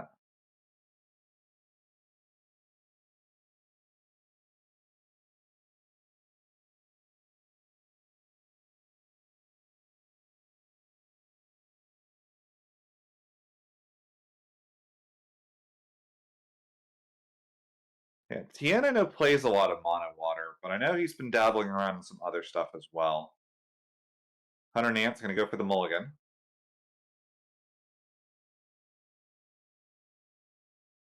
All right, we are ready for round 6 here at the Texas Materia Cup, presented by LoneStarPackBreaks. Major thank you to them for allowing myself and Ghoul to sit here and host and bring commentary for you. Make sure you throw some love to Ghoul in the chat. It is very, very late where he is, but this man is staying up because he wants to make sure he can get through this with us. So, Ghoul, thank you for being here with us, buddy. Well, it's not very, very late anymore. It's very, very early. It somehow became so late. It's very early instead. You guys took a lunch break. I took a breakfast break. All right, our match will begin. Looks like Tien is going to go first on the draw. I see an Astrologian as well as a big Leviathan, so I'm assuming that this is mono water. Pitching a Tros and Levy 6 for another one of Ghoul's favorite backups, the Astrologian. So you check the top 3 cards of your deck, and then you add 1 to your hand, 1 to the top of the deck, and 1 onto the bottom of the deck. Yep, very, very powerful card. I don't know what. It's so funny this came out one set after Loporrit, when like Loporrit was the best backup in the game. And then it's like, we're just gonna give the good. Let's say let's just give him another one. Like, why not? So like Water just gets to run 6 of this guy. Another 14 standard unit backup that worked with Grahatia. Yeah, someone on the design team really loves that. So Hunter's going to play a Meath on his side of the field. Meath, when it enters the field, if Hunter can discard a multi-element card, he is allowed to search his deck for, is it any card or is it any character? Any non-backup. Non-backup, that's what it is. Okay, so you can get Amaterasu, you can get a summon. This is very much looking like a Magissa list. So I would imagine, yep, there she is. There's the girl. Now, usually you like the hard open Magissa. This is fine though. You definitely don't mind getting that first backup down to make sure Amaterasu easier. It means that Ifrit is now a way to ping our own Magissa, so we have a lot of access to that. That said, historically, Mono Waters, oh my gosh. Opus 1 Minwoo! Minwoo say no. Okay, so for those of you who don't know, Minwoo says the forwards you control don't receive damage less than their power. Or it becomes, I guess they've eroded it to, it's reduced to 0. But essentially, yeah, they have to take a full shot of damage. They can't be pinged off in little instances. Dude, I love that card. I'm happy to see that again. No offense, Hunter. Now I'm instantly rooting for Tien. Okay, I totally lost my train of thought. Anyways, historically, this matchup's been really water favored due to the like how good Cullen is, how cheap stuff like bounce is, and its ability to prevent Magissa from getting these pings to resolve. You know, right now Hunter's going to be 3 CP into pinging this 4 CP Magissa. If Tien has just Cullen, he can just blank this for a card in hand effectively and prevent this from working. Absolutely. So Hunter discards an Amaterasu for the Mont Blanc ping. We also have the bomb. The bomb, every time a fire character enters after it, it gets a counter on it. It can be broken at any time, put in the break zone to shoot something for 4,000 damage, or if it has 3 counters or more, you could choose to shoot for 10,000 instead. So we will ping our own Magissa. If you're new to Magissa, when she takes 4,000 damage or more, she has an action ability. Cost 0, she can search out any 3-cost fire forward from the deck, play it straight to the field, but she must have taken 4,000 damage to use that effect. We're going to search out an Alphino. Alphino, when he enters the field, says we get to search out any character of our choice. Goes for the Tyvus. I'm a little surprised here, actually. We powered up this bomb. Usually this is used as a target to do your Magissa. This is from the same cycle as like the Sahagin Chief. It's like really famous in Mono Water. And now this bomb can't ping our Magissa anymore. Well, no, it can't. So you're not actually forced to use the second. Oh, you're right. Yeah, you're right. Yeah. It's not if you do that. It's a second action ability. You're right. Yeah, it doesn't replace the first one, so you get the versatility. You can still shoot it from Magissa if you want, or you can just completely knock out something your opponent has. Speaking of which, Tien puts down a blue worm, which draws a card on entry, and I'm assuming he wants to get a couple more backups down. Probably don't really. Your Ash isn't going to be very powerful if you're stuck on 2 backups in this deck. I like the Minwoo backup, but I don't think it's going to be doing much against a bomb that can shoot for 8,000 or 10,000. I mean, this is a really powerful card in this matchup, though. Being able to prevent the big one is going to be like the Ifrit. That Ifrit just cannot kill anything that's going to be smaller than or more than 5,000 power, which is massive, I think. Yeah, that's huge. Unfortunately, he had to go into a Leo. He does draw into a Sarah. So it looks like he does have Sarah in hand now, but I'm pretty sure he drew that off of the Leo. I don't think he would have gone in on Leo had he already had that. And this is a little annoying as well. Magissa is a very aggressive deck. Historically, it tries to kill you on, turn 3 or 4. He might not have time to get that Sarah into play here. Ooh, good hit for Hunter, and takes out a Shinryu, which means there's only 2 left in the deck to save ourselves with and wipe a board out. One of them's in hand, but it's the Opus 14 one. And there's that bonus burst. And this Leviathan is going to let us get back a water forward from our break zone, as well as bounce something back to Hunter's hand. You would assume it's going to be Magissa. Hunter can, of course, just replay it, but at least this way you're making him repay for it. And we do get back the Glaciella on Tien's side.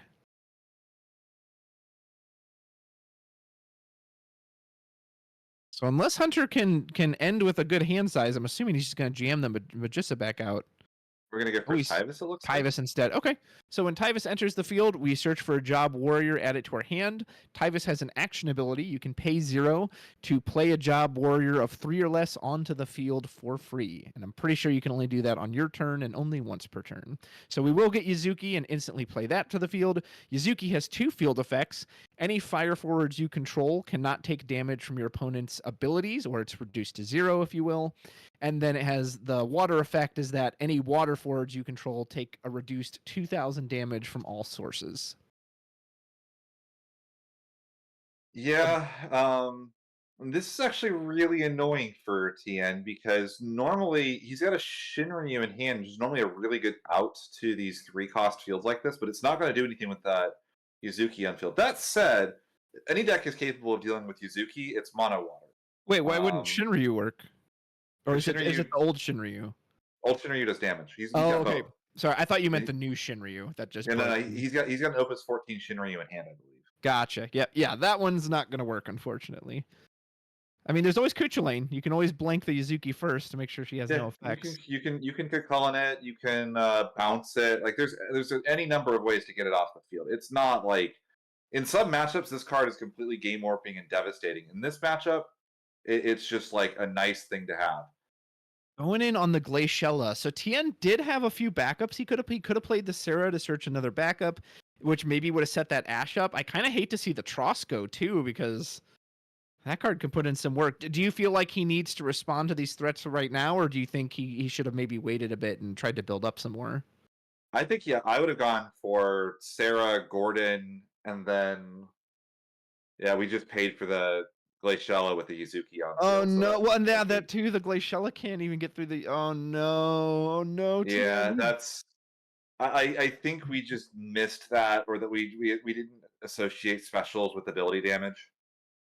That's a That pretty is common unfortunate. misconception because, like, uh, there's like different classifications for the way cards are, and some cards check for action abilities, some check for action abilities, some check for autos.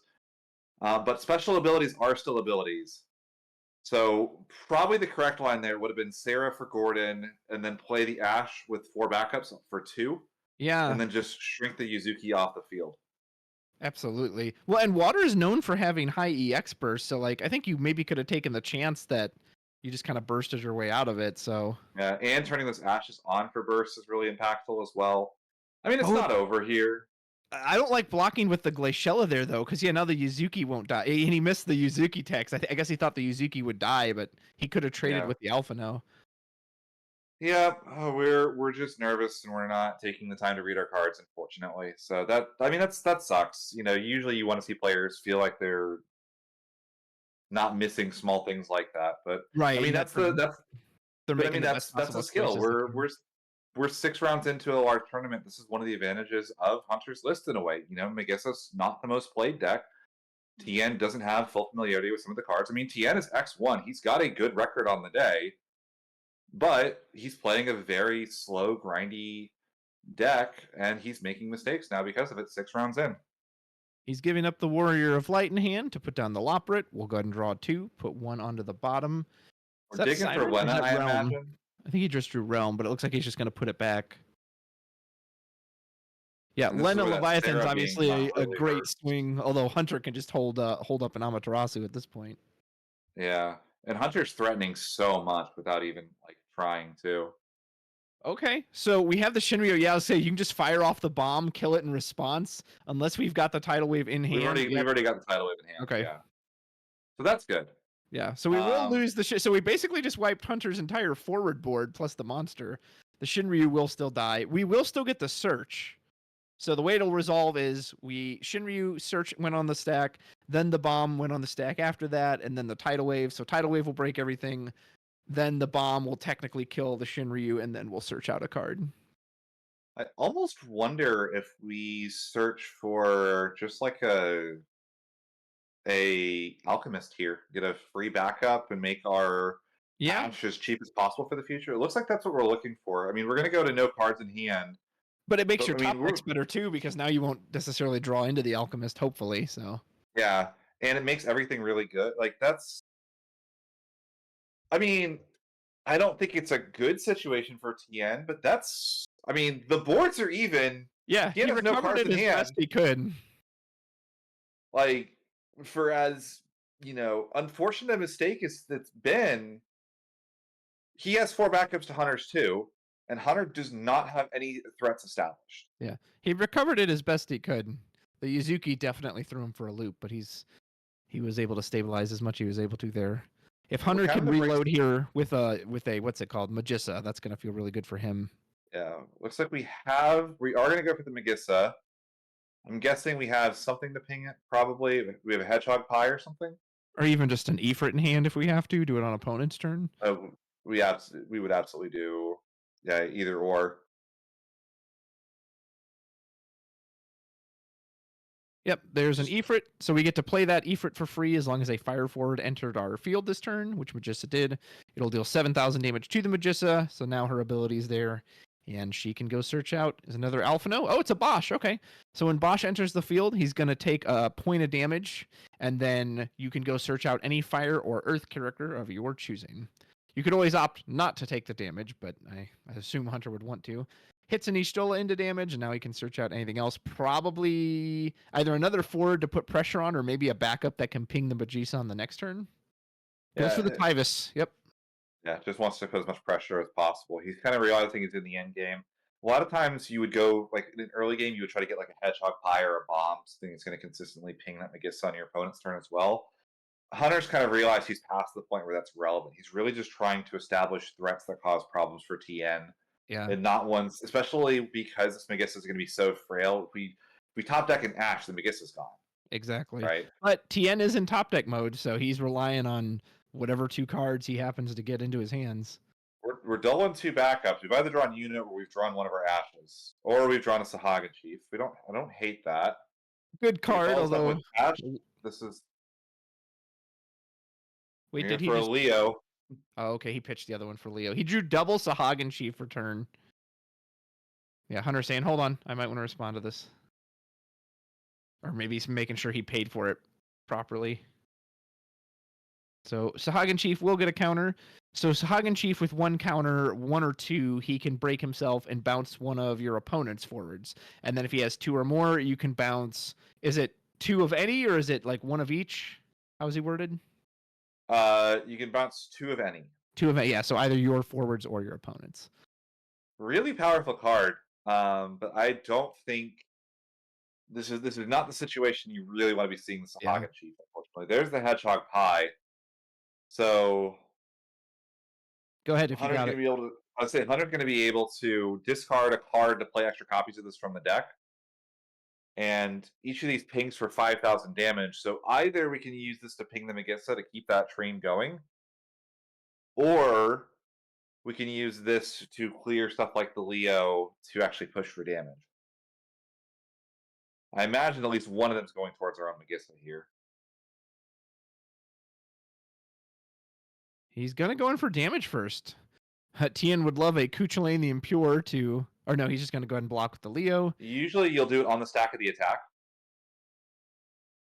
Nope, okay. Ooh, big Leviathan, Lord of the World. Tien would love to get that into play, which is going to be difficult without a Lena.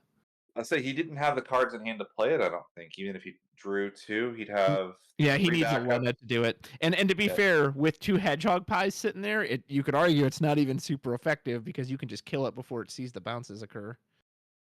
But we are going to use one on Magissa. Go searching out a fire forward of cost 3, or I think it's 3. Is it 3 or less, or is it exactly 3? Exactly 3. That one's exactly 3. There's a kind of mini sub-theme in Fire specifically of 3 cost forwards. And here comes Gutsgo. So when Gutsgo enters the field or attacks, you remove the top card of your deck from the game. When Gutsgo perishes or goes to the break zone, or no, I think it's when Gutsgo just leaves the field. It You get leaves to the add, field by any means. You add all the cards that were removed by him to your hand, and hey, that's a good one that you're definitely going to want to add. Good old Amaterasu just staring at Tien, being like, yeah, just you wait till I'm online. It's actually kind of funny. There's a non-zero chance that Hunter could double ping that Gutsgo with an Ifrit to get that Amaterasu to hand to cancel some big levy. True, if he had to. Although if he's got an Ifrit, he could also just kill the Leviathan. Yeah. So there's Glaciella. We are going to try to make another crystal. We don't have any crystals currently, so if Hunter wants to respond to this, if he can kill the Glaciella, he can basically take it out before it ever gets dangerous. Oh, if only Tien hadn't burned that earlier one on the Yuzuki. Yeah, that's a really unfortunate mistake for sure. I mean, he's doing his best to recover. You know, this game isn't over. So we're going to shoot our own Magissa in response. Maybe go get another Yuzuki. Tien did add the crystal.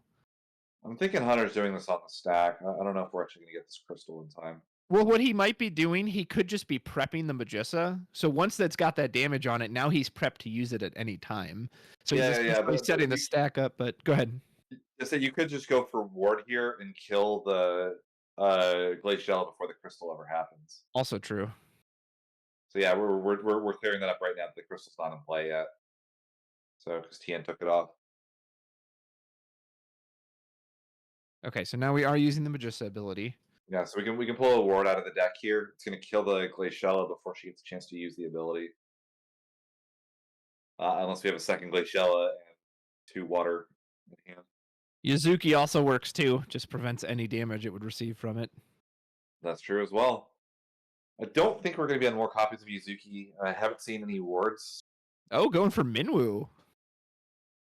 Not the card I was expecting. Well, I'm going to be honest. And the Magissa died? We did resolve the special then. Okay, so the crystal was... Did he pay the water for the crystal? I guess so. Hunter's been pretty good on like making him pay correct, so I would assume he did, and I just didn't see it. But yeah, I'm guessing they ended up shortcutting a little bit. I'm amazed Hunter didn't just kill the Glaciella on the stack of her own entry. Yeah, you can see Tien is not happy right now.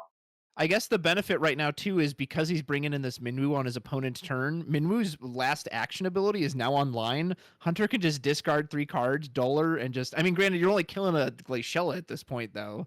That kind of seems like overkill. But you could do it if you wanted to.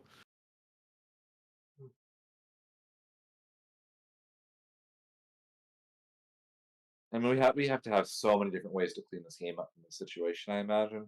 Looks The like card advantage from Hunter. there's Magissa again. Ifrit.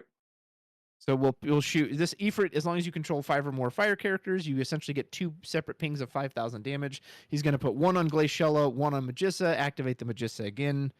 Once he gets to no cards in hand, which it looks like he's about to. It's kind of funny. He's doing all this small ping and none of it is doing anything. Yeah, that's true because of the Minwoo. The Minwoo says, "Yeah, I don't think so."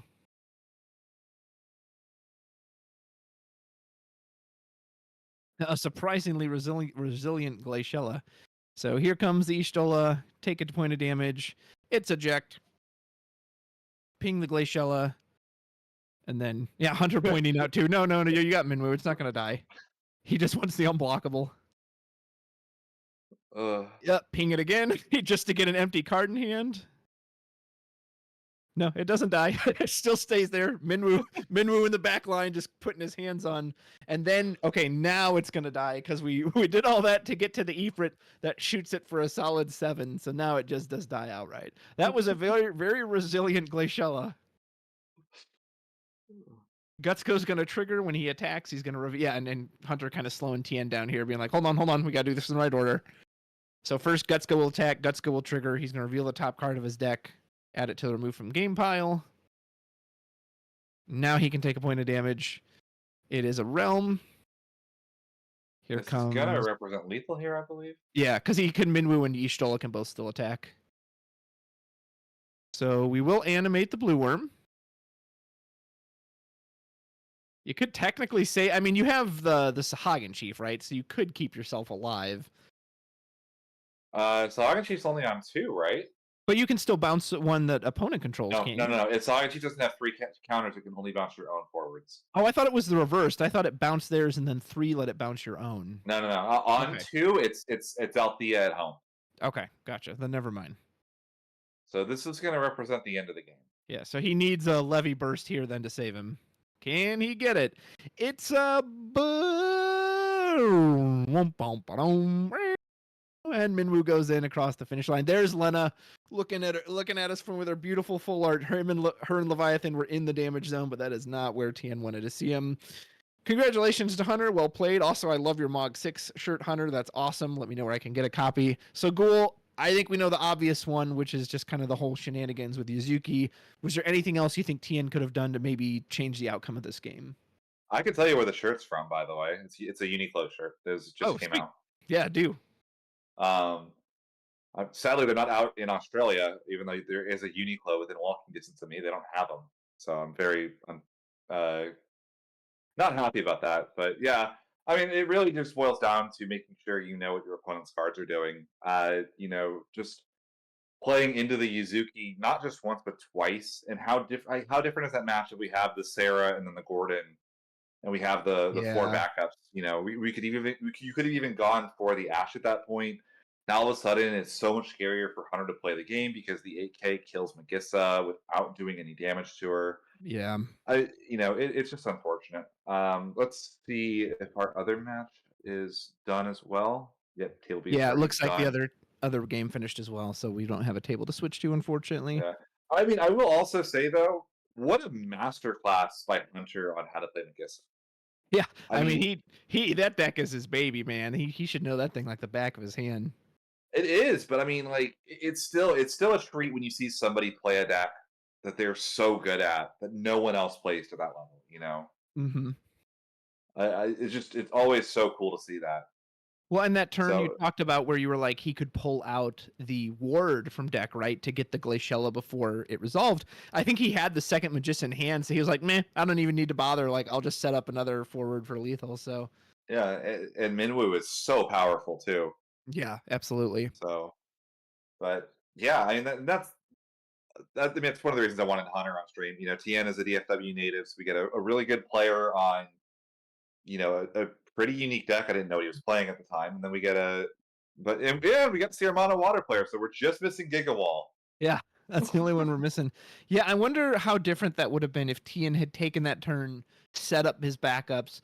Maybe he finds his way to an Ash or a Lena Leviathan or something. Because, Magissa has a lot of gas up front, but if you can kind of stall it out, it usually eventually, kind of runs out of gas. But and like you said, water technically is a deck that's usually favored to beat it through things like Kuchulain, bouncing, all these ways to kind of negate the Magissa effect. But unfortunately for him, it just didn't go off that one. I mean, this is the deck that Ryan Chen played against Hunter in the finals of the U.S. Nationals this year. Was mono water into this Magissa deck, and the reason why is just how good mono water is Yeah. at dealing with both the aggression and kind of like pseudo Amaterasuing. You know, think about like how good it is to make your opponent pay, to ping their Magissa and then say, actually, your Magissa isn't getting anything. Yeah. You know, so we should be going into our final round here in just a little bit. Don't know if I should actually ask as well if we're cutting to a 16 or 32. It's 100 players, so it's probably a cut to 32, I imagine, which is I would cool. hope so. I always like playing more Final Fantasy, so Yeah. Well, and that's gonna feel especially bad if like they have 99 and they're like, well, it's not technically 100, so we'll just keep it off. Like, come on, it's 99. Just give it to them. Give them top 32. actually no, we have 100. There were 50 tables filled. Oh, there was. Okay, I thought we had a buy round. Did that get? I guess that didn't happen. Yeah, I just remember looking at round one and it had 50 tables. So Oh, you're right. Yeah, I don't see the. Okay. Well, and I know we've had some people drop since then. yeah. Awesome. Yeah, either 99 or 100 players, either or. I mean, that's a lot of players. Fantastic show up. So Excellent. So we finished that one with a little bit of time. We're going to take a quick little break right before we get to our final match of the day. Don't go anywhere. I'm going to grab some water, run to the bathroom really quick. And yeah, stick around. We've got our final match of the day coming up pretty shortly. We'll see you in just a minute. Thank you, Moogle. I love you. Okay, I'll be right back.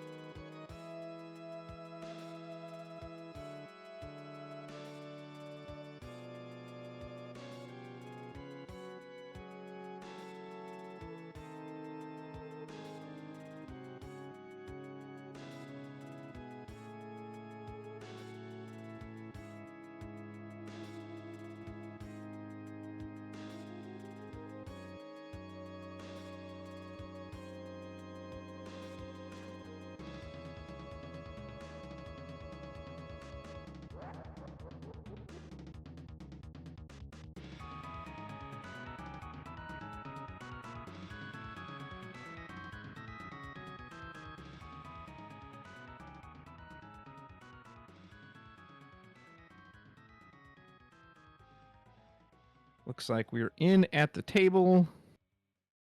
Yep, there's a sound check. Awesome. So I can hear us on the Twitch stream. All right, folks out there watching. Looks like we've got 69 people in chat. Heh.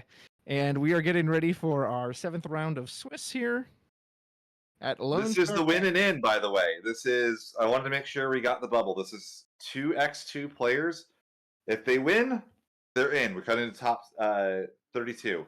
If they lose, they could still get in, but it's really hard. Not as guaranteed. So we've got table 13. So this should be Kyle Donovan versus Tien, which we've already got on the stream. Yeah. Very nice. Tien we saw on stream for about 3 frames. Yeah. Oh, was that the handshake that we saw? Yeah, when we flipped over to the thing. I'm gonna hold off until we restart our mulligans, just in case, or before I talk about Tien's deck, because I do have it from a previous round, but I don't want to give anything away in case someone's listening to the stream that shouldn't be. Want to make sure that our players are not disadvantaged for being on the stream. We want to make sure people are happy being on stream, so we get more of them. Right? Happy on the stream. So, I think when we did this, it's like, go ahead. Let's say, speaking from experience, as somebody that runs the stream, the worst experience I've ever had was the first, was the cup in 2022. I was just about to mention that one. Yep. People just refused to play on stream. I said, okay, fine. Table 1 is the stream table. Deal with Yeah, it. and we saw like it was Patrick, someone I think who was on stream like 3 times in a row because of that. Yeah, so I think from that situation, it would have better to say, okay, table 7 is the stream table. I'm sorry, it just is what it is. But people are a lot more accommodating of the stream nowadays, which is really, really good and really helpful. And it's also it's healthy for the game. Absolutely. We want to show it off to everyone. We want the community to see it. Yeah, and it's, I mean, one of the first things I did when I was first playing the game and watching, I watched the Worlds from the previous year that they had run it. Yeah, that's huge when you can see it like this. And I got to see Zidane Miyune Zidane. Back in those days. So.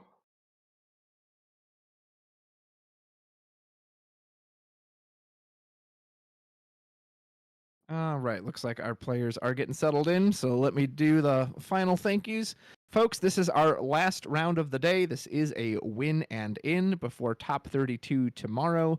Big thank you to LoneStarPackBreaks for hosting, for allowing myself and Ghoul to sit here and commentary with all of you as we guide you through this final game. And we will be back for Top Cut tomorrow around 10 a.m. Look forward to that. And I know Ghoul's looking forward to getting some sleep, and I certainly wouldn't mind stretching my legs after this. Let's knock out this last game and end a good day of Final Fantasy TCG. Yeah, a huge thank you also to Moogle behind the scenes. She's been running this the entire time for us, and this has been one of the smoothest experiences I've ever had with the stream. It's so easy. Like, seriously. Yeah. Cannot thank her enough. And then also, like, LSPB was my home store before I had to move. I adore this store and the people at it. Like, it's awesome. So if you're ever in the Dallas area, you should definitely go check it out. Absolutely. Yeah. Cannot praise them enough. Great overlay. Love the damage markers. Love the names. It looks just like the cards themselves. So can't say enough great things about all of you. So Moogle and everyone else who's there on the floor, all the judges, we appreciate you all. And I appreciate that Kyle seems to have his limit break sleeves in the exact same ones I chose for my limit break, which is those Chocobo ones. So, all right, you got deck list for us? I don't believe I do, unless they just went up. Not quite yet. So Kyle's sitting down, so I'm assuming it's safe to talk about Tien's deck here. Tien is on Warriors. Now, you might be thinking, okay, Warriors, we've seen that before. That's kind of boring. There's like Hugh Jurgen here as a one-of. So we've got a bit of Earth splashed in here. The Hugh Jurg that like it's only Texas, it gets Brave. It's an EX for a search a warrior. Oh, okay, different one then. So, yeah. Looks like there's some clapping going on, so they must be doing some kind of announcement here right at the end. Yeah. All right, we are ready to go. Begin. Dun dun dun dun dun dun.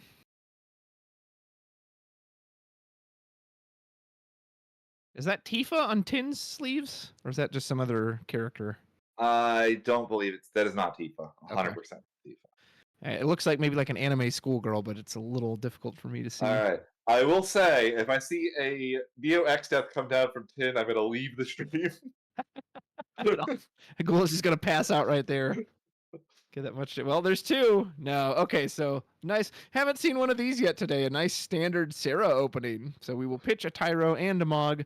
Sarah will let us search out any job, prince, princess, or king. Not queen for some reason, but we're going to go get Edgar. Edgar is going to be a great follow-up play on our next turn. Edgar helps color fix us too. It's a file. I'll just go and announce what he does, as I'm assuming he's coming down. When you play Edgar to the field, you can play a character of cost 2 or less for free from your hand. And characters, anything that's not a summon. Mm-hmm. Can curve into a third backup, can put down a monster forward. The possibilities are endless. It's kind of insane to me that that card has like no restrictions on it. It's just like, nope, just do whatever you want. Yep. Action ability has no timing restriction, doesn't put Yeah. it in dull. Yeah, that's huge. Very powerful card. Mathing out his turn. Uh-oh. We're Magician 3. This has got to be a Sarah FFL. That's what it is. Okay. And this is Refia Control. Okay. Yep. So Refia, Lena, and Bosch is headed out. We are going to search for Ferris as well as... No, maybe not. So when Sarah FFL enters the field, you can search for 2 job Warrior of Light forward or 2 job or not 2 category FFL forwards. The fact we're not searching Bart's gives a lot of information to Tien as well. We know what the build is, because if it was a Bart's list, we would be getting Bart's and Bart's. Bots and bots. A little surprised Kyle threw out the Lena, but he must have something else he likes in his hand. Maybe if he's got a King Tycoon, he's not worried about it. Yeah, King Tycoon, Lunith would be the ideal remaining cards in Kyle's hand. All right, looks like Tien might follow up with that. Edgar, yep, so we can play a 2-cost character for free. We have a Lena of our own. Yep. Nice. Yeah, nice curve out there for Tien. And we'll pass back. Huh, this is a nice little polite game. A little backup setup. No one's jamming out forward. Occasionally does that. Yeah, right.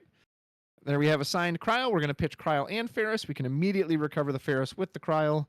We have a Lunith or a Tycoon, anything to use that Sarah CP. We just got to pass. Yep, looks like we got something. Maybe a Lena 2 and we're tapping for water CP. Ideally, we would want to get a third color on. I mean, this could be the Tycoon as well. Tycoon, get the... If he pitches the wall, I'll guess it's for wind, and it'll probably be Tycoon. No, pitching 4. Okay, so it's Tyro. So Tyro, when it enters the field, we get to search out any forward from our deck and add it to our hand. We did pitch a second Lena, as well as as well as the 4-cost Warrior of Light. Might not be overly worried about getting the Lena down, though, because we do have Sarah, which is a water job Warrior of Light. Won't be able to take advantage of the EX burst, though. Go ahead. Notably, Bosch is gone. Usually it's a one-of in these lists. This Tyro does not have its normal search target. Yeah. So we go for the Une.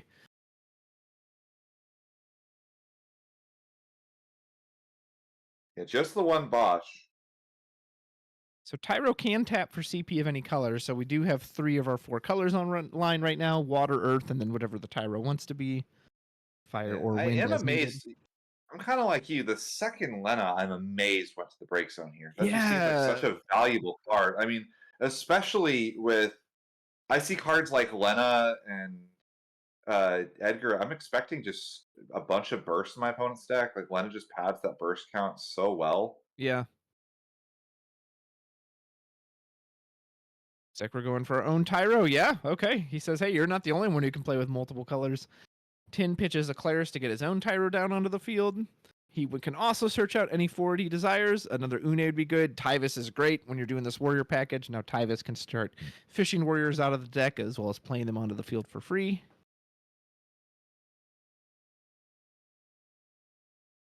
There's a King Tycoon. Nice. So we can get, if there's still a Lena left, we can go grab it. Ferris is our other option. Still, I mean, I guess we could have the third one in hand, but even pitching those, every one of those Lenas is a copy of Refia, too. Yeah, that's a good point. Yep, so we do have the final third Lena. Now, do you want to jam it down here? You are technically color fixed as long as the Tyro stays around. However, the Sarah is the only breakable backups. You're kind of hurting yourself for a Shantoto, but I guess the Sarah allows you to give you that slot open if you really need it. Yeah, you can just crack the Sarah, so you're not hurting for a way to do it. You really need to get in Refia control. This third Warrior of Light backup is so important. Yep. And we pitched the Une, so Kyle is fully online. He's ready to do whatever he desires, as is Tien. I am assuming that Tyvis is going to come down this turn. Yeah. Possibly even get a backup warrior if we have one. Yeah, the difference between 2 Warrior of Light backups and 3 Warrior of Light backups, it's a completely different deck. Yeah, that's huge. It makes a big difference for Refia. And it's part of the reason why King Tycoon really found its way back into these lists. A lot of early experimentation didn't have him in the list, for a bit. People were trying stuff like the heavy Barts. Even now, Barts is on King Tycoon just because it's 2 backups, including a Warrior of Light. Ooh, we pitch a Tulian. That's a kind of a fun warrior. You don't see him very often. Tyvis is going to go search us out another warrior. Maybe it's another Tulian. Nope, it's Mr. Axstar. That's a pretty good one. I don't know if you want to jam it out right now because it won't have anything to shoot on our opponent's side, and it will dull freeze our own Tyvis, but a great warrior to keep held in the wings. I mean, it's nice, but this is not a great matchup for him. So many of the Warrior of Lights are 3 cost. Yeah, and they can reactivate off Refia anyway if the others get frozen.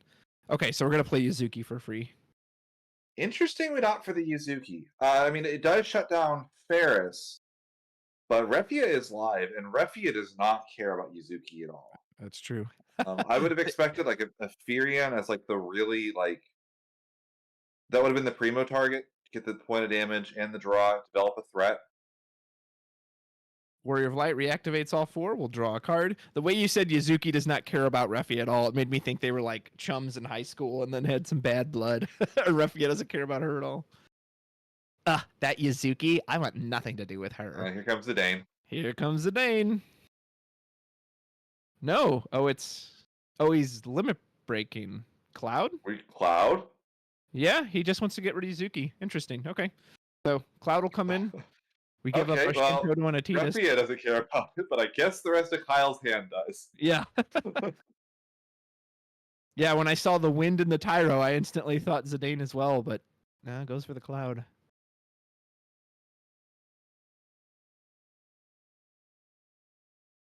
I kind of wonder if you maybe should have tapped one of your water backups there since you have 2 of them, and you're not using the Lena special anytime soon. So Warrior of Light goes in for a point of damage and hits a beautiful full art Mist Dragon into Tien's damage zone. Are we following it up with anything, or are we going to pass? Can you read what the Cryo says on her? I believe it's Jake Lee's signature. It's nice deck, signed Jake Lee. Oh, nice. That's cute. Yep. Kyle is not done. Wonder what we're looking to do here. Just like a Leo, get another forward on the field, draw a card. Oh, yeah. For a second there, I thought he passed. I was like, I don't think you could just tap your backup and pass. I don't think that works that way. He's checking his break zone. Unless he's wanting to do like maybe a preemptive Mist Dragon? He must be having a hand. He pitched Warrior of Light for Ferris. Huh. That doesn't even kill the... I mean, he can do the it does with the, yeah. I don't know. That kind of seems like an overcommitment to me, but I guess Tyvis is a value engine, though. He doesn't want it to keep playing. Maybe he's worried about that Axstar coming down, so... Well, funnily enough, remember how I was talking about how Axstar really doesn't do a lot against the Refia deck? Yeah. This is like the one board state where Axstar would go really hard. Yeah, exactly. So, yeah, maybe that's what he's worried about. It says, nah. I mean, we can still play that Axstar. Yeah, he's got the Tyro. Yeah. I don't know. I don't know about the Ferris there. Yeah, and like we could play another Tyvis if we have one in hand for the exact same card advantage as the Ferris just went through. Because he already got rid of the Yuzuki, so in addition to the Axstar, yeah, that was my concern is if he says Toto. Yeah, that's the other problem. And he gave up another Warrior of Light. Like, oh my gosh, that would have been such a good reset. I don't know, man. I'm not feeling that one. Imagine if Tien has a Mist Dragon in hand. I don't know. I mean, there's one in damage. I think he's probably only playing two, given the. Yeah, we're on two Mist Dragon. If we have a Mist Dragon, if we could rip that break zone with the two Warrior of Lights in there and the Refia and the Lenas, Kyle may just be kind of burned out before the game ever gets started. Well, he's trying right now. He gives up his own Mist Dragon to try to get back. Yeah, that Warrior Light, he's wishing he hadn't pitched now. The moment I see my opponent has Earth, I'm just always suspicious of a Shantoto. So Warrior of Light will come down. We'll go ahead and activate. It is not Wall Tyvis. There is no Warrior of Light in Tien's list. This is just Fire, Water, Earth Warriors. So here comes Warrior of Light for a point of damage. Oh, and it's a bonus burst. Now, you probably don't want to bounce this Warrior of Light, as he could just replay it. No, he is going to do it. I mean, why not? I mean, sure, I guess it draws a card in, but... Well, yeah, I'll say there's no punishment to him replaying it. That's why not. You just let him draw one card deeper, unless you're going for deck out. And he's still got the attack in. Like, they seem like they're joking about it. Yeah. Oh, he drew off of the Lena. Yeah, I didn't bounce it. So yeah. No, I think the Lena draw. I don't think he actually bounced the Warrior of Light. Yes. Oh no, he did. So we're just trying to. So that Leviathan was pot of greed for Kyle. Does he need to draw off the Lena then, or did he? No, he did. He did. Okay. He already drew off the recast of the Warrior of Light. He drew off of the Lena, right? Yeah, so. I don't know about that. You just gave him two cards. All right. Maybe this is his plan. He's like, well, he's got too many cards in hand now, so I'll either make him discard to hand size, or I'll make him commit more forwards, and then I'll do Shantoto 2.0. In the classic words of dodgeball, the bold strategy, Cotton. Yeah. We'll see if it pays off for him. I mean, Kyle could just crack the Sarah if he has another backup he wants to get down. Granted, he kind of wants the Warrior Light count, but I don't know if he's got an Arc or an Ingus or Lunith. We're just going to play Une. Not terrible. I really don't hate that. We're going to remove 2 summons, reduce the cost by 4. Interesting, he left his backups up for that. I mean, he has I will say, hand. Once again, Axstar looking kind of nice. Even with a double ping from Warrior of Light to kill it, it does shut Une down for enough time for us to find an answer to it. Yeah. It keeps Warrior of Light from doing anything. Yeah. He's not much of a body if he's sideways. What makes him big and bold is when he's standing up straight with that sword, but when that man's on his side taking a snooze, he's just like the rest of them.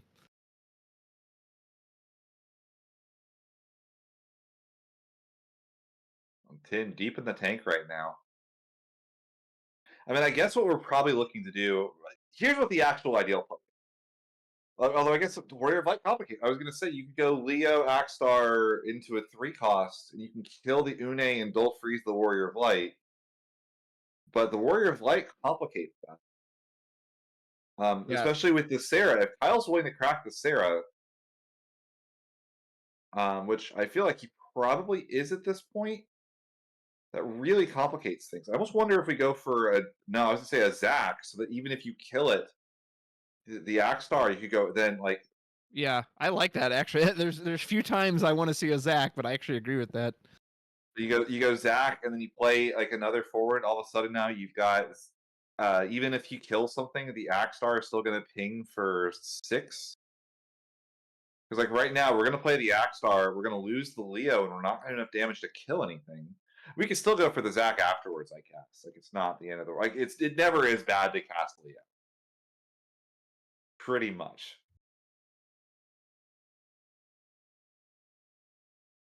We are going to discard a Lena. So we actually... I'm assuming that's the Lena we had on the field we threw out. We are going for Tyvis. Going to try to reload. This will make Axstar relatively potent. Ooh, do we have... Oh, we're going to just blanket on the stack. Okay, well, now you kind of need to fire off that Axstar right now. Yeah, I mean, we know we have the Axstar in hand. I kind of don't like that Kakula in there. I'm going to be quite honest. Yeah, because you know he's going to free play it, yeah. Like, I mean, I guess like now we can't get like Furion and play Furion off of that. But you also could just blank the Furion. Also true. Well, and he was going to play something, so yeah, he was going to get the free play because of the Axstar regardless. And like Tien's got 5 cards in hand. It's not unlikely that he's got something to play with the Axstar, right? Which he does. Oh, and Oh my so now the Leo's goodness. safe. Or wait, is it? No, he'll No, still it's die, not actually. safe. It's no, the Leo will still die from Warrior of Light Ping. But I mean, now The we're in a Axstar situation. can't die now, yeah. Yeah, the Axstar and the Tyvus are completely safe from this. So it looks like we're stacking it. Okay, I should tell everyone what Axstar does. So when Axstar enters the field, he has 3 auto abilities. You can play a Fire Forward or Ice Forward of cost 3 or less from your hand onto the field. You can choose a forward opponent controls, deal it 3,000 damage for every 3 cost you control, and then you dull freeze all forwards that are not cost 3. So he loves the number 3. So that resolves. We'll draw a card. I mean, it does keep the Warrior of Light and the Une from dying. They won't die to, but But like you said, it doesn't necessarily keep the Une alive. We targeted the Une with the Axstar. We can just search something dead like a ward, ditch the ward, another card, and go into the Zac now. yeah. It does Or you- kind of make you think we should have just gone for the Zac instead of the Leo to begin with. But I mean, we have the Sarah, so like this line was always theoretically possible. Yeah. I mean, if you have the ward and you can play it, you can even just play it to the field.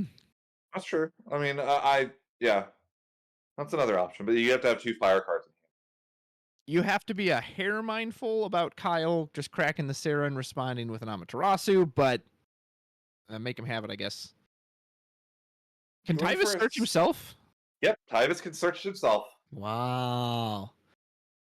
I don't think I've ever seen someone do that before because they're always searching a forward to play off of him. Yeah, no, Tyvus can search. It says any warrior. This card has a lot of text and very few restrictions.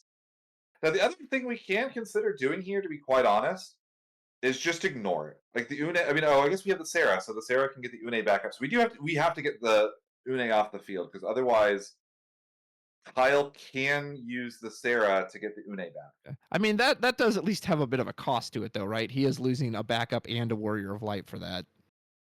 I mean, it's a cost, but it's not enough of a one where I would leave this Une on the field if I have any That's option. fair. Yeah, I won't disagree with that, but at least it's something. It's not like he's just for free. Oh, we are going to use those last 2 backups for Kusith. Going to target, I'm assuming, Refia. Yeah, that's another way to stand everything back up. Other than the Une, but you'll get the Warrior Light back. Yeah. Yeah, and we found ourselves in a position where the Une's stuck. I just can't agree with that. It looks like they're having a good time at the table. That's good. We've actually already burned 18 minutes into this match, so we've only got 12 left. And we spent about 5 minutes playing backups, so. Yeah, that's true too. So we're assuming the Refia is coming down here. There goes the Dane. Yeah. Refia. We have the Refia spin here. It's got to be. Amaterasu would be nice. Yeah. I imagine you spin.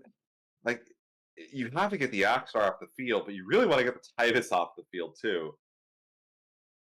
And the Yuzuki's also complicating things. Yeah. So we're gonna go for the Axstar. But I mean, if Tien can get another Axstar in hand, the punish is so insane. And this would be the Tyvus that just doesn't get to play Final Fantasy, but neither would any of Kyle's stuff. He's just frozen in his ice block. He's just frozen in his ice block and just continuously pooping out warriors randomly. Yeah. So Amaterasu will cancel the auto ability to reactivate all warriors of life. Life of light. However, the action ability to send something to the bottom or top of its owner's deck does still occur, and Axstar goes a packing. That did cost us the 3rd Tyvus. That's a very high cost. Yeah. Although, I mean, like you said, this one might just be sitting there for a while anyway, so maybe he won't need it. Second Axstar would be amazing here, but it's one of those situations, if he had it, he would surely just fire it off, right? Yeah, I'm trying to think if there's a situation we can get it off in another way. Even because of the 3 cards, man, even if we're like on Victoria randomly, like Victoria Zac doesn't do it even.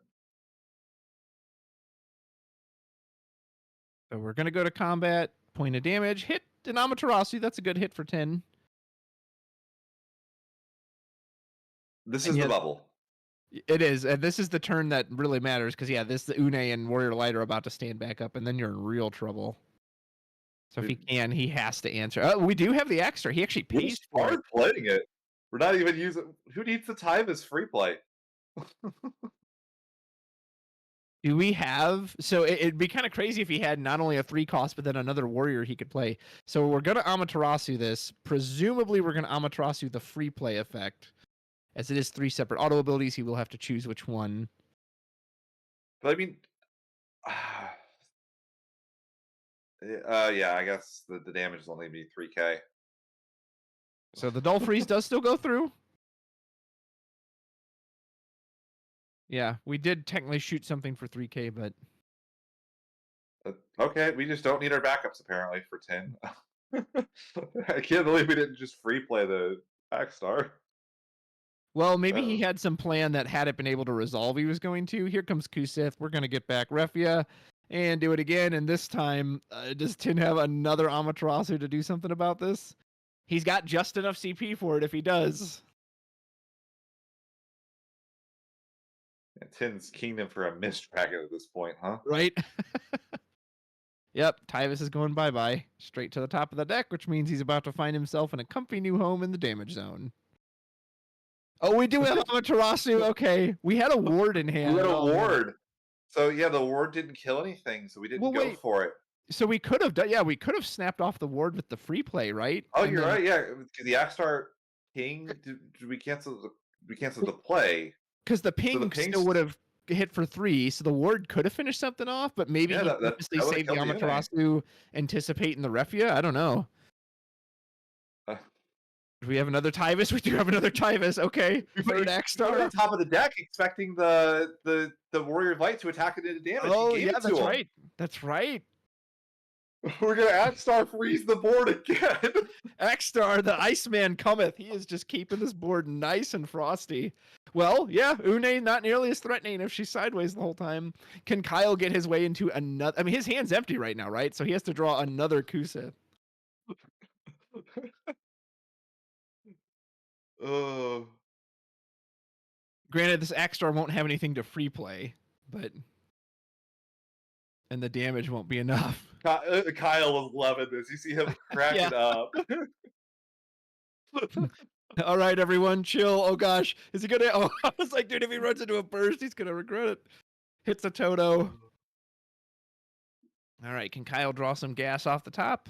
I mean, in theory, we can crack the Sarah, get the Une up. Une gets 2 Sith, that gets Refia. Yeah, that's true. Like, we have lines. It's a question of if Kyle is willing to commit to that degree. I mean, you know, Tien doesn't have any cards in hand, right? So this one will resolve if you go for it. Looks like he drew an Ingus backup, and I couldn't see what the other card was. So if you lose the Sarah, Une for the Kusith, you could pitch the Ingus for the Kusith. I mean, if we have a water card in hand, we could Titus here, too. 3, 4, 5, 6. Oh, yeah, you're right. Oof, that'd be brutal. And I'm pretty sure Kyle hasn't. We burned a cloud, right? So we should still have 6 face, or yeah, we still have 6 face down LB cards. Unless did he Leo previously? I don't think so. I know he did burn a Titus from the Limit Break deck when he revealed the cloud. I don't know if he runs 2. Yeah, we're looking again at the. Yeah, we're gonna crack the. The Une finally is gonna rise to her feet. He's like, wait, hold on, what does this do? You can do that? Oh, so we will rise the Une. We're gonna use the Une effect, get back the Kusith, pitch the Ingus from hand, use the Kusith, get back the Refia for the 3rd turn in a row. Oh my goodness, Refia control. You can see why they called it the name of the deck, because it is just abuse this card until the cows come home. That is not an insignificant cost. We just pitched a Warrior of Light backup from hand and cracked a Warrior of Light. So this Refia needs the Warrior of Light on field to actually be able to do her thing. Yeah. That's not ideal. We didn't even attack. We actually just drew a card and passed. Or we didn't draw the card even because we didn't have enough to reactivate. Obviously, the Refia now just sitting here, sitting pretty. I'm kind of surprised he didn't go in with the 4-color wall. Do you think there's something he's afraid of on damage 3? I have no idea. No, yeah, I don't know. It's very interesting. Now, I imagine Tien just clouds here, right? we've done a Cloud and a Leo. We've got 3 face down limit break cards. I mean, if you're not going to use it for Refia, you're just never using it. Right. I mean, you're Although going to lose your.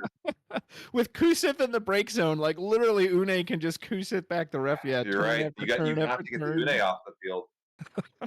And you can't go for like Leo. I mean, you could go for Zach into Axstar attack, but then the Refia clears the Axstar before the attack goes through. Here's what I'm thinking. You grab an Althea from your binder, get it onto the field, bounce your own Shantoto with it, and then you just Shantoto the board. I think that's his only way out of this. So we're going to see Leo. I don't know how much digging one deeper is going to help us.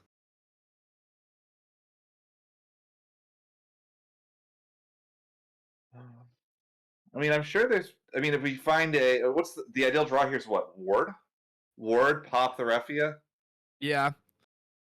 Yeah, because like then... even if he can just Une turn it after turn, at least make him do that. I mean, we can shoot the Refia, right? If he lets the Axstar attack. Wait, is he actually letting that thing attack? There's no way he's letting that attack, is he? I guess if you spin it on the stack, it also would still survive. Oh, he had Amaterasu. Never mind, he didn't need to. Amaterasu. Well, yeah. Do we have Mist Dragon in hand? I'm gonna guess we don't. Otherwise, we'd be going. Oh man, he didn't even lose it. He didn't even lose it.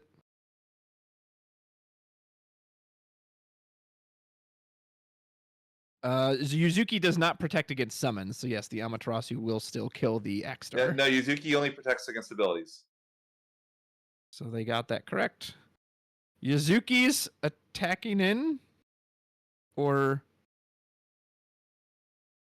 oh, are we triggering Tulian? We're playing Tulian to force the Refia to block. That's funny. Oh man, I haven't seen that before. So we attack with the Yuzuki with the attack on the stack, use Tyvus's ability to free play a warrior, and Tulian, what is it when he enters, or he just has an effect for 0, right? It's just an action. Yeah, it's a 0 cost action ability that just forces a forward to attack or block. So the Yuzuki just kills the Refia. We're gonna have to Kusith for Refia for the 4th turn in a row. Dude, Yuzuki getting that high school revenge just said, come here, and just backslapped her. Like, oh, we're fighting. Warrior of Light does get a little haymaker in response to take out the Leo. Wow, that was funny. Well, you know what's even really funny? It's actually like obnoxious. The Yuzuki, I mean, you can make the Refia attack, or no, she can't because she can't attack. She'll be summoning sick. So, oh my gosh, what a wild game. I mean, they do have to be mindful of time. We're under 2 minutes now. Yeah, and they're both just on 2 damage. Maybe Tien was onto something with the bouncing the Warrior of Light, right? The let him draw. So if that Axstar had resolved, what he probably would have done is just shot the Une Warrior of Light and then still free plays the Tulian in the steps. Oh, we just drew the Refia. Don't need to recover it this time. That's so strong. 5 to Tulian. Gonna stand up Warrior of Light. Unless we have an Amaterasu here. That Tulian's about to go bye-bye. He does not get any protection from Yuzuki.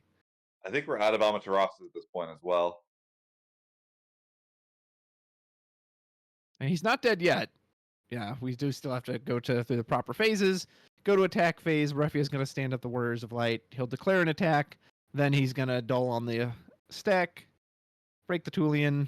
Take a point of damage. And it's a Leviathan! Bonus burst! Oh my goodness.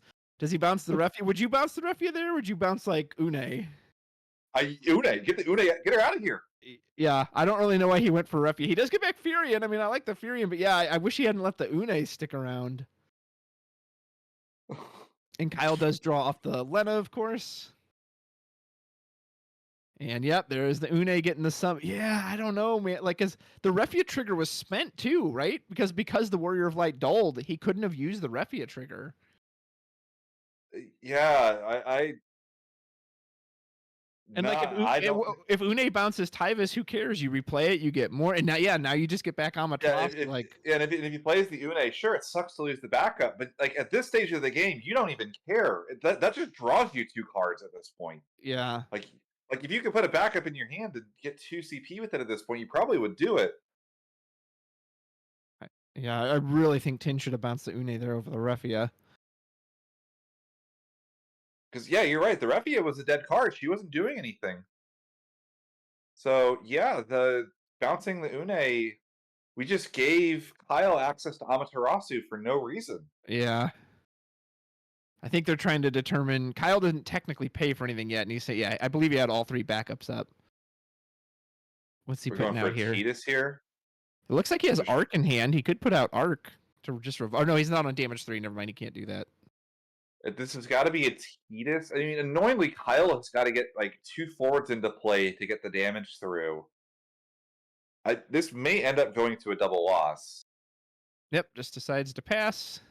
Because like, yeah, Kyle, like Zidane, there's no haste in the deck other than Zidane. I don't think this is going to end up being like he's taking the game out of his own hands. He might not see the timer, but well, we haven't seen the dice on the table yet, so maybe they. Okay, there it is. Just as I said it, I willed it into existence.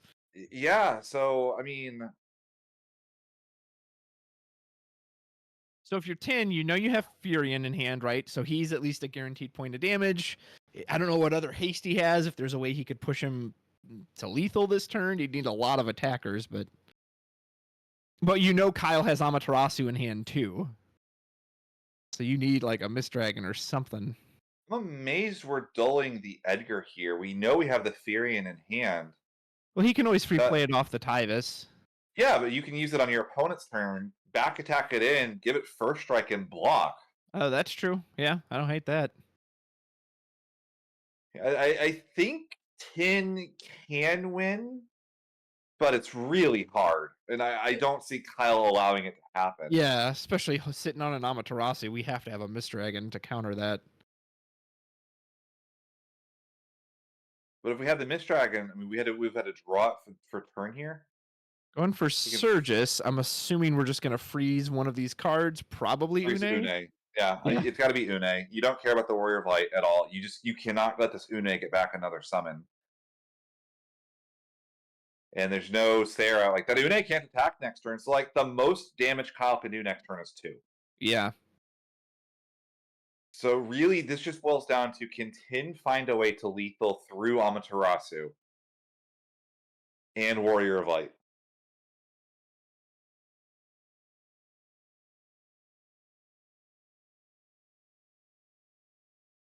What else does he have besides the Furion? The Furion will get him a card back. The Furion can go in and attack. So yeah, Tim can pour the damage on this turn, and next turn should be Kyle's last turn, correct? So he won't. There's just really no way for him to pull it out. We're pitching. Are we limit breaking again? Oh, Matt. Oh, I wish he would have done Furion first, though, because then Furion would have benefited from the Brave as well.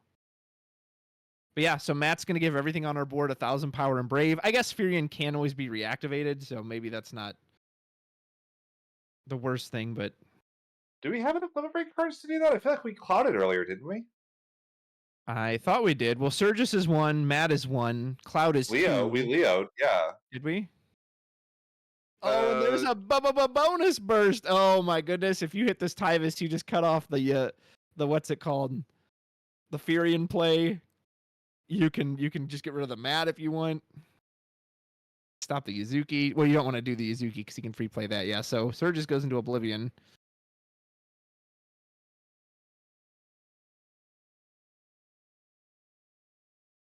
Yeah, I'm not sure. So Surgus and Matt are 2 limit breaks plus Cloud, so that's 4 plus the 3 cards. But if he Leo'd as well, then yeah, he shouldn't have that much.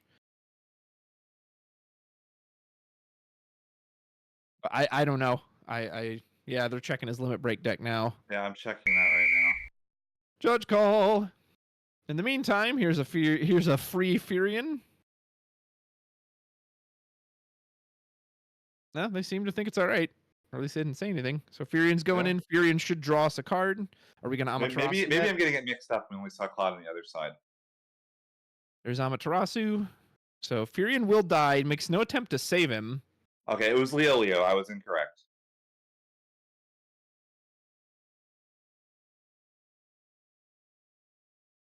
Got our wonderful judge there, keeping an eye on things.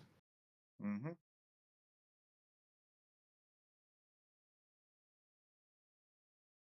Yeah, I don't see how Kyle can win this. Tien potentially still could.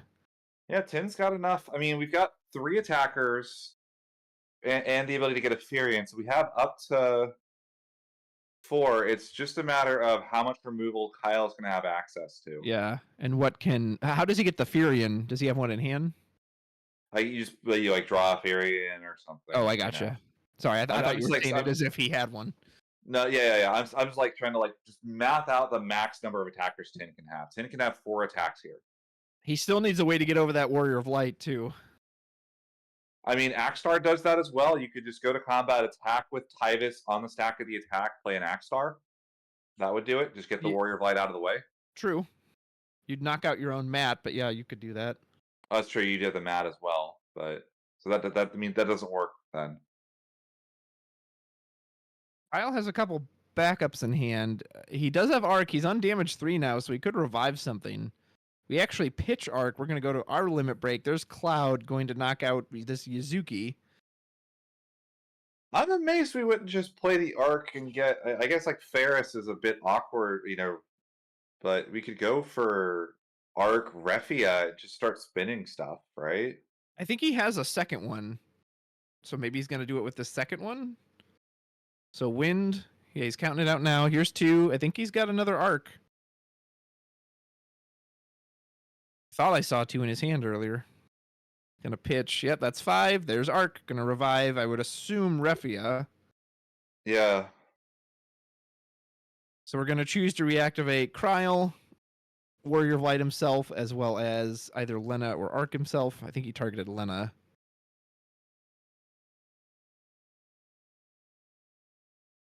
And yeah, we can ping this Tyvis on the stack with the Warrior of Light ping. So yeah, he's going to declaring get that. us the backup back and the Warrior of Light. So before the reactivation, I'm assuming we'll ping for 5. And then reactivate. Oh, nice. Yeah, actually, we'll just do the Refia trigger on the stack. So did we ping the mat? And now the 3 reactivate from Arc. This will shut off the Refia draw, but I don't think he's overly worried about that at this point. Yeah, I mean, really, you're just trying to reduce the damage potential at this point, I think. Yeah, they're trying to double check which activation triggers are going. I don't think he's actually gone to combat. I think this is all still from the Arc trigger. Yeah, this is all from the Arc.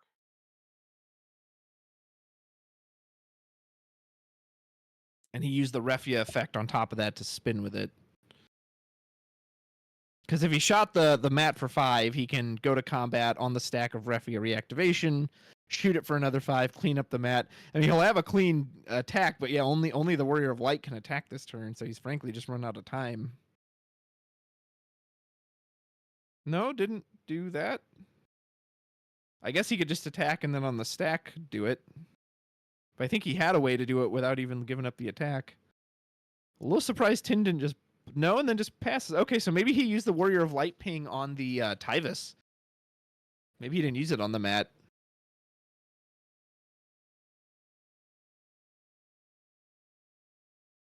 So yeah, Kyle, if this is on the 3rd turn, then that should have been Kyle's last turn. So he can't win, but he can not lose.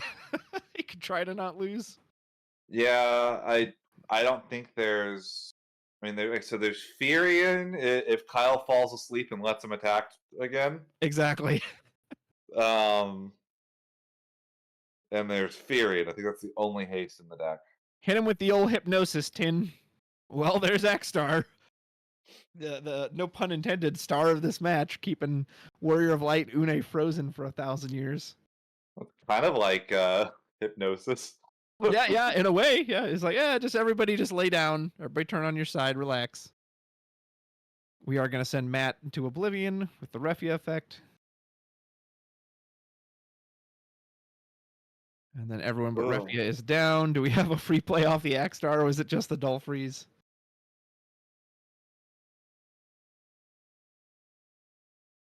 I'm gonna play. Guy from Opus 15. I haven't seen you since high school.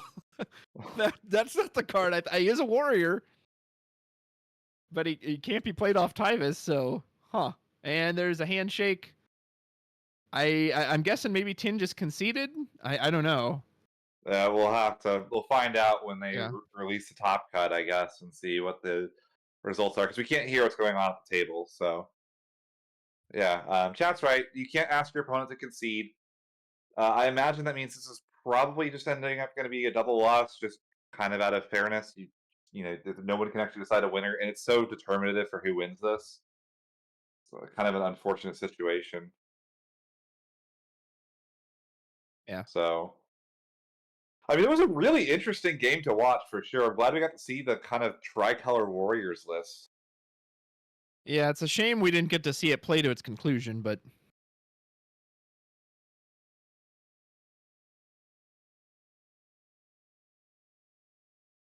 Yeah, I feel like if that game goes the rest of the way, that Kyle probably wins. yeah, it looked like Tien was running out of gas there, so he would have needed a heck of a You do miracle wonder. I mean, run. again, it does. The tricky thing about that situation, though, about trying to extrapolate that on occasion, is Tim can argue correctly that he played the last two turns differently because he knew he was in time. He played to the only out, which is he had to do 4 damage, right? Right, Which could correct. mean committing forwards that you don't necessarily have to do. So it's just like it's a really obnoxious and complicated thing with that. Basically, again, the best way to avoid time rules is don't go to time. Easier said than So done. yeah, they're both X2, so whatever they decided, that's between them. But yeah, basically, yeah, make sure that you're playing at a reasonable pace. Unfortunately, it means you kind of have to make sure your opponent's playing at a reasonable pace as well. But yeah, we don't know the result. We're gonna have to probably wait until all of the top cut standings are calculated. I guess I could stay up another 15 minutes for those. What do I care at this point? It's Yeah, already you've 9 been up, a.m. here. you've literally stayed up the entire evening. So So thinking back on that match, was there any big play that stood out to you that like, oh, that kind of cost Tien the game, or assuming he technically lost, obviously we don't 100% know, but or even on Kyle's side too, that like, ooh, I really wish he hadn't done. Like, to me, the big one I can think of is the Leviathan EX burst. I really think he should have hit that Une, because I felt like that Une started that like Refia turn after turn after turn after turn. I think we needed a Zach to come down if we have one.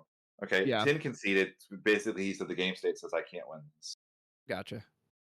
I think going for Leo instead of Zach on the one turn, because the Zach doesn't die to Warrior of Light, guarantees that Axstar ping kills Une. Une was just so mission critical. Yeah, that card put in so much work. But like the extra 3K off of Zach plus the extra 3K with the Axstar with it would have been gets the Une off the field, means that there's so many more difficult. It's so much more difficult for think about that. That was Kusith and an Amaterasu off of the Une. Mm-hmm. I think that was the linchpin for Tim that ended up causing the issue, was not seeing that Leo doesn't do enough. He really needed the Yeah. Zach there, even if he went lower on hand size. Yep. On the Warrior of Light side, I think it's a lot harder. I think in general, you probably just have to play faster. You have to know your deck. You have to know that that's just an issue with Warrior of Light as a deck in general, is that it can struggle to actually end games. Like, you have to play quickly with that, so.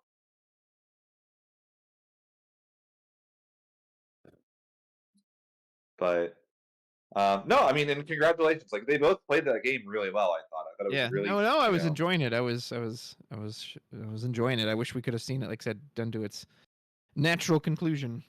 Yeah, clock management is a big part of it. Just reading Chronotos's. I wouldn't mind. Man, I don't know how anybody else feels. I wouldn't mind seeing a bit of a lengthier clock too. Like, this game has gotten so complicated since Opus 1. So like, It's so much to fit in 30 minutes, especially with the more these decks can do and all these play lines that have opened up that just weren't even there way back in the day.